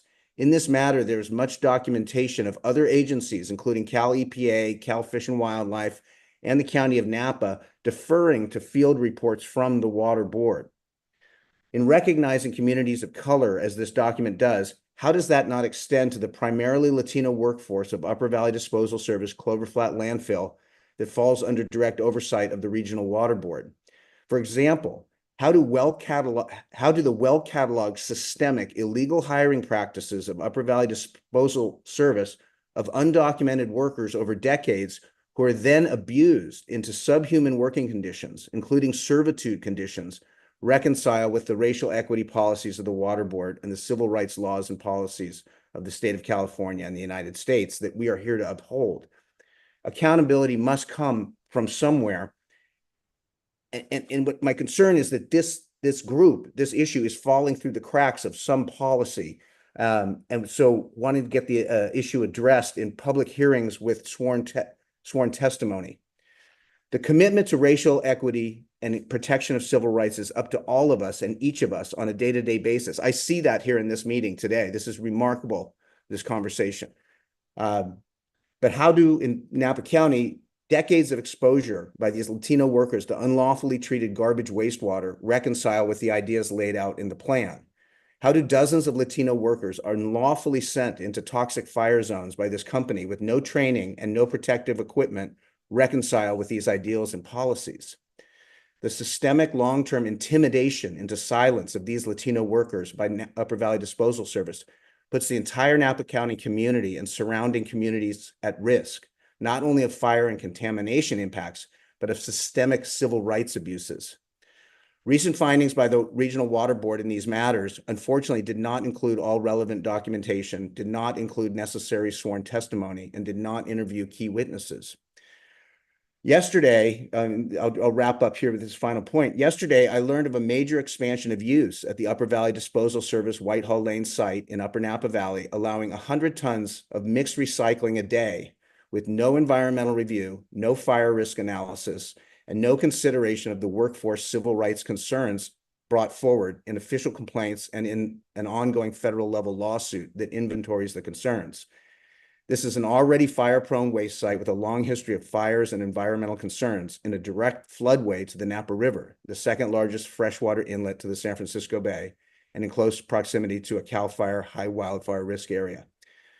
I'll close. Again, I want to commend you in the commitment to policies of racial equity and protection of California water resources. This is a situation where those policies need to be immediately applied on the ground for the safety and protection of all, with public hearings with sworn testimony that need to occur. I appreciate you hearing me.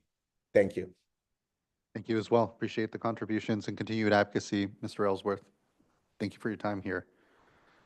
Next, I'd like to call up Eric Oriana, be followed by Casil Willie, and then our last commenter will be Dr. Donna Miranda Begay.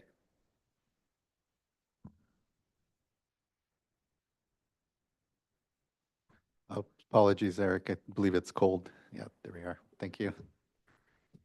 All right. Thank you, Chairman and board members, for the opportunity to comment. I wanted to express sincere appreciation for the work that the Office of Public Engagement, Equity, and Tribal Affairs has been engaged in for the past number of years. The leadership at the State Water Board, the board members for prioritizing the racial equity today. Community Water Center works with a number of communities across California, Central Valley, and Central Coast. And I've had the privilege to get to know community members who have borne the brunt of racial inequities across the state and environmental inequities. And so I've seen inequity permeate itself with community members not having access to safe and clean drinking water in their homes, their well having gone dried or have been, the water from under them was taken. And I've talked to families who have experienced significant health impacts like cancers, their children born with blue baby syndrome, children who have been impacted, their development has been impacted because of contaminants in their drinking water. There's our elderly community having to walk long distances to access water from water stations. And so that's just a number of the examples that our communities in California still live with inequitable outcomes today. And so that drives the work that we do at Community Water Center, and it drives our comments here on this Racial Equity Action Plan. And, while I'll get into some specifics here, I really want to appreciate the leadership to remain committed to equitable and equity issues because we see an administration on the federal level that has abandoned this and is attacking efforts to advance equity.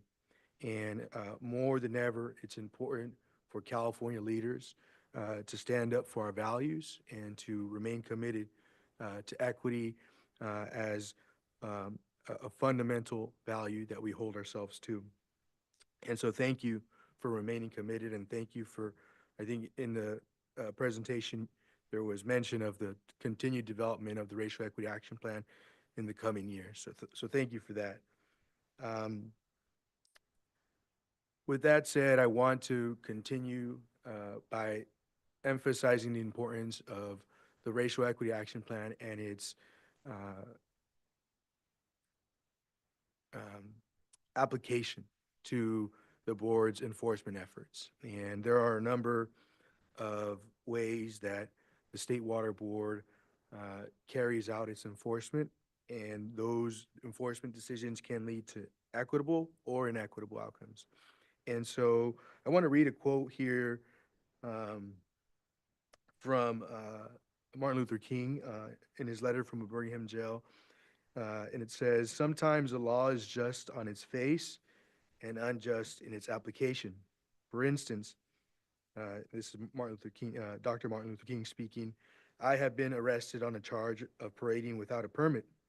Now, there is nothing wrong in having an ordinance which requires a permit for a parade, but such an ordinance becomes unjust when it is used to maintain segregation and to deny citizens the First Amendment privilege of peaceful assembly and protest." And so I want to take, I guess, a little bit of what Dr. MLK is saying is sometimes the State Water Board is required to do and asked to carry out functions important, but we have to be careful about how we apply laws and how the outcome that they are providing will have on communities. And so I just want to encourage you all to continue to look deeply at the decisions that you all are making related to basin plan amendments, related to implementation of the Sustainable Groundwater Management Act and its profound impact on communities' access to safe and clean drinking water.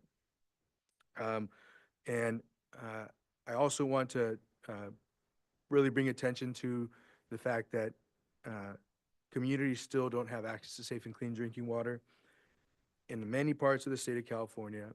And it's not because the state of California doesn't have funding to do it.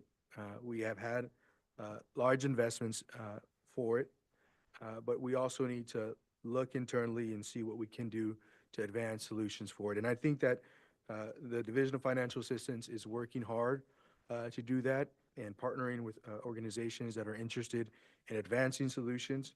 And so I just want to encourage you all to continue to go down that route.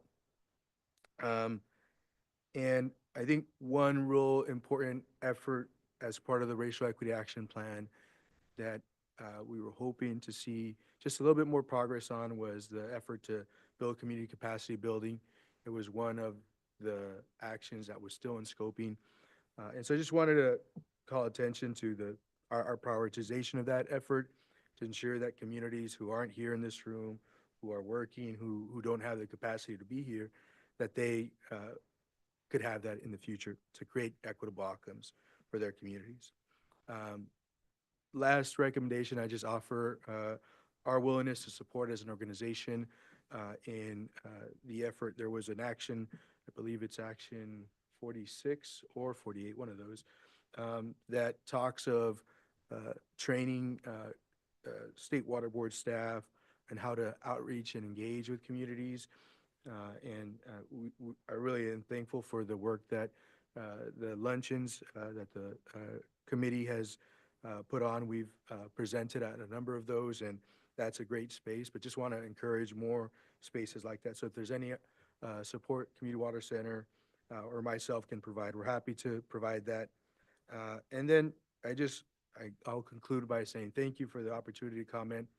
I encourage you all to keep doing this work. I applaud the passion, the commitment from staff and the leadership at the State Water Board to do this work. It's not easy work, but it's work that matters, and it's work that needs to continue to be prioritized. So we won't stop until all of our communities have access to safe and clean drinking water, and until we have equitable outcomes in our communities. Thank you for your opportunity.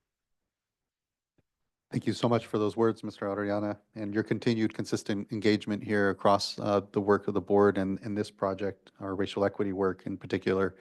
Really appreciate the recommendations and comments and continued engagement across it. Thank you. Okay, next I'd like to call up Cecile Willie, who will be followed by Dr. Donna Miranda Begay. Hello, good afternoon. Cecile Willie. I'm with Save California Salmon as a staff attorney.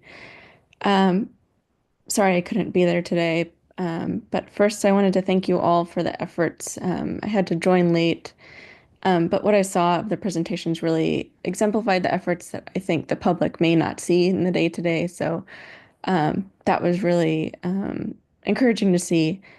And I appreciate the water board staff and board members that have taken initiative to not only building this action plan, but also seeing that those actions are being moved forward towards the identified goals within the action plan. So speaking to why I was late, had to join late today, there was a scheduling conflict that I think was, I don't know if it was just too many things happening at once, but I was in the Bay Delta working group meeting on tribal issues, and it was a really good conversation. I think those working meetings have been really beneficial to opening more of a dialogue between community members that may not have necessarily had an opportunity to have a conversation before. And so having the tribal community members being able to speak with water board staff was really encouraging to see, but it was disheartening to know that there were not going to be any board members available for this meeting. I think it is something that is of interest to many board members, and I think being able to have them hear those open conversations and that the concerns that tribal communities have directly from them in an open conversation would have been really beneficial. And at the same time, there's also the site's water rights administrative hearing going on. So just wanting to emphasize the limited resources that tribal communities may have, especially right now. I feel like there are many things going on, and just want to encourage maybe a little bit more planning and effort into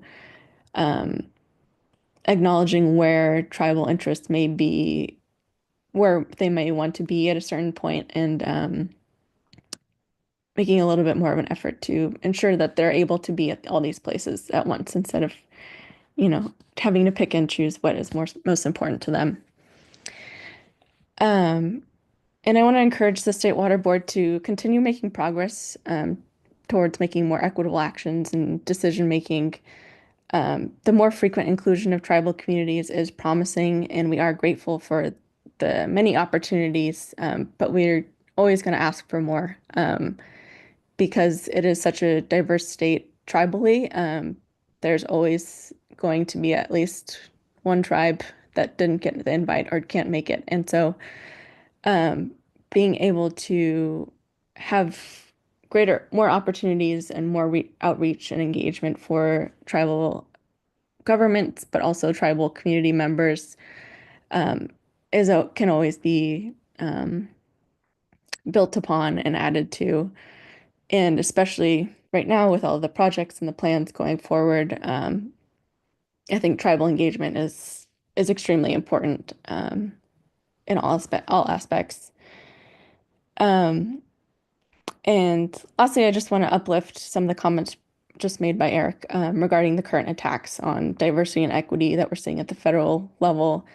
It is disheartening to see this, but it is promising to see that the State Water Board is continuing with this, the action plan and the efforts being made towards making it more equitable and safe space for diverse communities, especially in a state such as California, where there's, not only so many tribes, but so many different communities, diverse communities that really benefit, I think, from this work. And I think you all are setting a really great example of what can be done to further this work, especially at a state level. And that's all my comments for today. Thank you for holding this. I'll have to go back and watch the morning presentations, but thank you to board and staff. Thank you, Ms. Willie, and just acknowledgement of the scheduling conflict here, and apologies for that. I know that there were, through the working groups for the Bay Delta Plan, I know there were a number of other ones as well scheduled sometimes here during board meetings. I know it was concern for us as board members because we're not able to necessarily attend, and then ourselves have to decide between these two. So critique heard and agreed with that we need to ensure we do a good job on scheduling here so as to not have to pick amongst what are all really critical conversations and discussions that we want everyone to be part of here. But thank you for both attending that and contributing there, and to here being with us. Really appreciate the continued engagement and support. I completely agree that tribal voices are one of the most important that we need to be living up better to, and we also need to be focused on here and doing our best to do just that. So just thank you, much appreciated, heard, and look forward to continuing to live up to what are broad commitments here and that are important that we get just right. So thank you. Okay, and then our final commenter will be Dr. Donna Miranda Begay. Yeah, can you hear me? We can. Good to see you. Good afternoon. Yeah, sorry, I'm taking that's my third time on the agenda here. No, sorry at all. We'd love for you to continue to be around. So please, Right, Doctor. right. Again, hello, everyone. My name is Donna Miranda Begay. I'm a member of the Tubatalabals of Kern Valley and tribal affiliation also with the Tule River Indian Reservation Tribe, Paiute, and also Dene. I'm also CEO for California Tribal GIS. And I appreciate the prior speaker who had mentioned about the Bay Delta plan focus for the tribes. And I didn't realize it was daytime when I was thinking it was going to be in the evening. So I thought I'd be okay for this meeting as well as that workshop meeting. So, okay, well, I missed it. So I don't know if it was recorded or not, but that would be great. I did promote, though, that workshop as I was visiting some tribes and also involved with the US EPA RTOC meeting a couple of weeks ago.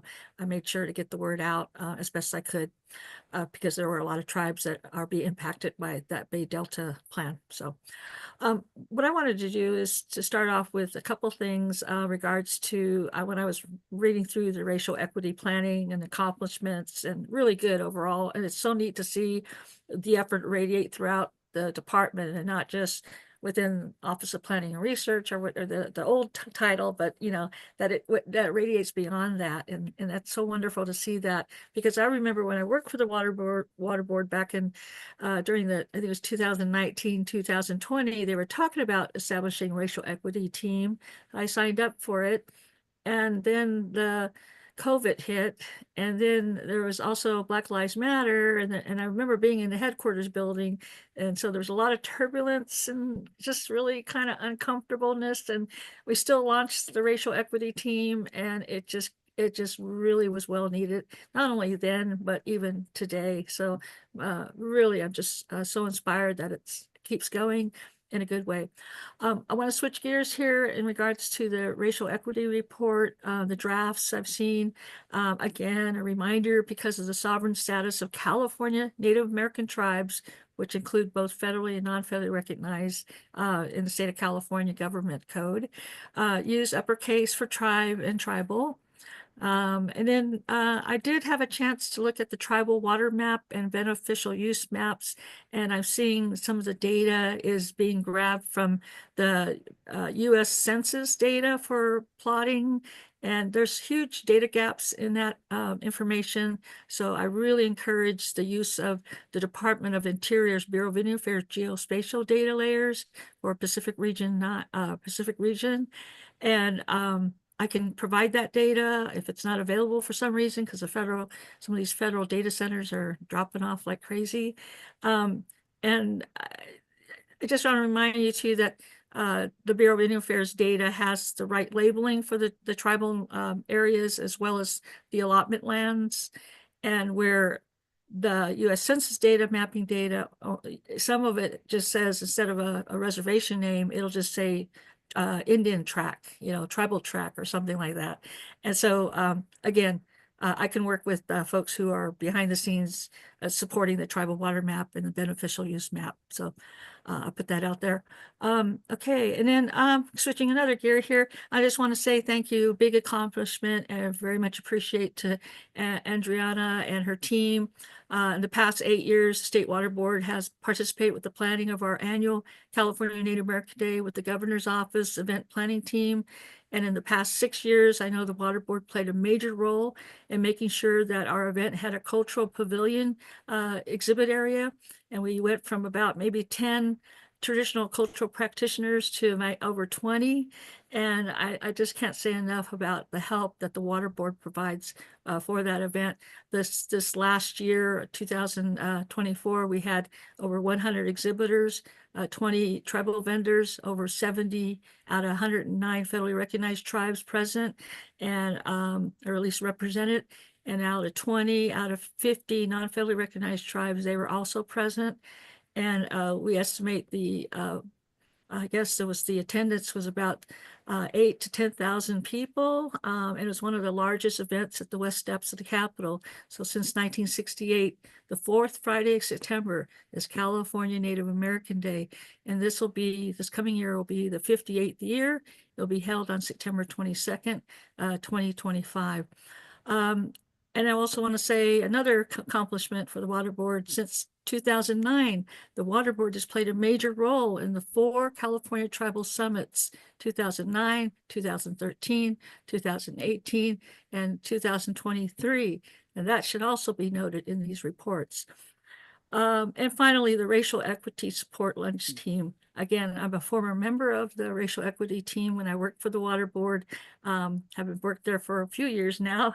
But when I was watching and I saw Veronica and Brittany, to me, your tears show your awareness of the racial equity challenges and your dedication, challenges, meaningful efforts, and proudness of all the work with racial equity team support and advocacy. And I was honored last year to be a guest speaker at one of the racial equity support lunches. And I think more than ever that right now the support lunches and this ongoing planning effort are needed and appreciated.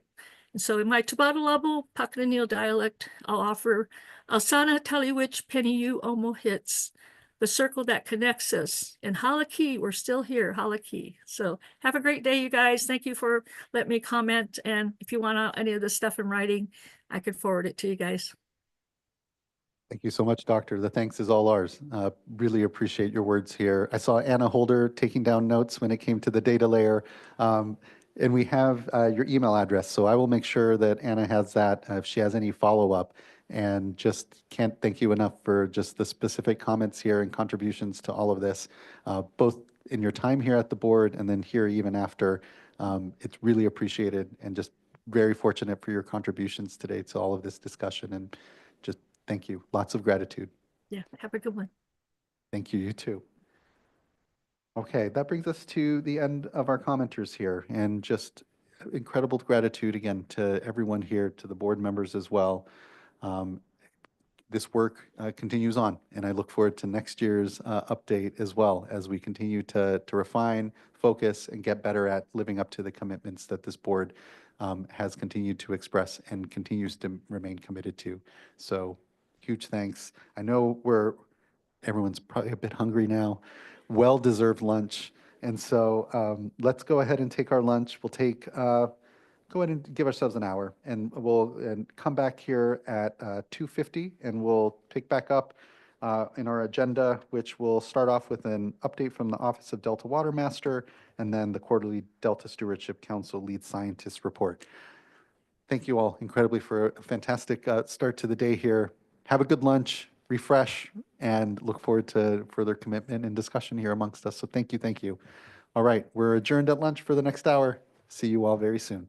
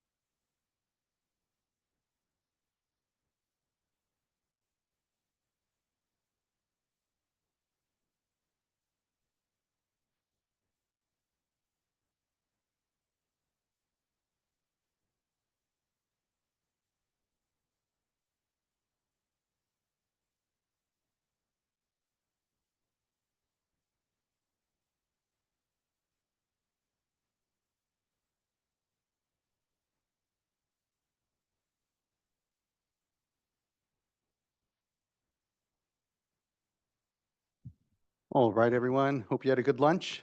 I know it's been a longer day, I think, than maybe we had anticipated, but for good reason. There was a lot of good discussion, certainly, on the previous items here. So thanks, everyone. Welcome back from lunch. We're now on our next item here, which is our update from Delta Watermaster and Delta Lead Scientist. So I'll hand things over to Jay. Good to see you this morning. Great.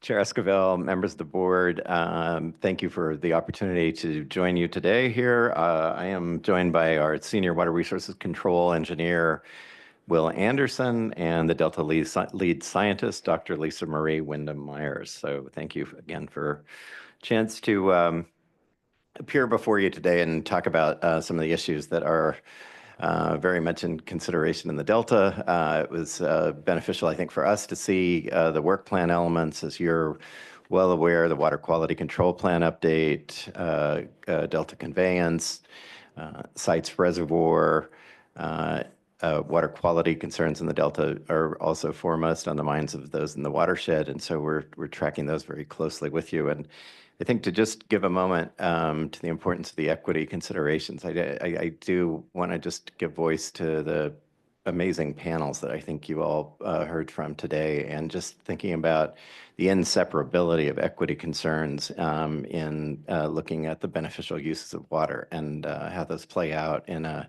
climate changing world where the only normal that we can really rely on is greater variability in the system. So next slide, please. What we really wanted to cover a bit today was building on what you heard from the Division of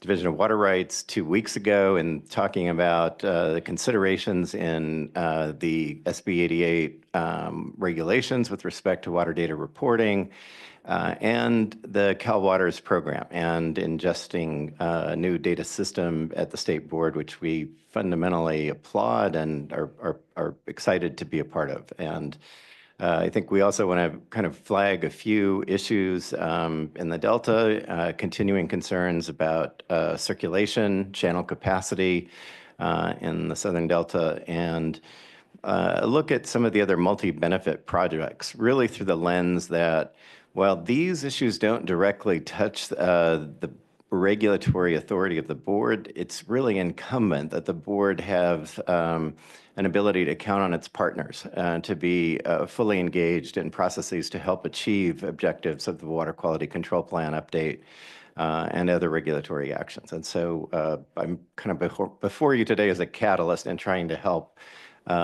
see some other things happen and encourage good faith actions by others around the Delta. So with that in mind, let's go to the next slide.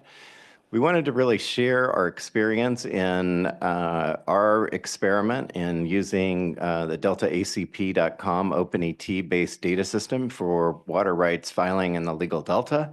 And I'd like to turn to Will Anderson to kind of give you an overview of what we see from water year 23 and 24. And we'll spend a bit of time on this and go forward fairly quickly in the rest of the presentation.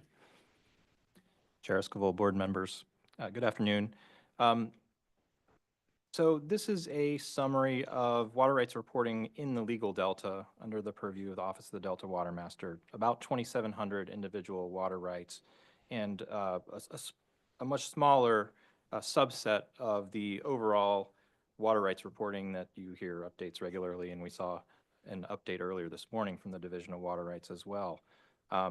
Just a little refresher on the Delta Alternative Compliance Plan, which is a main component of how we're receiving reports, developed as an alternative estimation method under Senate Bill 88 to determine consumptive use in lieu of diversion meters on every diversion. And a couple of reasons for this. This was developed by the prior water master, Mr. Michael George. And there are some difficulties in the Delta measuring due to a number of very many siphons that are irrigating islands below sea level, where gauges don't work very well, also very costly. And due to those practices, it was determined, and we'll talk about the process to determine this, that an alternative compliance plan would be a suitable method and an efficient, consistent, effective way of determining use. So there are a bunch of categories in these pies. First of all, there's the distinction between those who have reported and those of which have not yet reported. For water year 2023, so rolling back, to the prior water year and the ones that were due a year ago in February, we're now up to 98% reporting, which we consider pretty good. And we'll talk a little bit more about how we get that number down. Another distinction is the ones that are reporting to the Delta Alternative Compliance Plan versus those reporting directly to the ERIM system, being a more traditional report that they may have gauges, measurement, the way that SB 88 was kind of intended, and they don't need an alternative compliance plan. And then additional distinction is made for the ones that are below 10 acre feet, which don't have a measurement requirement under SB 88. We show the ones that are measured, and we also show those that were receiving reports under the annual report requirement, but still don't have any kind of measurement device. And so this is just a very kind of detailed breakdown of that. In addition, you'll see individual ACPs, which are not under the Delta Alternative Compliance Program. They may be doing a similar method, but also getting reports in. For water year 24, as you heard from the division, reports were due on February 1st. We had some development of the website for the Delta Alternative Compliance Plan that put a little bit of the delay in accepting reports. So the Office of the Delta Water Master basically issued an extension for filers to give them till April 1st to make up for that delay. And another reason is it takes a little while for the remote sensing data to be kind of incorporated into the models to do those estimates. So it's not available exactly on October 1st to go, but this has been a process. So under the extension to file for Delta ACP, we're seeing a lot of them roll in. So we're up to 57% filed as of when this presentation was developed last week. This morning, we're up to 63%, and they're continuing to roll in. So we do anticipate by the end of the month that we should be at a much higher level, maybe 90% or so, and then we'll continue to reach out and work with users. I'll pause, and if there's any questions on this that this raises. No? Okay. Next slide, please. So we're still reviewing the older reports just to try and ensure that we can reach everyone who can submit a report and get as good as we can get it. Just to review that process, over a year ago in January 2024, we had that year's Delta Alternative Compliance Plan open for reporting. There was an extension that year as well until May. As of July, the Office of the Delta Water Master issued failure to file notices to encourage non-reporters to get their reports in still. So that was to 205 users. As of the beginning of this year, we started calling and reaching out to the few remaining as we got up to the 98% level, only 2% not reporting. How can we reach these folks? And it was brought up this morning. There was the question, how many of these are repeat offenders, so to speak, or those who have not been reporting for years? How do we reach them? Well, in the legal delta, there's been a lot of outreach over the years, so there are fewer of them, but we see a couple different reasons for that, and it might be a change of ownership where we are still waiting to update our records. Some of the reports are by the diverter themselves, being a farmer who may have a lease on the land, and that can change, also change the contact information. In other cases, the owners pass away, and there's the property may be in probate, or so there's reasons why it's difficult to get to 100%. But we'll try and endeavor to keep the data systems updated and capture those as they come in. Those are just some of the things that we're finding. At this point, we're prepared. The Office of the Delta Water Master has the intent to issue notice of violation letters to 20 users who we've really tried to reach out to and send prior letters. and just have not got a response. So that's kind of the next step, is to send out certified mail and make a request for some response within 30 days to avoid further action. And in addition, there are other folks that we're going to still continue that outreach. So that's the continuing process of outreach. Next slide, please. Mr. Anderson, can I please ask, and it's okay if you don't have this information right off the tips of your fingers, but just kind of wondering, amongst those 20 water right holders, are these relatively, small diverters, or are any of them sort of significant diverters within the watershed? Just because, I definitely feel the more you're taking out of the system, the greater the onus to really be there, and, just kind of wondering who. So, great question. We've been working pretty closely with Division to have a correspondent criteria with how we would enforce. And what we've really determined is that if a water user is diverting 400 acre feet or more, that they would be deemed significant. So all of these NOVs will go to those, meet at least that threshold. That's actually very helpful. Appreciate that. Board Member McGuire. Yeah, just another question I was kind of wondering about.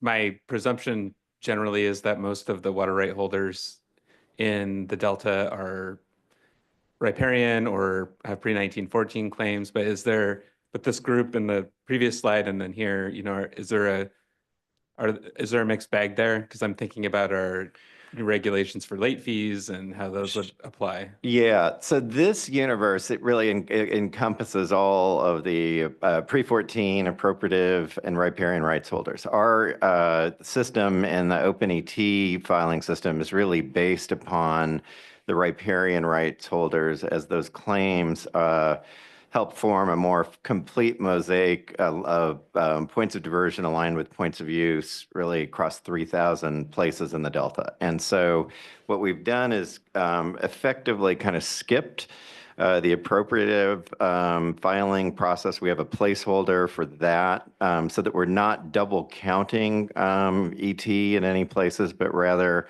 are really indexing everything off of the riparian rights in the Delta. It gives us a more granular picture of where and when water is being applied on the ground. So and we're working up from there. I understand. Yeah, Great. thank you for that. Yeah. Yep, many thanks. Next slide.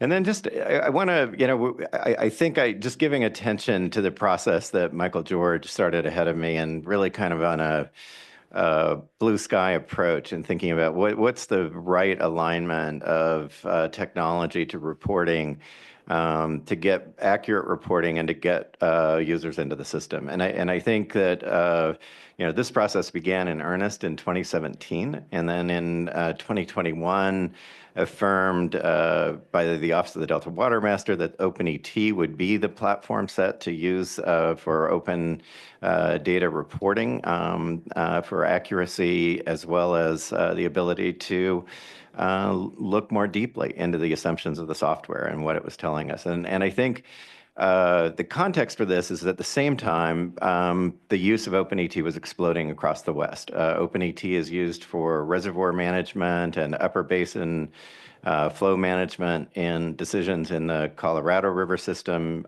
going more deeply into the system for groundwater, surface water accounting, cross-referencing diversion activity in the river to give a better picture of that. It's used for groundwater and surface water accounting in a systems integration sense in both Montana and Idaho, and is used as an index for water reporting for both groundwater and surface water use in Oregon. So I just, this is really, I think, candidly, the explosion of the applications for OpenET across the West are really manifest, and the level of buy-in in the agricultural and user community and the science community is incredibly encouraging, and both in where the data is headed from a time step scale, as well as just how the satellites are getting increasingly refined in recognizing differential properties and defining pixels on the ground and running it through the algorithms,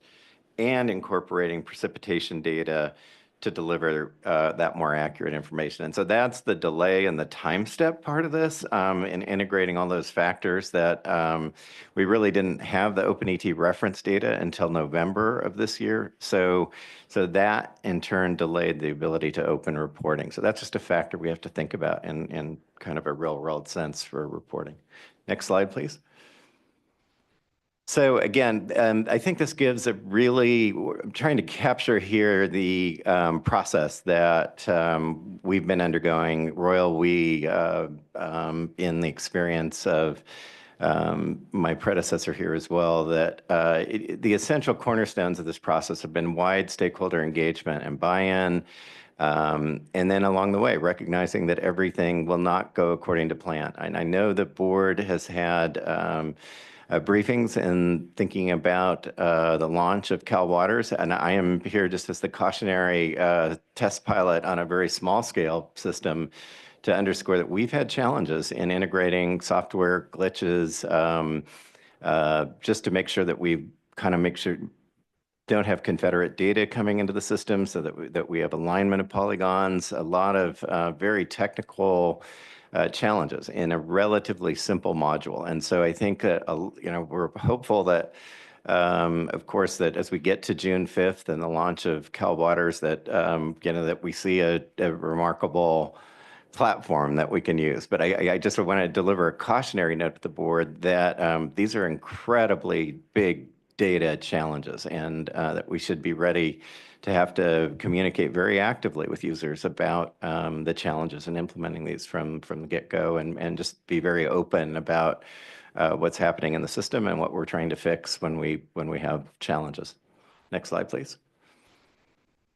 So along that path, and a number of the science entities that we work with pretty actively at the UC Davis Atmospheric Program, Berkeley Laboratories, USGS have been encouraging us along the way that we're on a journey, that we're striving to get our data better, trying to get the time cycle better, and get agreement across both among those that are continuing to divert or report direct diversion data in the Delta, those that are looking at eddy covariant data, so more ground truth, but remote sensing data, and in that process, running individual Delta Island water budget calculations for water applied for irrigation and tailwater pumped off of the islands, looking at the comparability of the data sets, what we're missing, in a very open process in this Delta Measurement Experimental Consortium that continues to meet on a quarterly basis,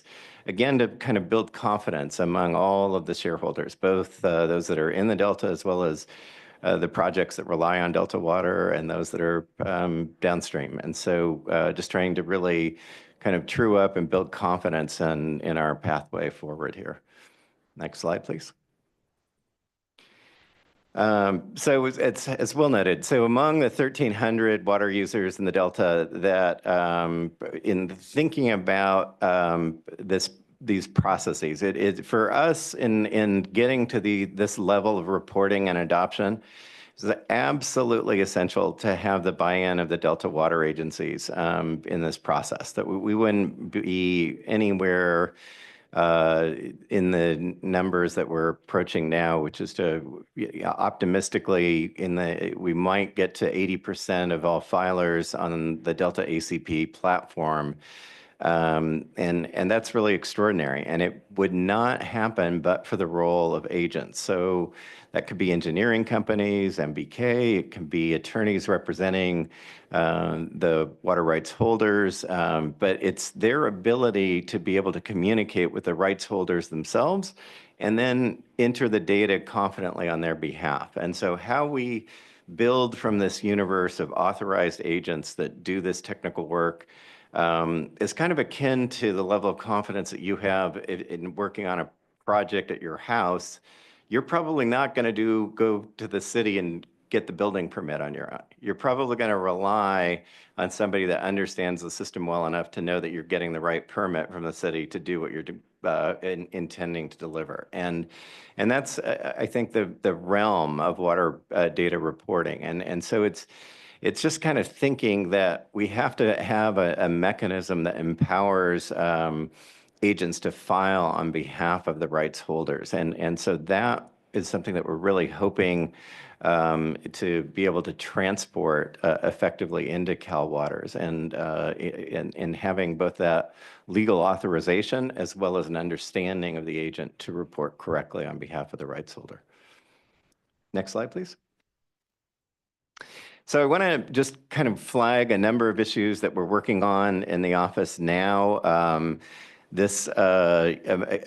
feel that every May, this board is kind of here's a South Delta surprise about water unavailability as the pumps are starting to ramp up to optimize export operations. And increasingly, the science, the ground field data, the modeling is showing us that we have a lack of channel capacity in the South Delta. And this is reflected in the board's action in approval of D1641 in the water level response program component that required an active dredging program, which did happen up to 2009, and then it was abandoned due to lack of funding for that. And in a sense, we're kind of bearing the continued, I think, lack of action in a water level response program not being funded by other agencies. And that puts the board in a very difficult position. So we're trying to, I've now met with more than 20 stakeholders, including the state and federal projects that are supportive of a dredging program to help alleviate not just channel capacity and the availability of water for the pumps in low flow conditions, but additionally, real water quality concerns about a lack of capacity in Middle River as a critical circulation element of the system. And so the hope is that this continued dialogue leads to a real catalyst to bring state and federal collaboration to help address this sort of unfulfilled need in seeking a continued dredging program in the South Delta that would also have benefits for flood control and water quality. Next slide, please. And then an encouraging word, the board and the regional boards have been increasingly attentive to the impacts of HABs in the Delta. I want to just applaud the work of WEMA and the division in looking at solutions and the scope of the HABs problem. Ahead of us, just in a couple of days, is the CHAB workshop, and there's a lot of great dialogue that's happening across science agencies. Some of that comes out of the third quarter DPIC meeting and the need, which is very encouraging to see all the federal agencies with the state in alignment that we've got to really pay more attention and have better integration of the science. I think I would flag two concerns here. One is virtually every one of these science programs ends with a point that we don't have enough people on the ground to actually monitor the situation well, or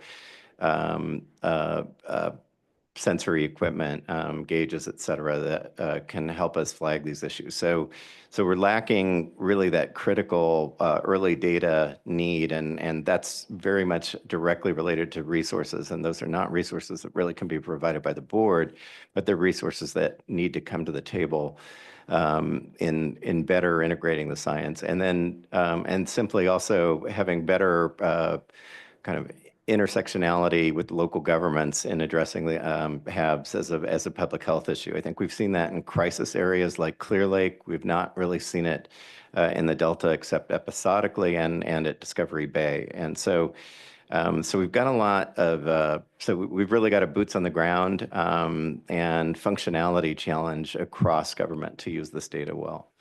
Next slide, please.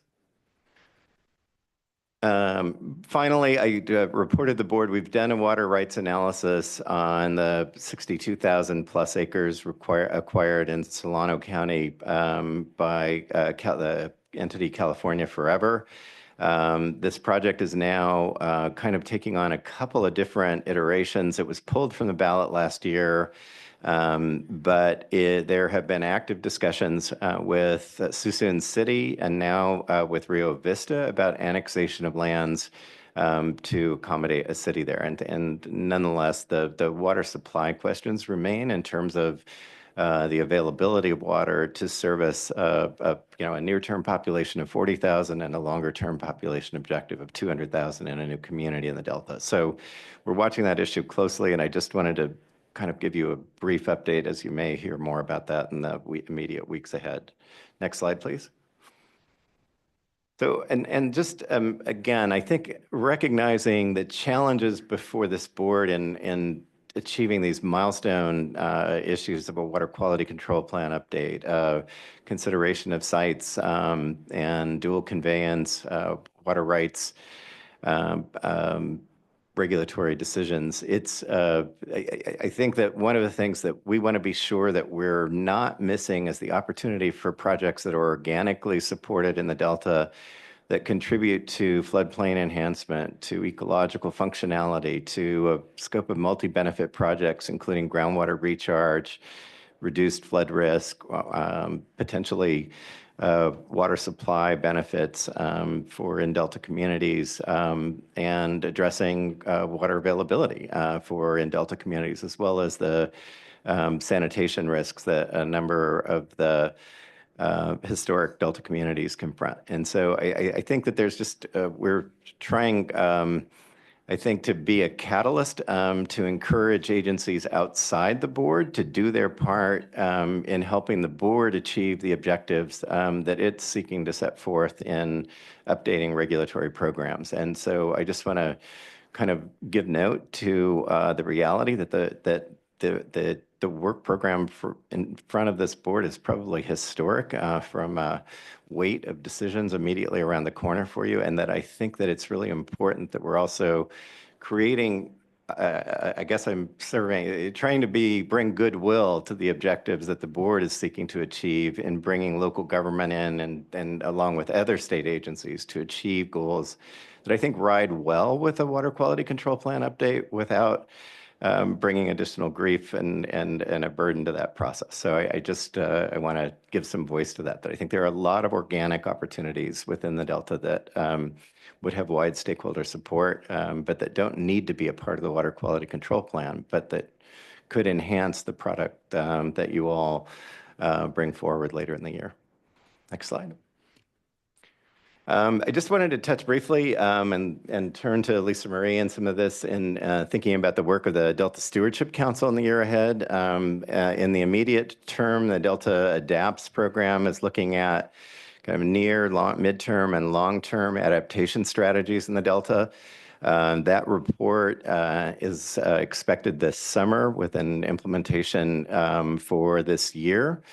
On a similar track, the Tribal and Environmental Justice Program and implementation in the Delta is seeking to address issues where historically disadvantaged communities and tribes have not been well addressed in the Delta, which provide, I think, a mosaic of opportunities for co-management and other exciting opportunities that tribes around the Delta are very interested in the context of tribal beneficial uses and the ability to demonstrate traditional ecological knowledge and its compatibility with other objectives in the Delta. I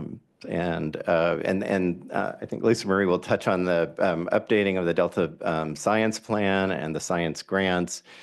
And I want to give honest voice to the reality that, again, in thinking of the challenge of this board in implementing effective regulations that have buy-in of shareholders across the Delta system, or really the Sacramento San Joaquin Delta watershed, that in developing this a new regulatory program, let alone and implementing D1641 today and the ESA flow standards today, you can't do it alone. And it's incredibly, I think, destabilizing out there to see what's happening and the cuts at the federal agency levels in what that means for monitoring and for science in an ongoing way. And that I think that just over the horizon, we have to be looking at what are the right kinds of mechanisms that increase a level of confidence that the data is actually compliant with regulatory standards that the board brings forward. And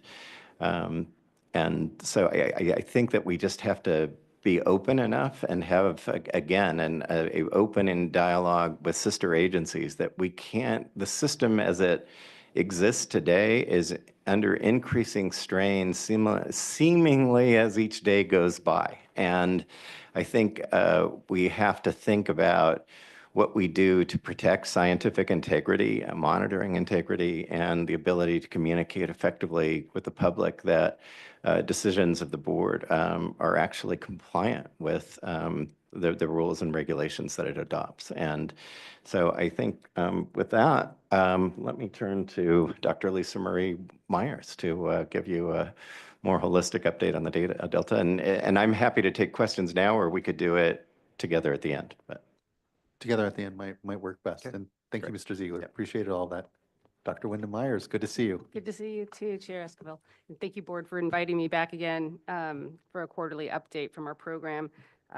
You've probably seen me jumping back and forth because this was a really great day for me to be here to see the racial equity panel, to see the California, the water supply strategy presentation. So I learned a lot today too, as well as just from what Will and Jay presented. So glad I'm jumping back and forth, but the interagency ecological program is happening right now in our building. The workshop, the annual workshop, which is a big deal, 20 plus years of this workshop. And we just really want to call out how thankful we are that they're still meeting.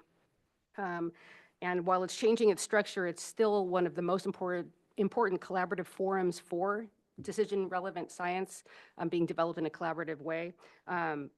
Right now, the Delta system relies on this kind of information to operate and understand the ecosystem and the overall social system. So we're hoping that this kind of strong and ongoing collaboration continues even with all these projected changes that we're seeing, right now and we expect in the future. So just a shout out to IEP right now. I'm just so glad that they're meeting, and it's already been good. And the mood in the room is good, which is just amazing. But I think people just are, excited to be together talking science.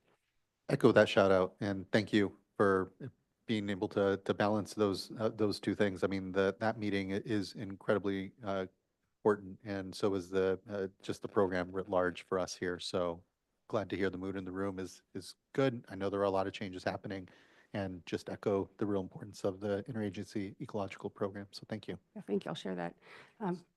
I do have slides that are separate than these, but I can just move forward. Another thing I wanted to give you a shout out on is that we know you're deep in the Bay Delta Plan updates.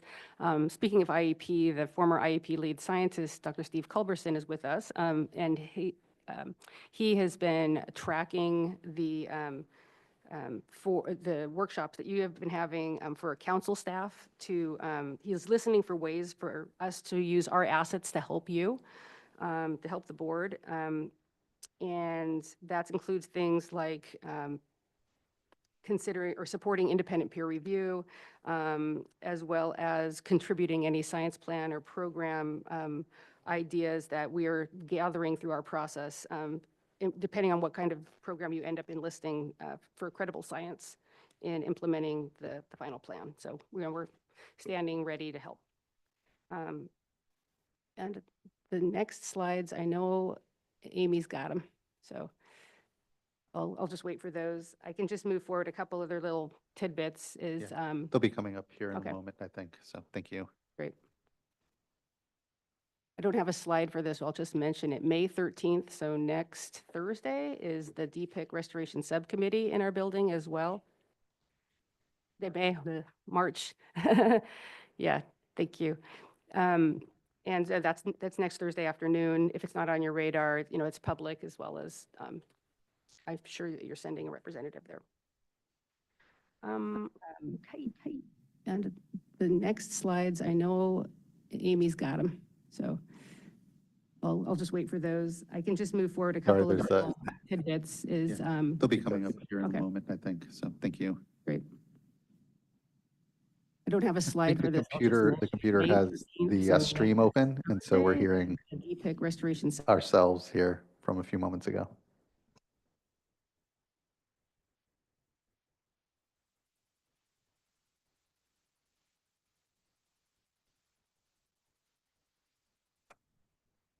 Thanks for the patience.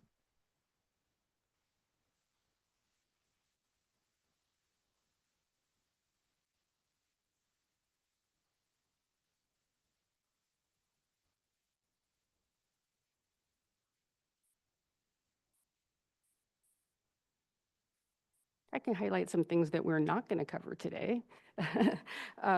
Yeah, thanks for sticking around for science. It's been a long day, but I appreciate that people came back for this. We have a lot to report at the March council meeting on the 27th, which will be, for example, a research impact assessment that we're doing under the leadership of our senior environmental scientist, Ash Zemanek. We have 11 Delta Research Awards to announce. We're very excited about that. That's partnering with the state water contractors to make that possible. We're very grateful for that. And then we have 6 Delta Science Fellows in this 2025 cohort. All of this is going to be announced on the 27th. So I'm going to not talk about those particular awards. Another thing coming up for science, it's been a long day, but I appreciate that people came back for this. We have a lot to report at the March council meeting on the 27th, which will be, for example, a research impact assessment that we're doing under the leadership of our senior environmental scientist, Ash Zemanek.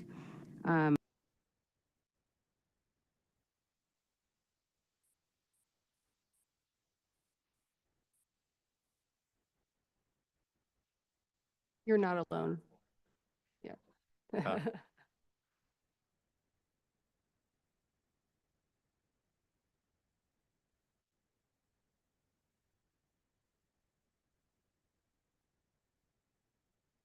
For this. We have a lot to report at the March council meeting on the 27th, which will be, for example, a research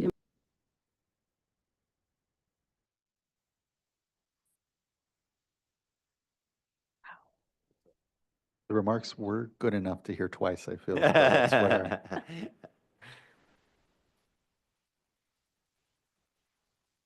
I feel like I should have sung it, like you could like loop it and then, you know. yeah, someone will remake the audio here. Yeah, we'll do a little remixing. Yeah. Can't wait for the meme to come out. Sorry, folks. It's a lot to juggle with 3 streams going. We've got a Cali PA stream, we've got a YouTube live stream, and also a Zoom stream. So. All right. Thank Okay. you. And if can we back up one slide, or is that going to cause major? Let's, if it's going to. No, leave it be, leave it be. Yeah, so, oh gosh. Yeah, we can go to the next slide. Thank you, sorry. So these are the types of things that I usually report on, something of some of our core functions. But what I'm saying is I'm going to today just talk about this Delta Science Plan, the State of the Bay Delta Science reports that are just coming out now in San Francisco Estuary and Watershed Science. Some new voices in adaptive management that I want to highlight, and then also some evolving changes to the Delta Independent Science Board. We have a crop of new people they're stepping down, and then we're going to be looking at new applicants for that board. So I want to highlight that. Thank you. Next slide. Okay, so I've highlighted these already. I think the other things to point out are the social science focus that we've really pushed. We have some advances there. And at the end, I'm going to just talk to you a little bit about the golden mussel. I don't know if you've had a presentation yet from Department of Fish and Wildlife, but yeah, it should be on your radar. Okay, next slide, please. Thank you. Okay, so the Delta Science Plan workshop, this was the last 2 days of February. It was organized by Trisha Lee, and I just have to call out her amazing organization because it was online, in-room participation, and she coordinated this with communications, so it's all going to be on YouTube for sharing when that post goes up. And also the communications team took some fantastic photos, so I'm going to include some of those. The Delta Science Plan specifically, I think you know this, every 5 years we update it. it's a roadmap. It's not an agenda. It's a roadmap of visions, principles, approaches that we hope will inspire the whole community about how we do science for effective, efficient, and well-communicated science. In 2019, the Independent Science Board called for the next iteration, this one, to be more bold, flexible, and strategic. So we took this approach of using the 2019 and trying to update it with a focus on grand challenges. I think you heard about this already, about the 4 main grand challenges. And all in all, at the end, people did think that that was a more inclusive way to get ideas and for have people feel inspired about moving forward on different initiatives. Day 1 was all about communication and integration of knowledge. Day 2, managing under uncertainty. And as the Water Master has already said, it's just things are becoming highly uncertain. Even patterns are changing wildly. So we need some new approaches, horizon scanning and stuff to move forward. Okay, next slide, please. So day 1, we started with a plenary by Dr. Sam Luoma. Again, this will be on YouTube, worth watching. And he gave the 25-year context of how did we get here, and used it to give ideas for accelerating the path forward by acknowledging the past. And in particular, he wanted us to understand our successes, that we actually are at a point now where science is fundamental to decision making. And 25 years ago, it wasn't necessarily the case. So he made a nice transition there.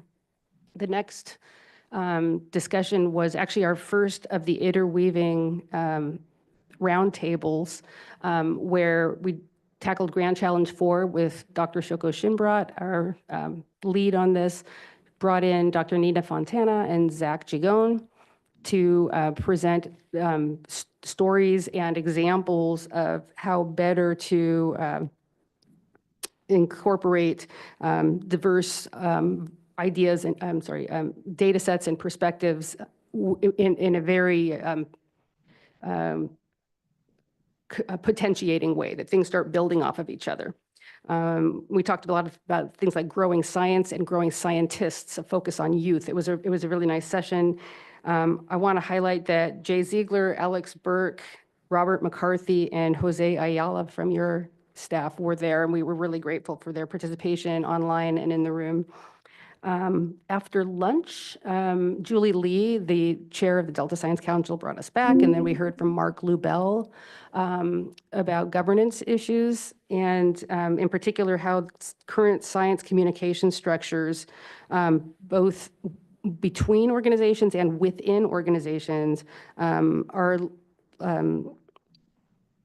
become complicated and lead to problems that we need to solve. And so he suggested that there be places for learning opportunities so that there could be learning up the scale, up the command and down. And so he said we still need people to working in the weeds to communicate up, but we need for there to be better communication pathways. Probably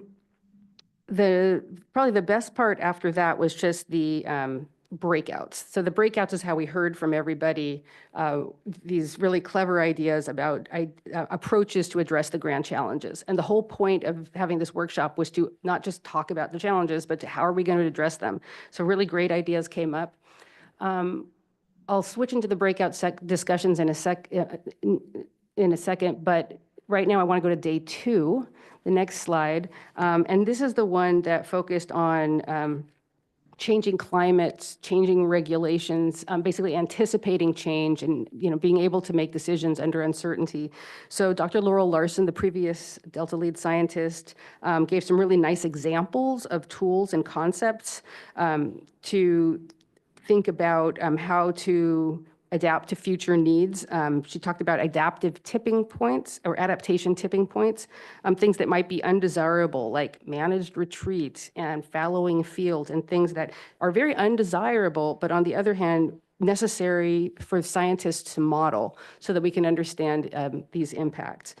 It was followed by Dr. Lisa Wanger, who talked about the role of risk in decision-making and also about empowering a pipeline for sharing signals of change, not waiting for the final answer, but just signals of change so that can be used in an anticipatory way.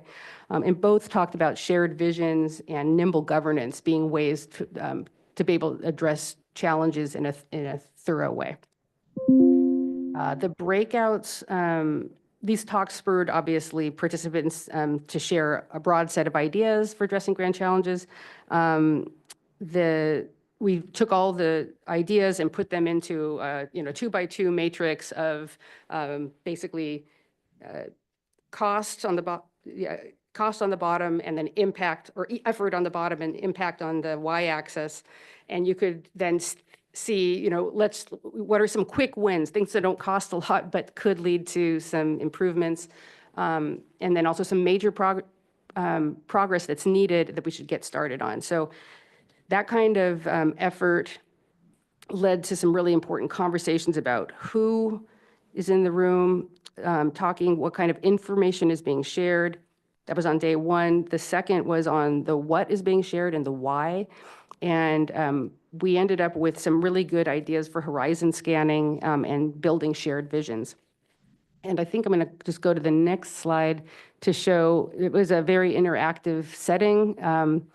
The plan, all of these data, there was a Menti poll online, a survey. There was discussions in the room. There was online discussions. Every time we had basically about 70 people at any one time conversing. Between 2 days, there was over 100 people involved. And pulling that all together, again, it's Tricia Lee's job, and she'll be releasing a draft in the fall, and then we will put that out for public comment, and then hopefully have a final plan by the very end of the year. And okay, I will go to the next slide then. Thank you. All right, this was brought up by the Water Master, and while IEP is going on right now for 3 days, on the last day, in the morning into the early afternoon, there will be the first cyanobacterial HAB workshop. And there is registration required, but it's still available. And this is the first implementation, it's the implementation of the first action so far, which is basically to have an annual meeting. And that's going to have several panels talking through ideas for collaboration and sharing information in this IEP type of framework that is already being discussed, but basically data sharing and building out these programs for monitoring. And I will also say that the CyanoHab concept is one of our first pushes with this collaboratory development that we have going on this summer. And so this is one of the first outreaches for our collaboratory effort. And you probably noticed Dr. Laura Tordekleb at the bottom, your colleague, who's one of the key organizers. She's the co-chair of the implementation team. Okay, next slide, please. Thank you. Another thing on your radar should be the May 9th Microplastics Symposium. This is the 10 years running symposium that we do with the Coastal and Marine Science Institute at UC Davis. And now the speakers are all listed online. It's going to be in person, live streamed and recorded, so you can participate in many different ways, but you do have to register. And the focus is not just quantifying microplastics, but also the impacts of them. And it's focused, of course, in the Bay Delta region. And the focus is on, if you look at some of the talks, a lot of it is land-based plastics. So from wastewater, tire wear, and increasingly wildfires. So plastics is only a growing concern because we're able to monitor it better. Next slide, please. Thank you. All right, so SBDS, this is our flagship synthesis product, comes out every 2 years. This special edition coming up this year is on extreme events, which I think we all know well. We're living through these. And so the March issue is coming out any day now.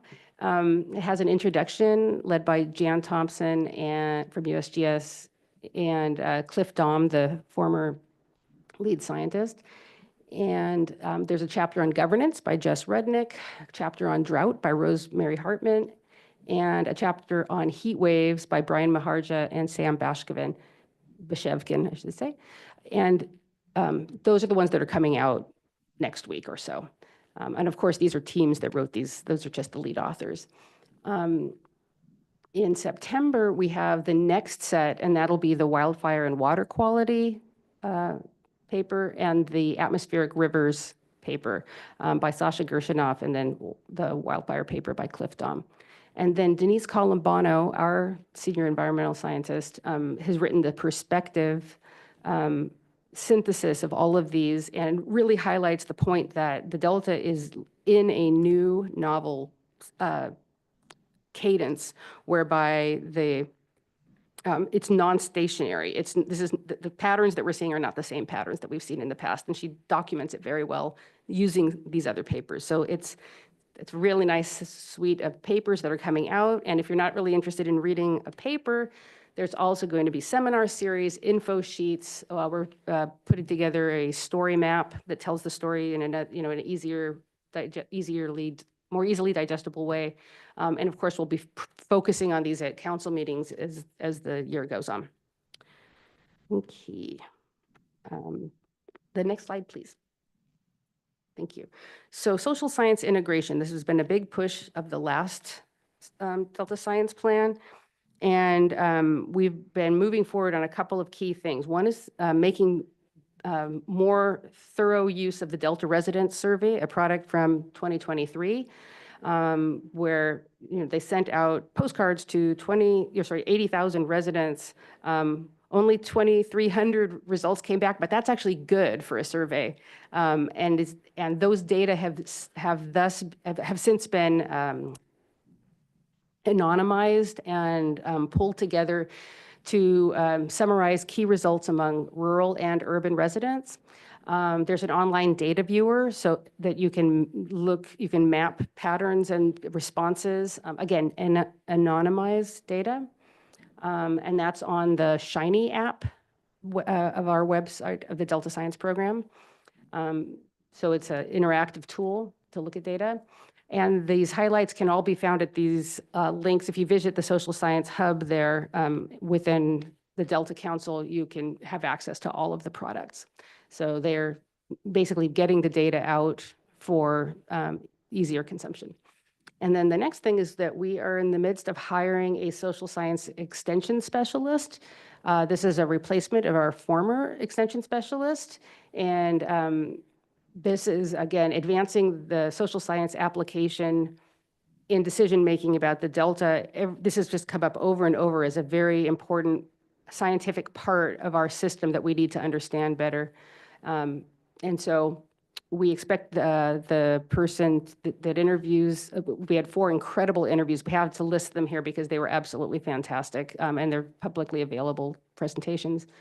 We hope that they start this summer and move forward on quite a few different initiatives we've already started to promote social science integration in multiple agencies of the Delta, not just our program. Okay, next slide, please. Okay, integrating traditional knowledge. This is another big push of ours. And Shoko Shinbrat's paper is now in press. It'll be coming out in the June issue of the San Francisco Estuarine Watershed Science Journal, which again is a free journal, and it's written for managers. It's written to be understood by practitioners, policymakers. It's not just a science journal. The title of her paper is Changing Paradigms of Knowledge Production, Interweaving Traditional Knowledge and Predominant Science in the Delta. And the first sentence is that many scientists don't know what traditional knowledge is or how to begin the work of interweaving, and that's what the whole paper is about. She highlights participatory approaches, similarities and differences in ways of knowing, and barriers and solutions. And some of her examples of places we can come together are on things like cultural burning, restoration, and species management. And she uses this graphic here on the right just to illustrate there's multiple evidence-based approaches. It's not all just traditional science. And these things can give you an enriched picture if you start weaving them together. And that's the point being made here in this graphic. So again, I hope you can read Shoko's paper and or listen in when we highlight it in a future council meeting. And then the next slide, thank you, is our Independent Science Board recruitment. So this listserv went out on last Monday. You may have seen it. But we are going to be losing this year, unfortunately, Virginia Dale, landscape ecologist, Robert Nyman, an aquatic ecologist with river expertise especially, and Tom Holzer from USGS, our geologist, and particularly seismic risk. Person who understands that best. And so the new term will start in September, and we're recruiting 3 positions. We're looking for folks that have a background in geology, hydrology, ecology, and or traditional knowledge. So we want to consider that as well in this particular call. You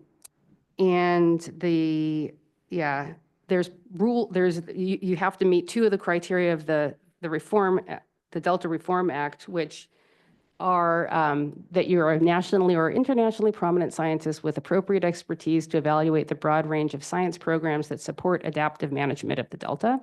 And the other is not be directly affiliated with a program or agency subject to the review activities of the Delta ISB. And so really, there's a broad reach out, and we hope to get many applications. They're due at the end of the month. It's 4 weeks from today. And basically, you can send them to me directly, or you can also submit to the Independent Science Board email that's listed there. And we're looking for a letter of interest, a curriculum vitae, and a list of 5 references for review.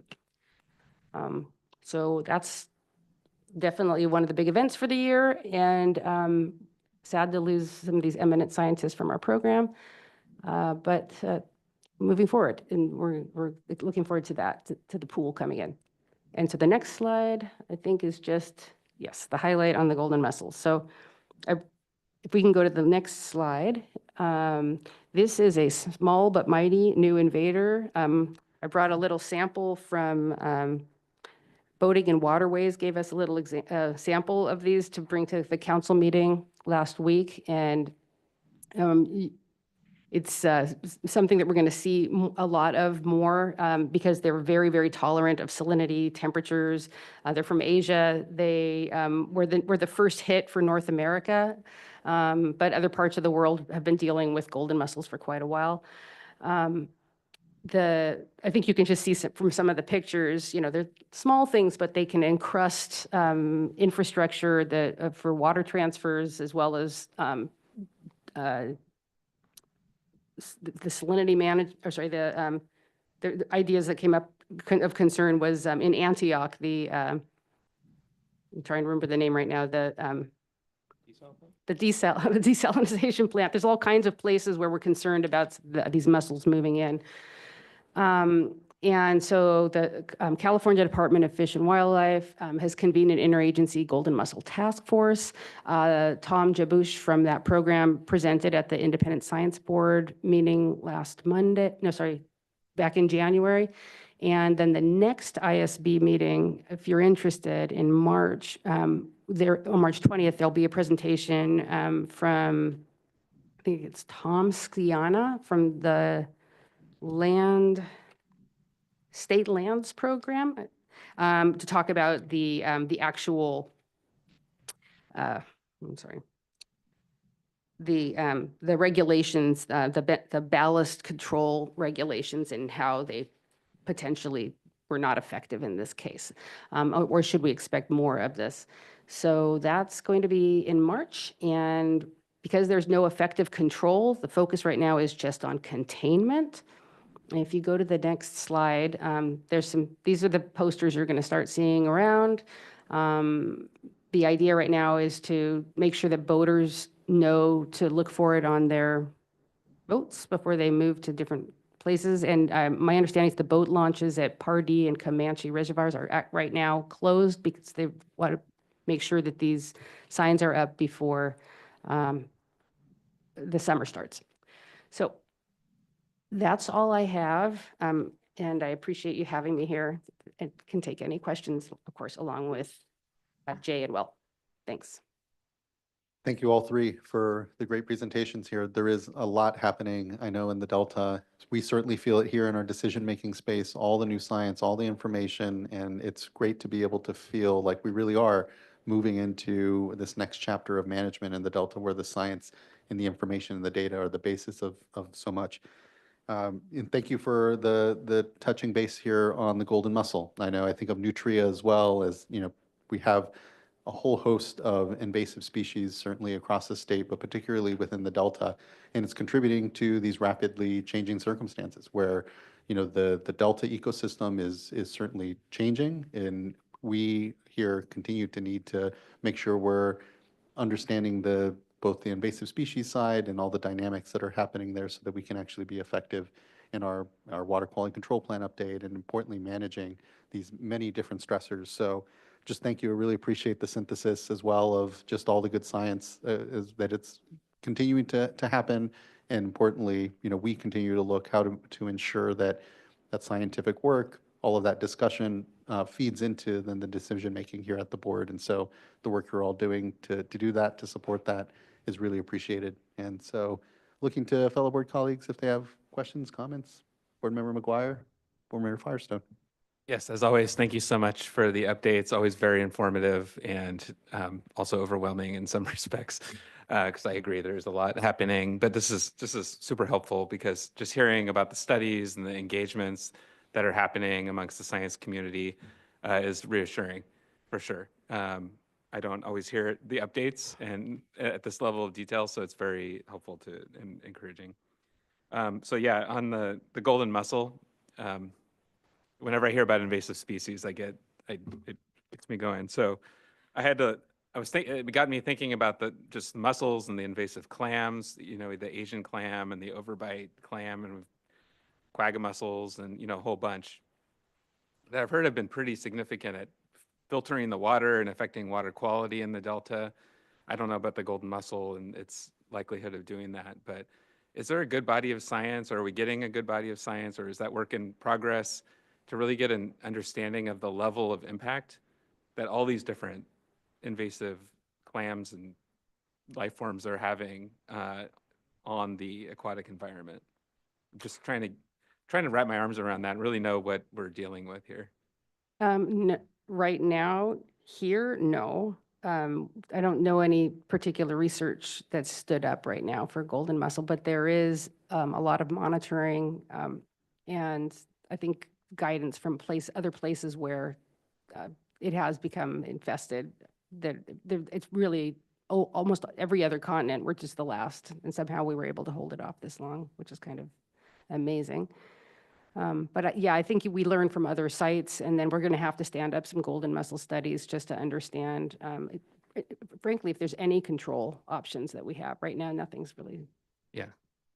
I mean, for me, it's that certainly is important, but also just kind of understanding the cumulative effects of all of these different invasive, the Asian clams have been there for decades now. And so I'm presuming that I'm not a scientist, but I'm assuming they're well established throughout the Delta, and they're present and they're having an effect. They've been having an effect and they will continue to do so. So now we're adding to that. Exactly. And so for me, it's thinking about, oh gosh, here's another one.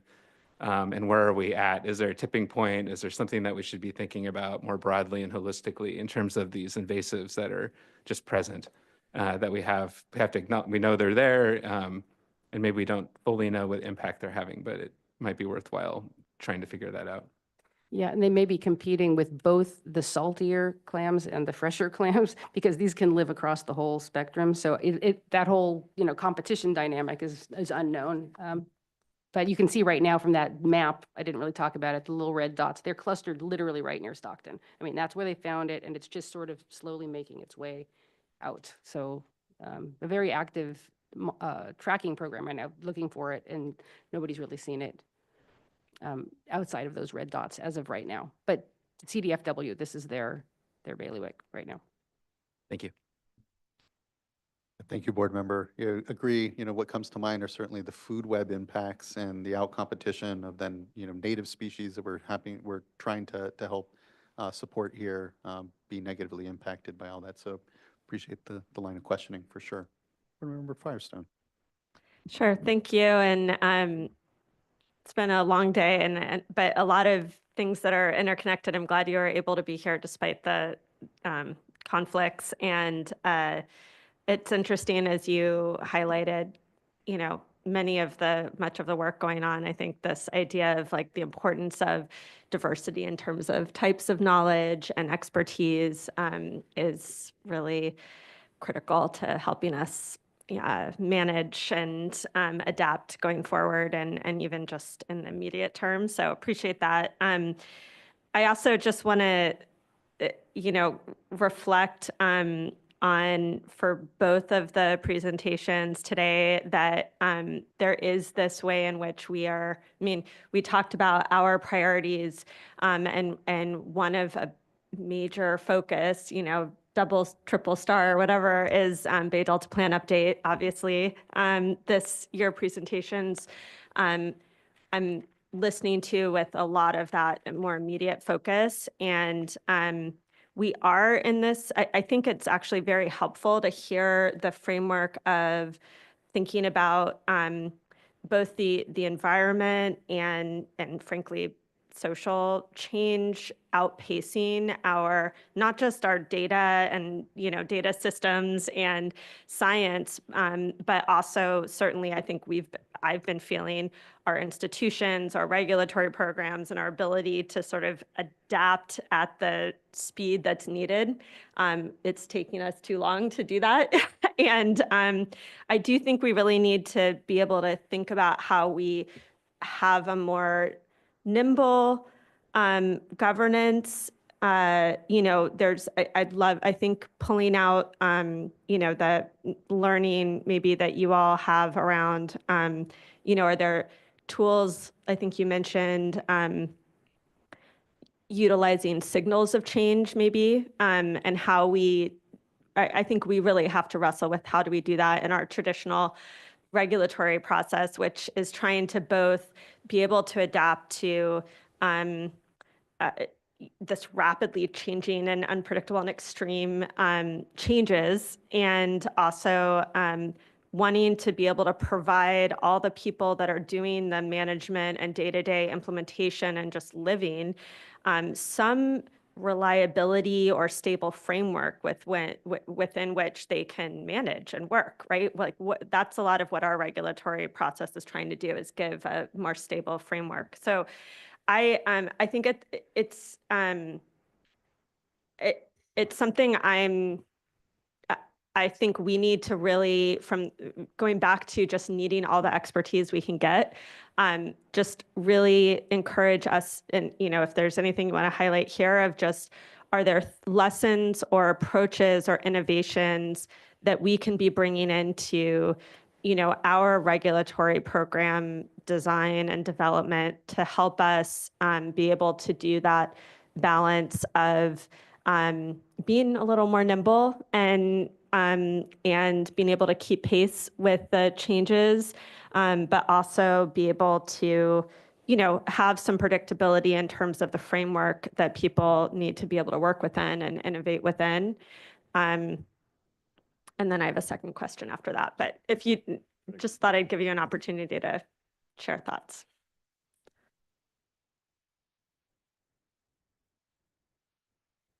Yes, and yes. But in terms of how best to help you, I think it's important that we have, conversations about where we're going. The ideas are generally things of horizon scanning and being, looking at different, I'm sure you remember the decision making under deep uncertainty, the DMDU subway pathways, the idea where you map things out so that don't go down this path because there's no other route if things are different, but you can think about getting on and off different subway lines. Those are the kind of ways that we've been thinking within Independent Science Board and our program about planning for changing environment. And I'm sure looks like Jay has a thought too. Well, I think it's a great question, and I have a couple of thoughts on it. I think one is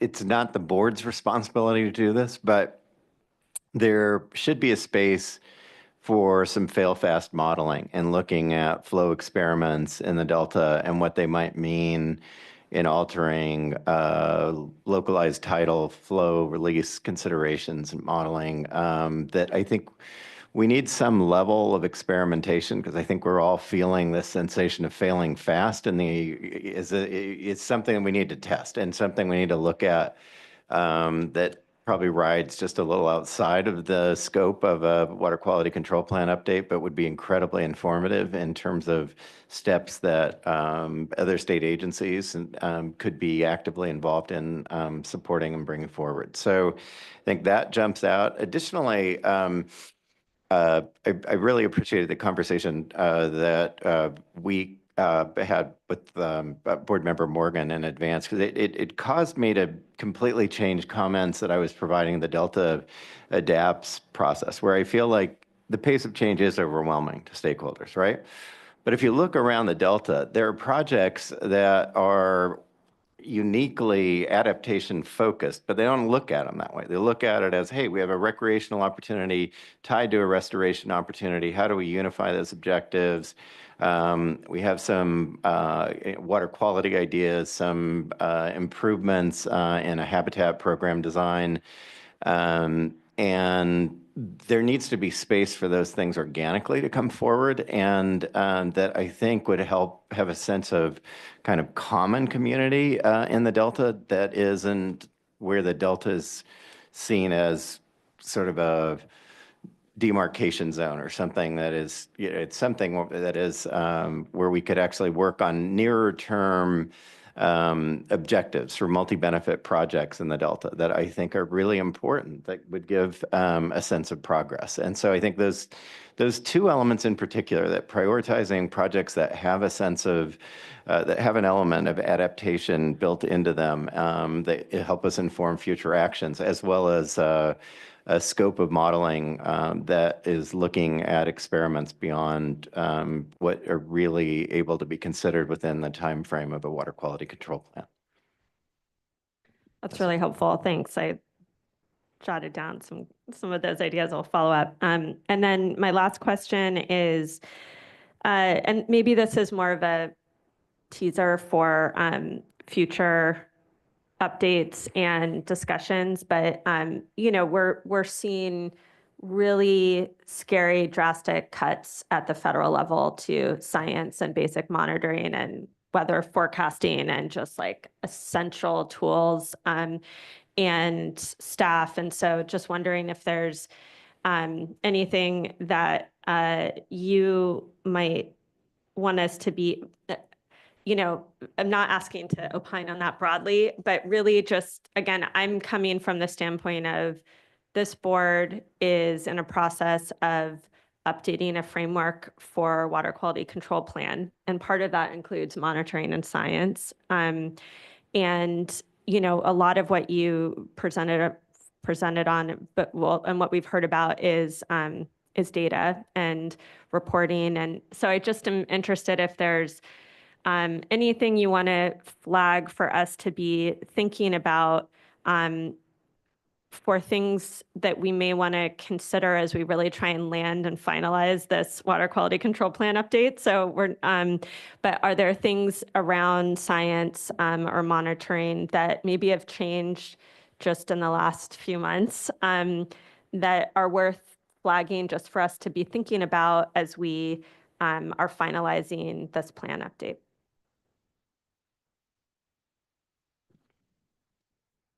I just feel like it's so new. So the changes that happen, there's sometimes fixes to them or alternative solutions. And so I don't know that what the final blows will be because it's just so fresh.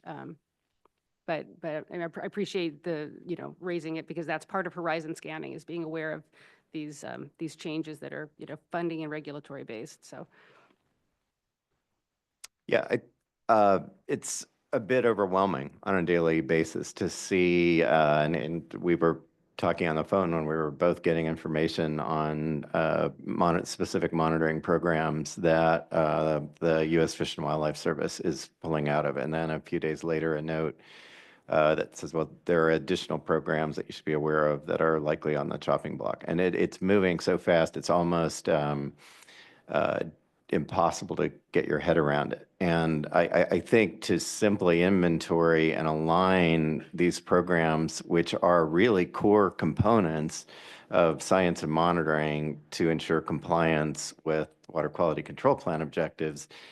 And at a certain point, whatever you do in a regulatory program, someone's going to stand and say, well, how can you know if anybody is actually following in complying with the board's decisions? And so I think it's really important, just as a starting point, to inventory what those actions are, where those cuts are happening, and what they mean to a future forward, let alone compliance with D1641 and current ESA flows. And so, and over the broader horizon, I don't know if it's the board's responsibility to do this, but it seems like on the horizon scanning side of this, we've been talking about how do we think about new models for funding this science, and where does that, is there, are there multiple funding sources, foundations, private companies that are invested in water neutrality in California, joining with the state in advancing the best model for science and monitoring and those kinds of considerations. But I think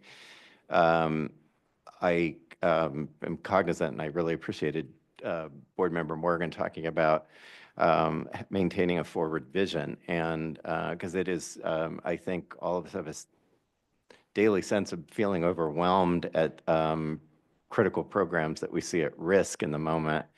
And I think we just need to understand what the loss of those programs means from a science and monitoring perspective, and really knowing what's happening in the larger Bay Delta ecosystem. And that's. Yeah, thank you, board member, and appreciate those responses. I agree that it's something we're definitely going to have to continue to stay on top of. I know right now we are in a very much kind of situational awareness where we're trying to just track and understand what the changes are, but very soon it is going to have to lead to some thinking and figuring out how we, excuse me, maintain the current access that we have around the monitoring and the data side, and make sure that we don't regress when it comes to making headway on these problems. Yeah, I feel like much of what this board has done in recent years is so advanced science-based water management, decision-making, and accessibility to data, and an understanding of where the most impacted communities are, and from a water quality perspective, that the scope of those programs is really integral to a 21st century dynamic economy and people. So I just think that we have to be, I think the more transparent the board can be at bringing these issues forward for the public to understand is also really important. Definitely. And we'll continue to make sure we stay on top of that. So thank you.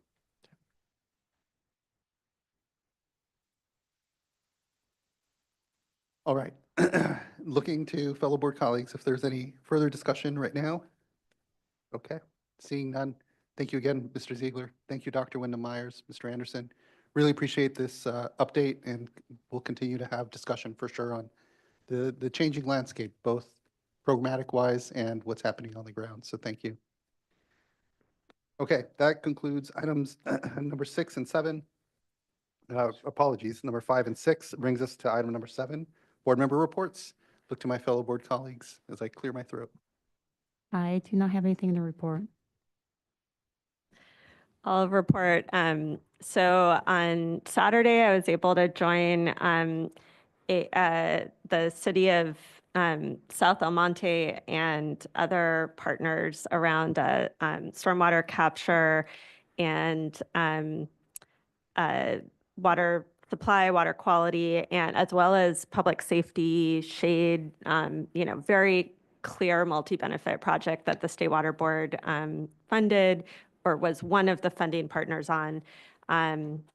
And it was great to just celebrate and see something done. The whole community, there were so many people there and like families on bikes going down this greenway. And it was, it just underscored how important it is to have money to support these kinds of multi-benefit projects and that, also improve just the lives of people in communities. So that was great. And actually, the executive officer and chair of the LA Regional Board were also there and joined, and that was really nice. Appreciate their leadership. And then on the Wednesday before that, I was down in Tulare County, and there was a kind of kickoff meeting to this regionalization effort that the board is supporting around Northern Tulare County drinking water regionalization, kind of kicking off a feasibility study between, depending on how you define them, at least 7 communities, plus probably hundreds of domestic wells potentially that have contaminated groundwater and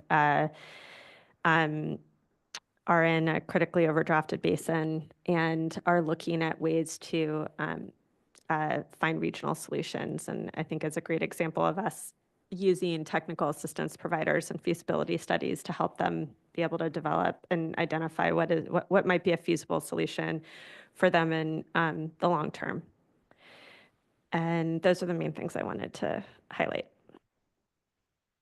Awesome. Thank you very much, Board Member McGuire.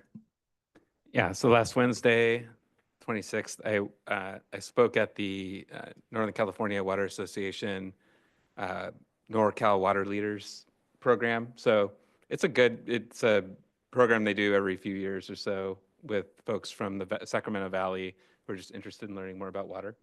So it's a mix of farmers and consultants and city planners and boards of supervisors, and it's a pretty broad cross section. So I kept my comments very high level, and it's really about what is the water board? What do we do? How do we make our decisions? What are some of the big ticket items coming up this year?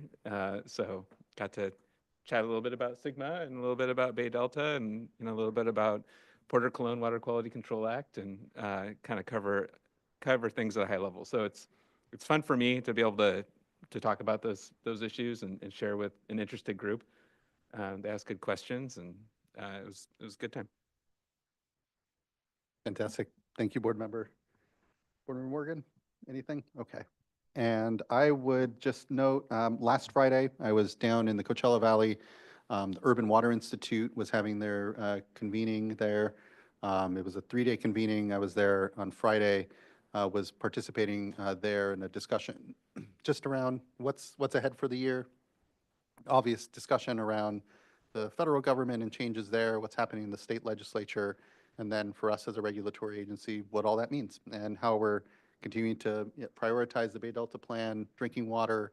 It was a good opportunity to just connect with a number of water agencies in a really critical time. So appreciated the invitation and opportunity to participate down there. And that's the only report I have on my side. Not seeing anything. Vice Chair, anything to report? Okay, great. All right, that wraps up board member reports and brings us to the Executive Director's report. Oppenheimer. So no content to highlight, but a quick formatting update. You may have noticed, you may not have noticed that in the front of the report, we used to have a brief section specific to the water supply strategy, the administration's hotter, drier climate water supply strategy actions. We've decided to remove that and incorporate the actions into each organization's section of the report. And the reason we did that was only because the input we got was that it was confusing to have division specific information up front and then have the section on the division, and it's just cleaner and more simpler. So if you're looking for that section, it's no longer there. Hopefully you're all okay with that, but we think it's probably the best way to go. Appreciate the changes and continue just kind of eye on refreshing and keeping things clear. So thanks for those, and thanks for all the great content within that report. Really encourage everyone to read it if they're looking to really understand the full scope of work that continues to be ongoing here at the State Board. All right, that wraps up number 8, our Executive Director's Report, unless there was anything from board members on it. Just wanted to double check. And so it concludes our one-day board meeting here. We will not have closed session, and so we will be adjourned here. Our next board meeting will be on March 18th. Until then, I'm sure plenty will happen in the next 2 weeks, so be safe, be well, and look forward to seeing you all here in 2 weeks. Thanks, everyone, for just a really incredible day and discussion. It means a lot. Thanks all. See you soon.